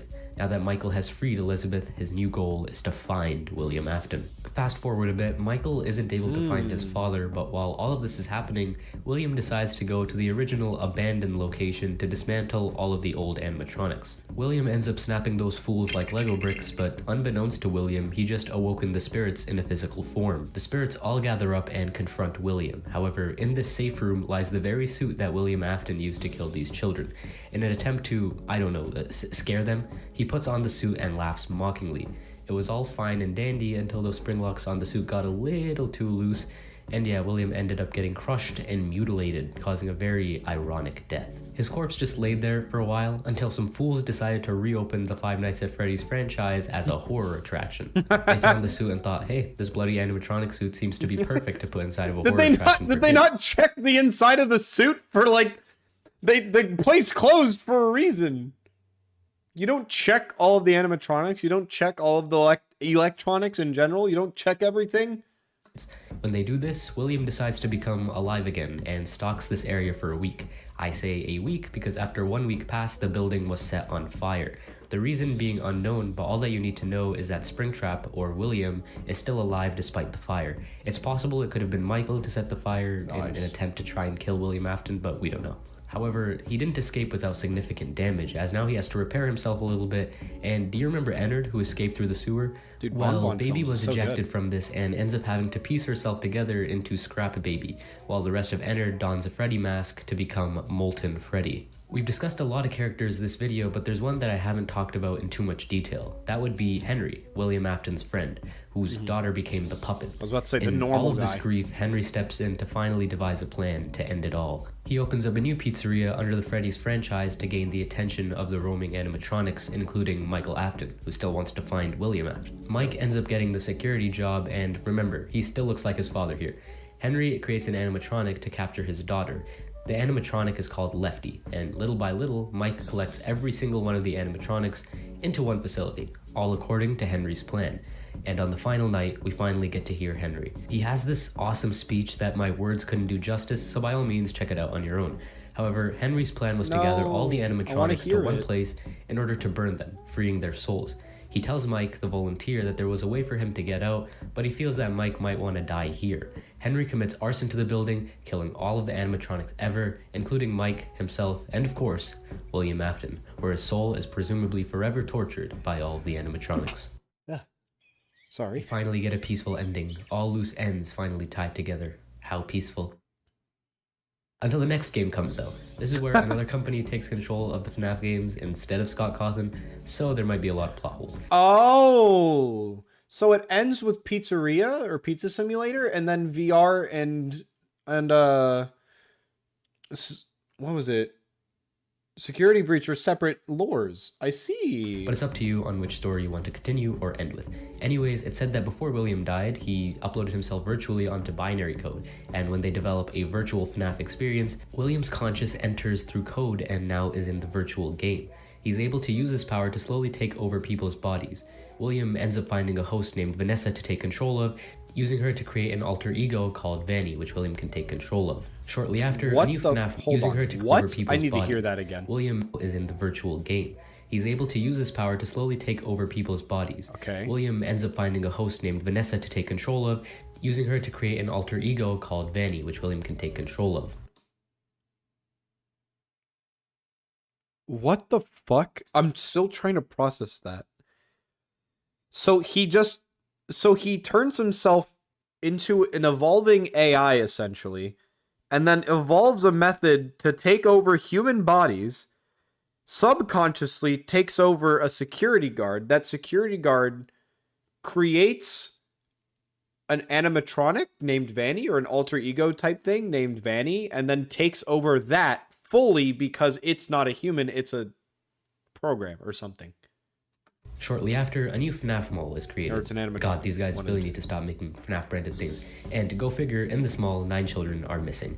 Our main cast is the glam rock series of Chica, Yeah, go figure. 9 children are missing. The fucking game comes out and they're like, yep, they're gone.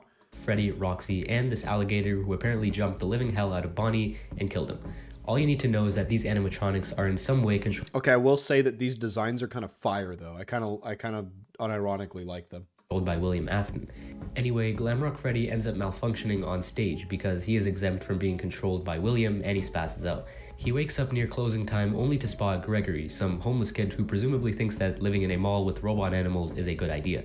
Now, some people assume that Gregory is an animatronic because how his vision glitches when he sees Vanny. Freddy and Gregory work together and basically end up stealing parts of animatronics to make Freddy stronger. To do this, they throw Chica into a trash compactor, snapping the alligator Monty into bite-sized pieces, and then promptly commit vehicular manslaughter on a fox. They end up exploring underneath the complex to find a replica restaurant where they find the Blob, a creature that has the souls of what seems like many animatronics. And William Afton? I thought you were dead. Anyway, William wants to resume his favorite hobby, killing children, so that's the reason why he wants to control all of the animatronics, is just to murder children.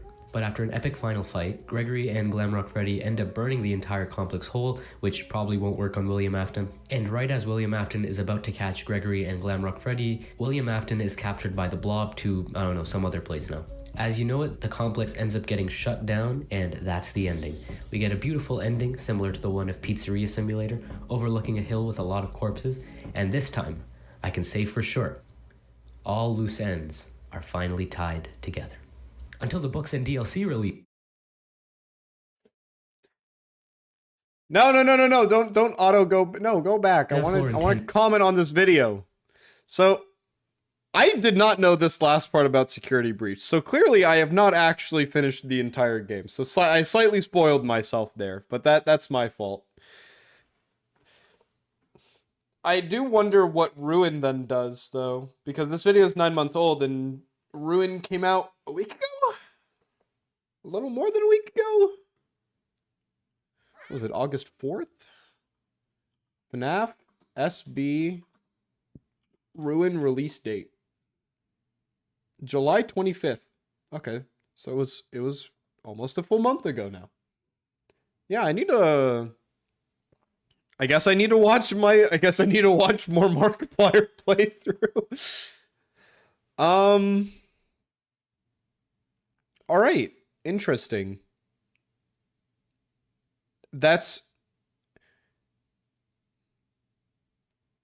Yeah, this video is really good, though. I guess go check out Krog's video. This is a 4.1 million view, 9-month-old video. That's a very impressive proportion right there. Honestly, this is a really good description of everything. I feel like it's fairly straightforward because it doesn't go for a lot of what MatPat's videos every now and again go for, which is like, oh, well, you'd think that this would be the thing, but here's something that you didn't know. He didn't really go like, back and forth, chronologically or, hide things. He kind of did things in a more linearized order and probably skipped a few things, but definitely summarized the games really well. Something that he didn't really like touch on is like maybe a lot of like the metaphors or like the maybes. It's just everything that we pretty much know or have been like confirmed and stuff. Because what I mean by that is like in FNAF 4, of course, it's like, well, why is the kid hallucinating? And why is the kid imagining all of these animatronics in the building? But the important part of FNAF 4 wasn't the gameplay. It was like the in-betweens of every mission and those different like level mini games that you get to play through, right? So there's that. All right. Let's hide the screen and mute my general computer audio, turn back on the music, because I want to get to the last segment that I normally do, and then probably head off for the day. So let us do games that came out in today's year is 2014. So let's talk about all the games that I could have played today, but chose not to, or just don't own. Some other games that I was considering playing was The Evil Within, Far Cry 4, but not really. Hearthstone was one that I was definitely thinking of doing. The Elder Scrolls Online, was good. The Master Chief Collection is like low-key kind of cheating, but then I probably would have just done like Halo Infinite's multiplayer, but then I'm not going to do that because Halo Infinite came out, what, last year, 2 years ago, multiple years ago? Titanfall 1 also came out, but I don't own that actually. Diablo 3 Reaper of Souls, I could have played Diablo 3 and just kind of done both at one point, but didn't really feel like that was the route that I wanted to go for with that. Child of Light also came out. Infamous First Light came out. I actually do recommend that game. That Infamous First Light's really good. And then also, did I already mention the second FNAF game? The Sims 4 also came out. And Smite. Smite came out, which is, that was a game that I was definitely considering playing. Also, Infamous Second Son came out. Oh, and South Park The Stick of Truth, Alien Isolation, Dragon Age Inquisition, Middle-earth Shadows of Mordor, the Wolfenstein New Order video game, Bayonetta 2, Dark Souls 2, Metal Gear Solid 5, specifically Ground Zeroes, and Little Big Planet 3. Oh, and Watch Dogs 1. Wow, I didn't know that. PT came out in 2014. It's almost been 10 years. Did you know that a PlayStation 4 that still has PT on it is worth around $1,000? Like in certain stores. because that game, you just can't download it anywhere, find it anymore. So a PlayStation 4 with it already installed is like priceless. Okay. Let's move on to shows that came out in 2014. Scroll through this for a bit as well. The Outlander. The Flash with Grant Gustin. The 100. Star Wars Rebels. Chicago PD. BoJack Horseman.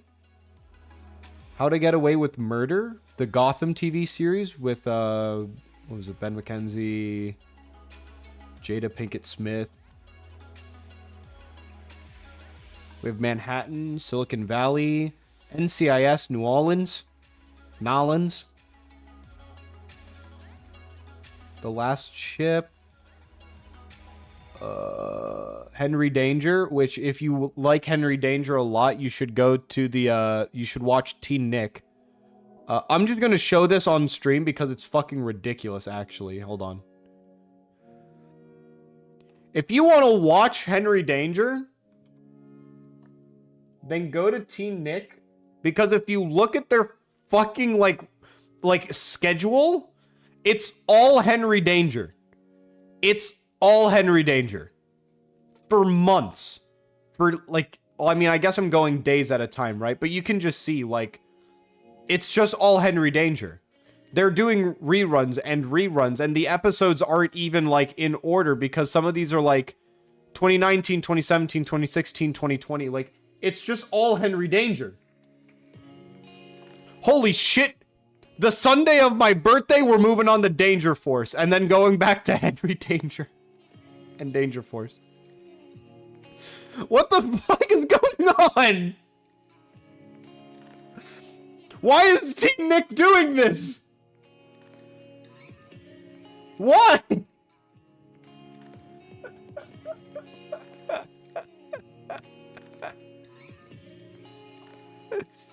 Oh, that's so ridiculous. Alright, moving on to my previous list. Other shows that came out in 2014. The 7 Deadly Sins anime. Marco Polo. IQ, the volleyball anime, came out. Parasite the Maxim. Anime Night on Adult Swim. Anime Night on Adult Swim, I mean, a lot of the reruns that they do are still like Toonami still does like a lot of unique shows, no? Because I know for part 5 of JoJo's Bizarre Adventure, it was weekly uploads. I think also so was part 6, but I can't remember quite. No, I think part 6 was Netflix exclusive for America, right? For North America? I know in Japan they still had weekly episodes, but that's just how anime works in Japan. Still haven't seen that? Well, I know, but I'm just saying, like, I was wondering on the upload, or like the televisation of it. The anime Your Lie in April started in 2014 and ended in the same year. Akame ga Kill. Or no, wait, Your Lie in April lasted until 2018. What? Is there 2 seasons of this show, technically? What? Anyways. Yeah, Akame ga Kill was also in 2014. We Bear Bears. Blippi with Stephen John. Young and Hungry. Blaze and the Monster Machines for people that are approximately 3-year-olds and like monster trucks. That's an option. Faking It. Running Wild with Bear Grylls. Oh my god.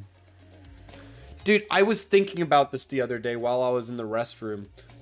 Cause of course, like, if you don't bring your phone into the restroom, your brain fucking goes everywhere. You start reading the fucking, like, the like, chemical makeup of, like, your shampoo and things like that. But I was thinking, what scenario is even realistic to me that would make me find myself, like, picking up shed snakeskin and filling it up with pee and using that as, like, an emergency water bottle?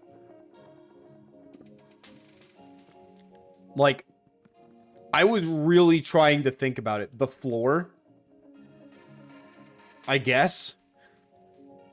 But I was trying to think of, like, would there be a situation like that? Because that's, like, what Bear Grylls, like, to a comical extent, a zombie outbreak. Maybe, but isn't... Depends on if the like, water supply is tainted, though, no? Like, tap's not going to work because plumbing's not going to be operating, of course. But, like, if the zombie outbreak works through the water supply, then fuck. But, I mean... It depends. But, like, Bear Grylls' legacy in a comedic extent is definitely, like, at one point he told people that drinking piss is okay. You know? Now, Bear Grylls does give legitimate survival tips, and if you haven't ever been bored enough to watch 1 or 2 episodes of Running Wild with Bear Grylls or any other like shows or things like that feature Bear Grylls, you should watch him. He gives legitimate survival tips and puts himself through extreme situations. Like, that man earned his TV time, you know? But I find it funny that such like a man of popularity is like known for telling people to drink pee. Anyways, moving on. The anime Noragami was in 2014-2015. I really like Noragami. Bishamon is... That's her name, right? Noragami... Yeah, Bishamon. Bishamon is...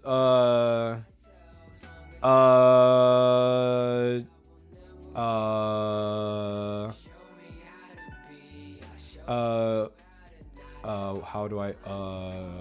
Wood. We're just gonna leave that at Wood. She's a very good character.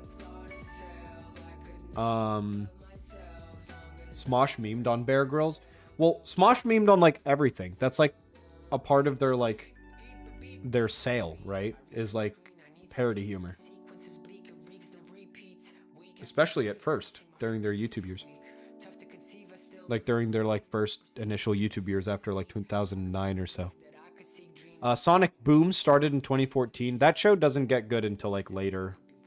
The later seasons, they started to, like, go into more of, like, the meta comedy and things like that, or, like, things that are kind of abrupt instead of just focusing on Sonic plot. I think that did the show wonders. They're back together now. Yeah, I saw. They bought back the company from Rhett and Link at Good Mythical Morning. And Anthony Padilla came back. I do still hope he continues his solo content for a while, though, because his interview series is honestly one of the most interesting, like... I legitimately think Anthony Padilla's interviews are some of the most interesting content on YouTube, period. I think the interview people, like the personalities that he invites on, and I think that the questions that he, like, asks and how pressing he is on certain, like, topics while being very accepting of people's, like, you know...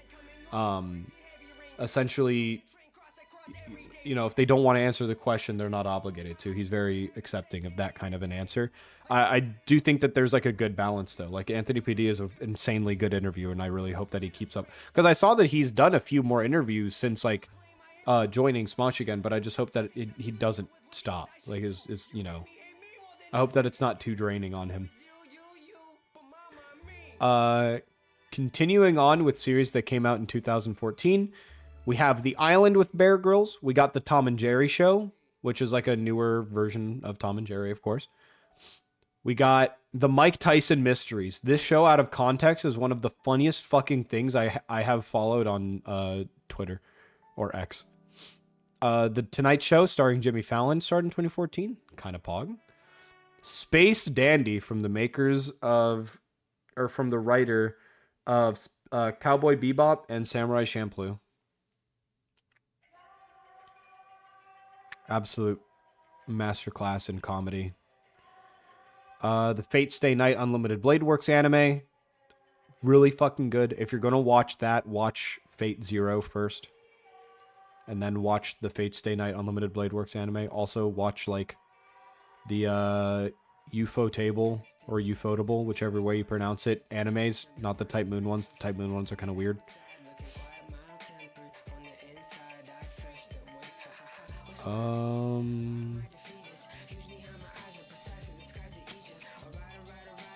Not a ton of shows. Okay, never mind. Here comes All Hail King Julian, the animated shorts series on Nickelodeon, to prove me wrong. The Transformers Robot in Disguise show.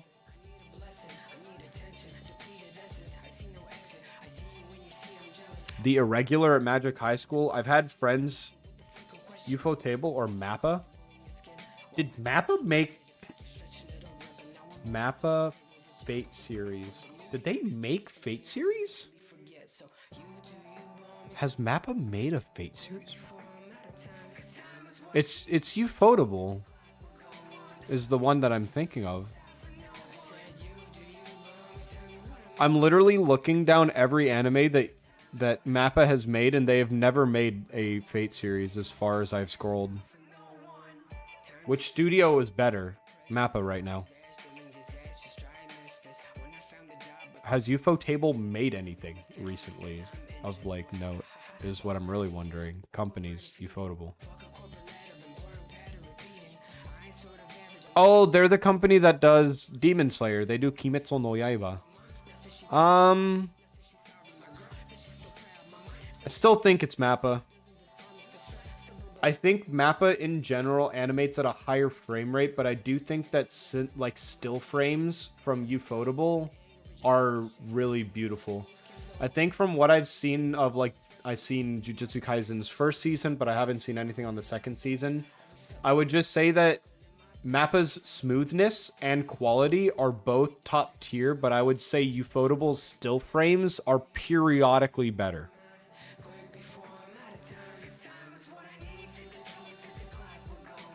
Because, like, from Mappa specifically, right? Outside of the two very, like, or three very basic things that you could look at, right? Jujutsu Kaisen, Attack on Titan, and Chainsaw Man.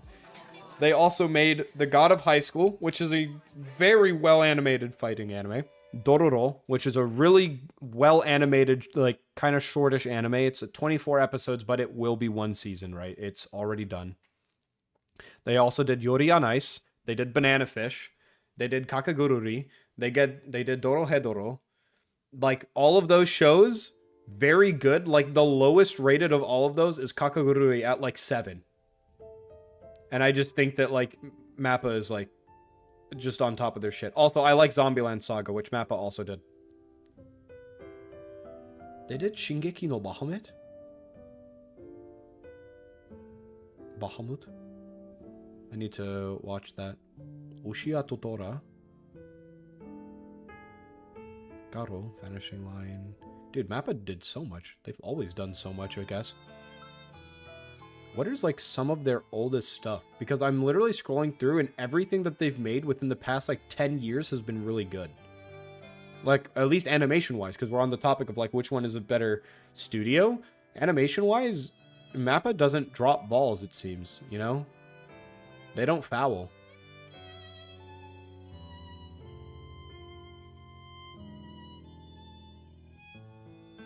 Damn. If you haven't seen that arc, you need to watch it. I haven't seen the second season of Demon Slayer, no. I haven't seen the second one, and right now the third arc is airing, right? Or was that last season? One of the two?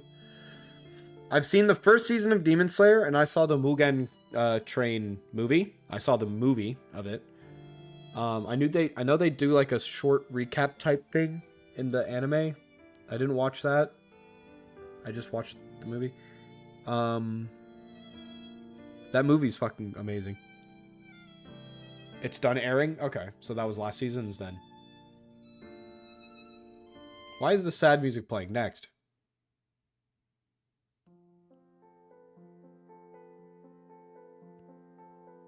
Alright, moving on from shows in 2014.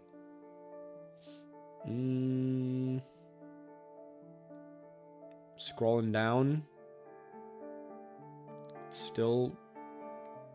Still coming up a little dry. Not even gonna lie about it.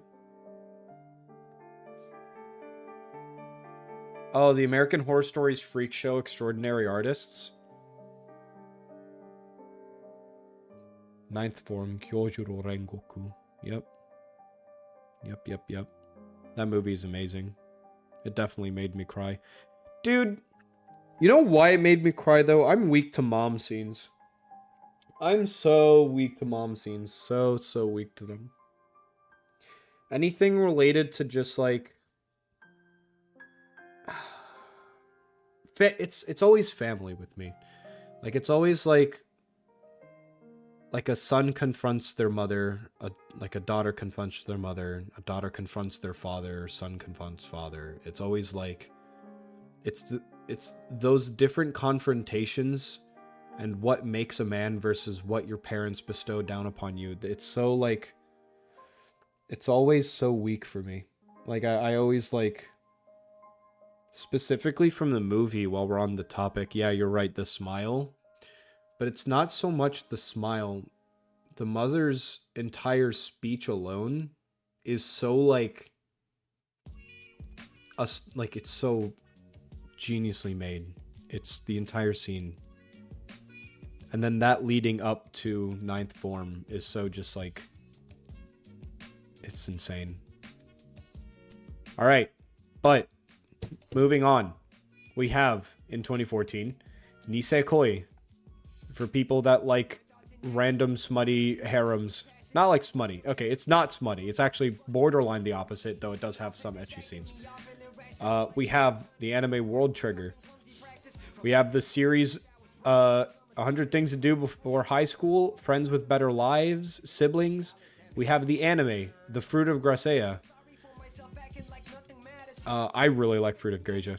Fruit of Gracia is honestly, if I were to just make a list of like 5 series that are like generally underrated, but like still kind of renowned, Fruit of Gracia is on that list because a lot of people do know of the Fruit of Gracia in the anime community, and like the series that followed it, the Eden of Gracia, Fruit of Gracia, what is it, Carapace of May or whatever.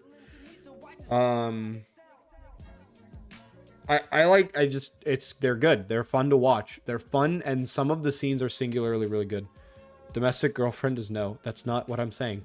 Why would you bring that here? Take that away, Gator. Why would you bring up them?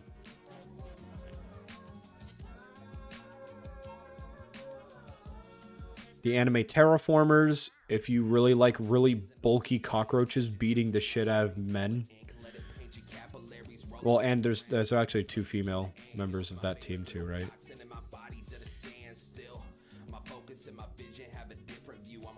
The Pokemon XY series started in 2014. We're really running out of shows, huh? Aldnoah Zero. Dude, at one point this is just going to turn into me specifically talking about anime that came out. Because some TV shows are just not, there's just not great TV shows coming out.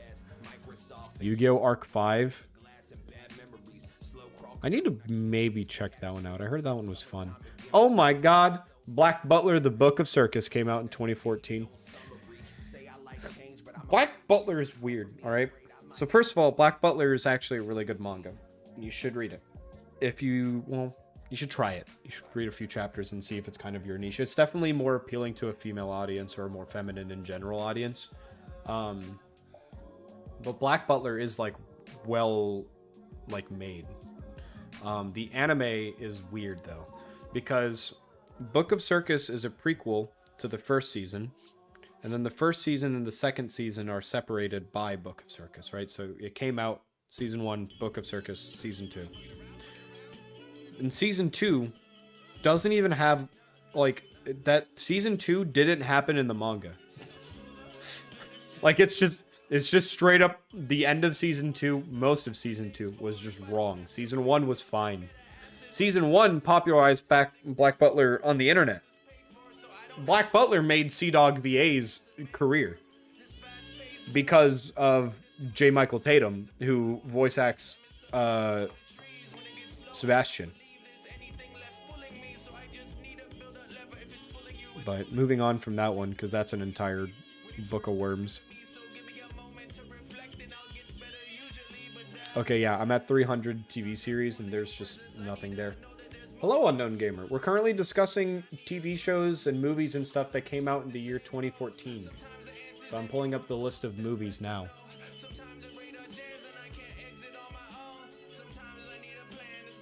Okay, 2014 was a year for movies. Interstellar came out, Guardians of the Galaxy 1, the first John Wick movie, the Teenage Mutant Ninja Turtles movie. Is this the one where they have the weird suits? It is. It's the suits mixed in with CG. We have Imitation Game, Kingsman Secret Service, Divergent, The Transformers Age of Extinction. It's all right. Yeah, that's like a 5. Rio 2. You know what's sad about the Rio movies? Is that the race of birds that came out in the Rio movies is now extinct. Like, officially. I think there's only like 1 or 2 left, but I think they're both male, something like that. Like, they are officially an extinct race. That's a sad movie in terms of aging. But, I mean, the Rio movies are very fun to watch, though. Fury, Nightcrawler, Dawn of the Planet of the Apes. So that's the second movie, because the first one was Rise of the Planet of the Apes. American Sniper with Bradley Cooper. Oh my god. What We Do in the Shadows, The Amazing Spider-Man 2, which would unfortunately then end Andrew Garfield's like Spider-Man effectively up until the most recent Spider-Man movie, right? I haven't watched Amazing Spider-Man 2. I watched the first one, and I actually really liked the first one, but I haven't watched the second one. The first Lego movies. Ooh. Like the Lego movie came out in 2014. Okay, X-Men Days of Future Past. I like that movie. Birdman, or The Unexpected Virtue of Ignorance. Dude. The Birdman movie is framed and made and filmed in a way that is so entertaining and dramatic. And it's so, like, well done, actually. Birdman is so good, actually. I'm glad that my friend showed me that while I was at college still. The Hobbit, Battle of Five Armies. Captain America, The Winter Soldier. The Need for Speed movie that features Aaron Paul. Big Hero 6. The Hunger Games Mockingjay.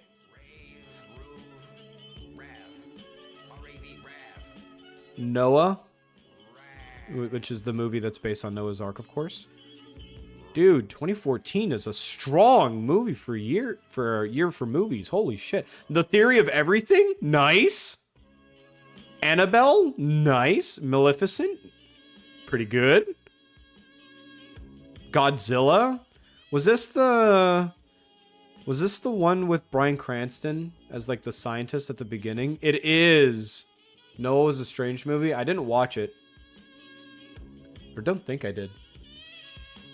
No, I watched another movie that utilized Noah's Ark as a plot point. I actually liked the Godzilla movie with Bryan Cranston. I think that, I mean, they do kaiju really good in terms of like most of them being science experiments. Then Godzilla just kind of like comes out of the water and fucking helps out humanity. I do like the scene where they hit it with a nuclear bomb and it just absorbs all the radiation and then fucking uses it to destroy the last like kaiju. That goes hard as shit. What is it? 300 Rise of Empires. Dracula Untold with Luke Evans and Dominic Cooper. 22 Jump Street with Channing Tatum and Jonah Hill. The Pompeii movie with Kit Harington. I haven't watched that one, but I love Kit Harington. I've seen Pacific Rim. Pacific Rim came out in 2013. That would have been yesterday's movie review. The Interview with James Franco and Seth Rogen. What about a controversial movie? This movie, like minute 0, got banned in all of Korea.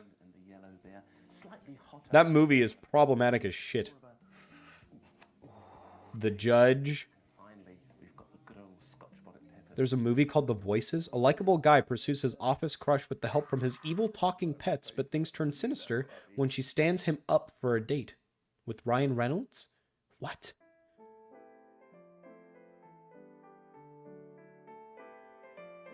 I haven't heard that movie. I mean, it's a random Ryan Reynolds movie. Some of his random movies are kind of just like comically out of place. The RoboCop movie with Joel Kinnaman. Hercules with Dwayne Johnson? This is a movie? I thought this was a... I've seen I've seen scenes from this movie and I thought they weren't real. I thought that this was some guy's like fan concept. What? That's funny. Okay, moving on from that. I need to make a fucking watch day for that with some of my friends. The Paddington movie was in 2014. Night at the Museum, specifically Secret of the Tomb, the third one. An amazing Ben Stiller film. Also, rip Robin Williams. How to Train Your Dragon 2. Oh, I've seen all three How to Train Your Dragon ones. It's really hard for me to choose a favorite because I do think that 2 is probably some of the better writing. No, the first one's really good. First one's really good. 3 is just one of the best endings to a trilogy I've seen. I think How to Train Your Dragon 3 is probably one of the better endings to like a trilogy that I've seen. It's like incredibly like it's in capturing of the spirit. It's okay, not the best. There's a concept for Dwayne The Rock Johnson as Johnny Bravo. That's comical. I don't know if he'd be okay with being presented as a womanizer though, because Johnny Bravo definitely like it ages in a way that's very comical. And yes, even at the time, the whole comedy was that he was an unsuccessful womanizer. You were supposed to laugh at him, but I don't think he would want to be portrayed as one nowadays. Also, it's okay, not the best for How to Train Your Dragon. I enjoy How to Train Your Dragon a lot. It definitely didn't make me cry during any of the 3 movies, but I'm pretty sure people that were kind of raised with the first 2 and then watched the third one when it came out. What the fuck was that? 3 years ago now? How to Train Your Dragon 3 came out in 2019. That's 4 years ago. I'm actually turning into a fossil as we speak. But with people that were raised with the first 2 movies and then waited so long for the third movie, I could understand the emotional attachment. I would generally rate How to Train Your Dragon like a 7 or 8. Probably 8, and then leave it at that. And then I think there are definitely people that would rate it like a 10, you know? There's people out there that enjoyed it a lot more than me. But moving on to other movies that came out. The Salvation, A Million Ways to Die in the West. A few horror movies. There's The Book of Life. Is this like a Disney film or something? Not Disney. What studio made this? It has Channing Tatum in it. What studio made Book of Life? Oh, it's a Guillermo del Toro movie. Or del Toro movie. Del Toro always has like a really unique art style and kind of like direction that he takes a lot of his movies. He's a really good dude. Ride Along with Ice Cube and Kevin Hart, banger. Last Shift. Walking on Sunshine. I think I remember The Loft. I think. We're getting to a part of this list to where I do not know most of the movies.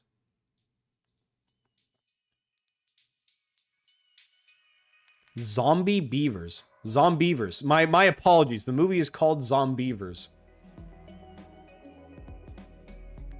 A fun weekend turns into madness and horror for a bunch of groupies looking for fun in a beaver-infested swamp. What turned them into zombies? Or are they just like that? Also, what happens when you get bit by a zombiever? Do you just die? Alright, well, that's one of those movies where it's just like a movie that was made for the sake of being created. Someone really liked that pun.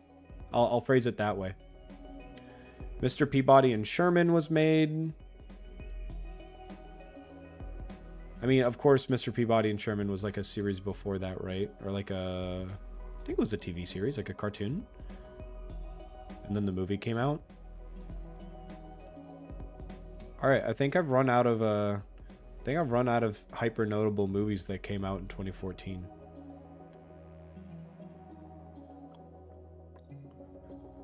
I'll give it till 200 on the IMDb list. What are we working with? Or it's this latter part of the list. Absolutely nothing. All right, we start strong. We end a little bit whimperish, but that's fine. Yeah, 2014 was a pretty good year then. Some pretty good games. Not a ton of shows, but some pretty good anime. Movies were pretty solid. I'll take the movies were fucking good, actually. Actually, out of curiosity, anime that came out in 2014. Let's look at specifically an anime list of stuff that came out in 2014. All right, so of course, no, because this is also including stuff that was like, that stopped in 2014. Like, I want stuff that came out in 2014. Winter 2014. Okay. Noragami, Nisekoi, Love Shinibi and Other Delusions Season 2. It was pretty good. It was better in hindsight, actually, when I rewatched this series. It made a bit more sense, but it was not super well executed in the second arc. The first arc of Love Chunibia's second season was actually pretty good. Pupa would scar a lot of people who had watched that. What is this series' actual, like, name? What does it translate to? Because me just reading the Japanese doesn't fucking mean shit.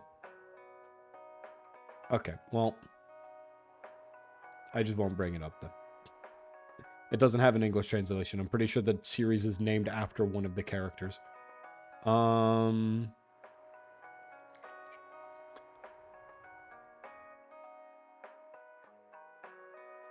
I seen this series? What is this? Yo, guys. Hey. I have not seen this series, but I've seen a lot of clips on it. Onei-chan ga kita? My sister came.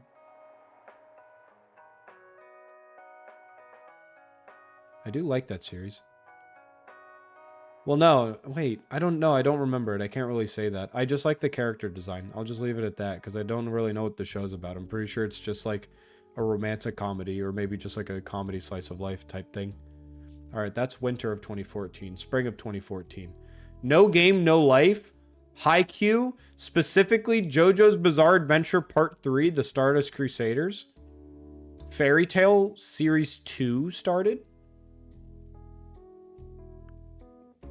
Damn, we got some strong ones. Dude, Ping Pong the animation? Holy shit. Wait, there are some, like, strong ones in 2014.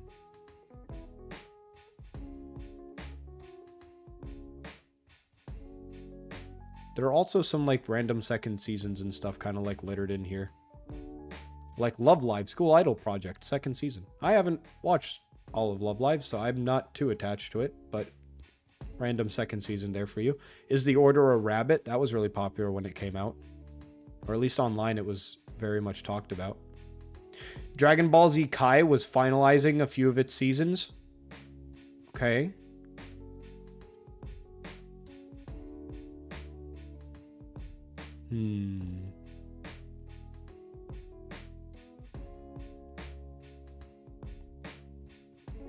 Okay. That's spring 2014. Summer 2014. Tokyo Ghoul. Akame ga Kill. Sword Art Online Season 2. The one that started with the Black Bullet arc. Gun Gale Online. That's the name of it. There it is. Terror and Resonance. That's like that's a MAPPA show. Aldnoah Zero. Hana Monogatari, which is the Monogatari series about the basketball girl. What is it? Kanbaru is her name. Suruga Kanbaru. Oh my god, Blade Dance of the Elementalers. I will not elaborate, but if you know, you know.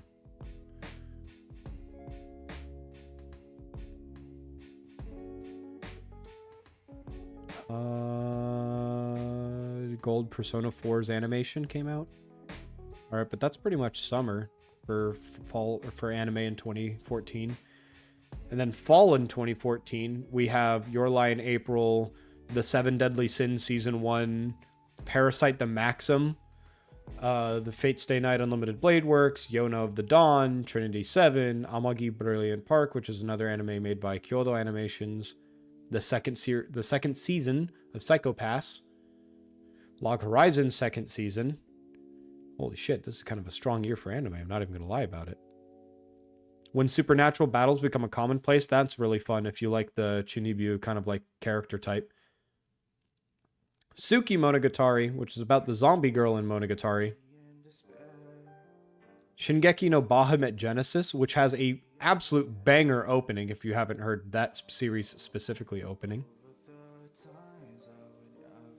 Yep, Terraformers. Gonna be the Twin Tails. I'm sad that I've watched that series' first season. It's not that bad. It's just kind of like targeted, and I'm not the target. Alright. That pretty much summarizes anime that came out in 2014 as far as I'm concerned. And of course, we can't forget that One Piece is happening this entire time. Of course. Because One Piece not only has been like airing my entire life, but has also not stopped airing my entire life.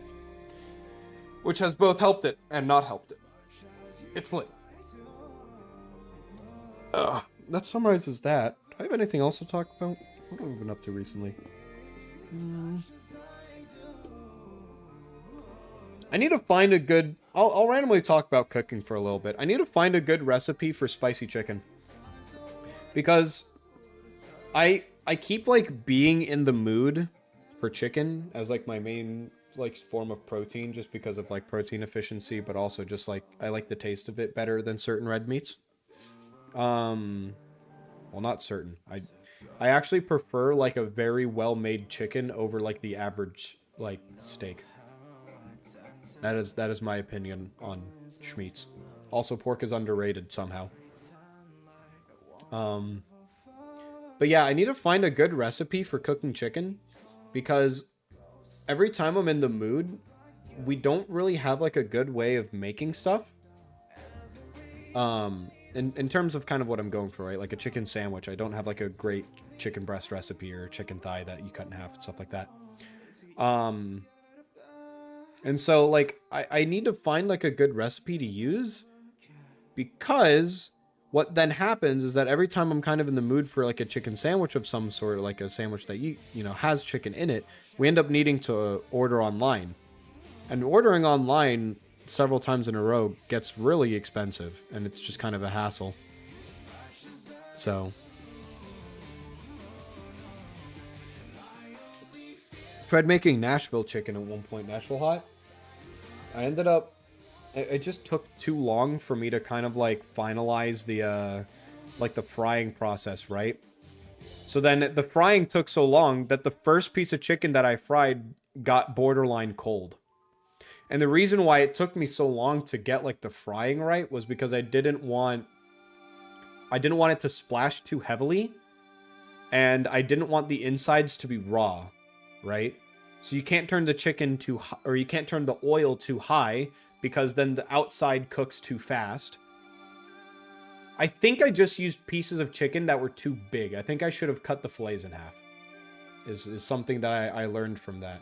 Because then if it's thinner, you don't have to worry too much about overcooking it. Because the thicker your tender for chicken, or the thicker, like, the chicken breast or chicken thigh that you use, it becomes, like, it becomes thick to an extent to where cooking it becomes a hassle. So I just need to work on that. But I need to get, like, a banger recipe. I'll just look up, like, what is it? Baking with Babish, Cooking with Babish, and, like, Joshua Weissman and all of those other, like, YouTube cooks. I need, like, a good recipe from them that I can, like, replicate. And then I'll be making my own, like, sandwiches and etc. And it's going to be over for the cooking industry, because I will simply make my own food. It is cheaper. Alright. I'm really running out of stuff to talk about, though. But thank you guys for coming along. I probably won't be playing FNAF very often. If, you know, I won't say never again. Because honestly, if I get my hands on Security Breach for a reasonable price, I might just play through Security Breach. But in terms of like the camera FNAF games, I don't know. I'm pretty sure it's Jover. I'm not doing that one again. I don't do good with horror in general, but I'm willing to play it if it has an interesting story. Honestly, I should have played Amnesia: The Dark Descent that day came about. But let's look at the schedule, because I also am forgetting what I am streaming tomorrow. No, I don't. It's Ori and the Blind Forest. So for those of you that are stopping by for the first time, this is my, coming over to my house sometime, I'll make you a Cuban. I do like Cubans. That is an offer that is somewhat tempting. But I'm not local anymore, so it'd be a very random visit. But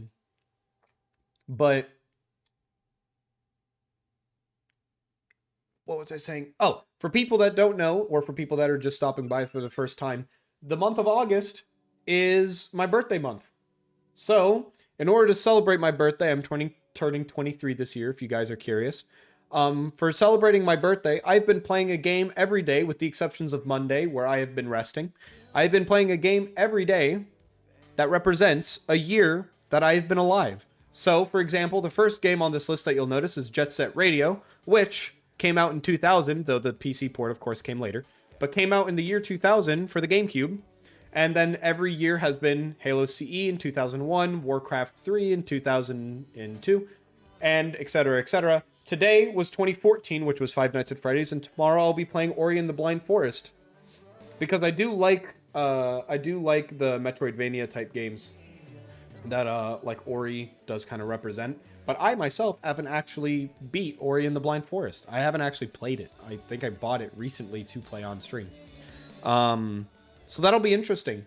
I'll just be playing like the remastered version, like the deluxe edition type thing that came out, just so that I can make sure the game doesn't crash in the middle like some of the games that were older. Oh my god, my Assassin's Creed stream was such a fucking mess. I'm still like reeling from that one. And then Saturday I'll be playing Doom 2016. Sunday I'll be playing Divinity Original Sin 2, and then revealing what the next week in games is. Check out more details and stuff on my X, on my Twitter, whichever you want to call it. I hope you guys had a good time, and I hope you guys have a good dinner or lunch, whatever you guys are up to in the time zone that you're in. And I'll see you guys later. See ya! I shouldn't do a higher note. See ya! I'll just yell it. When will you be playing? I start my stream at 10:30 a.m. EST on every day except Monday. Thank you for asking that. I've been starting my stream at 10:30 a.m. But yeah, see ya!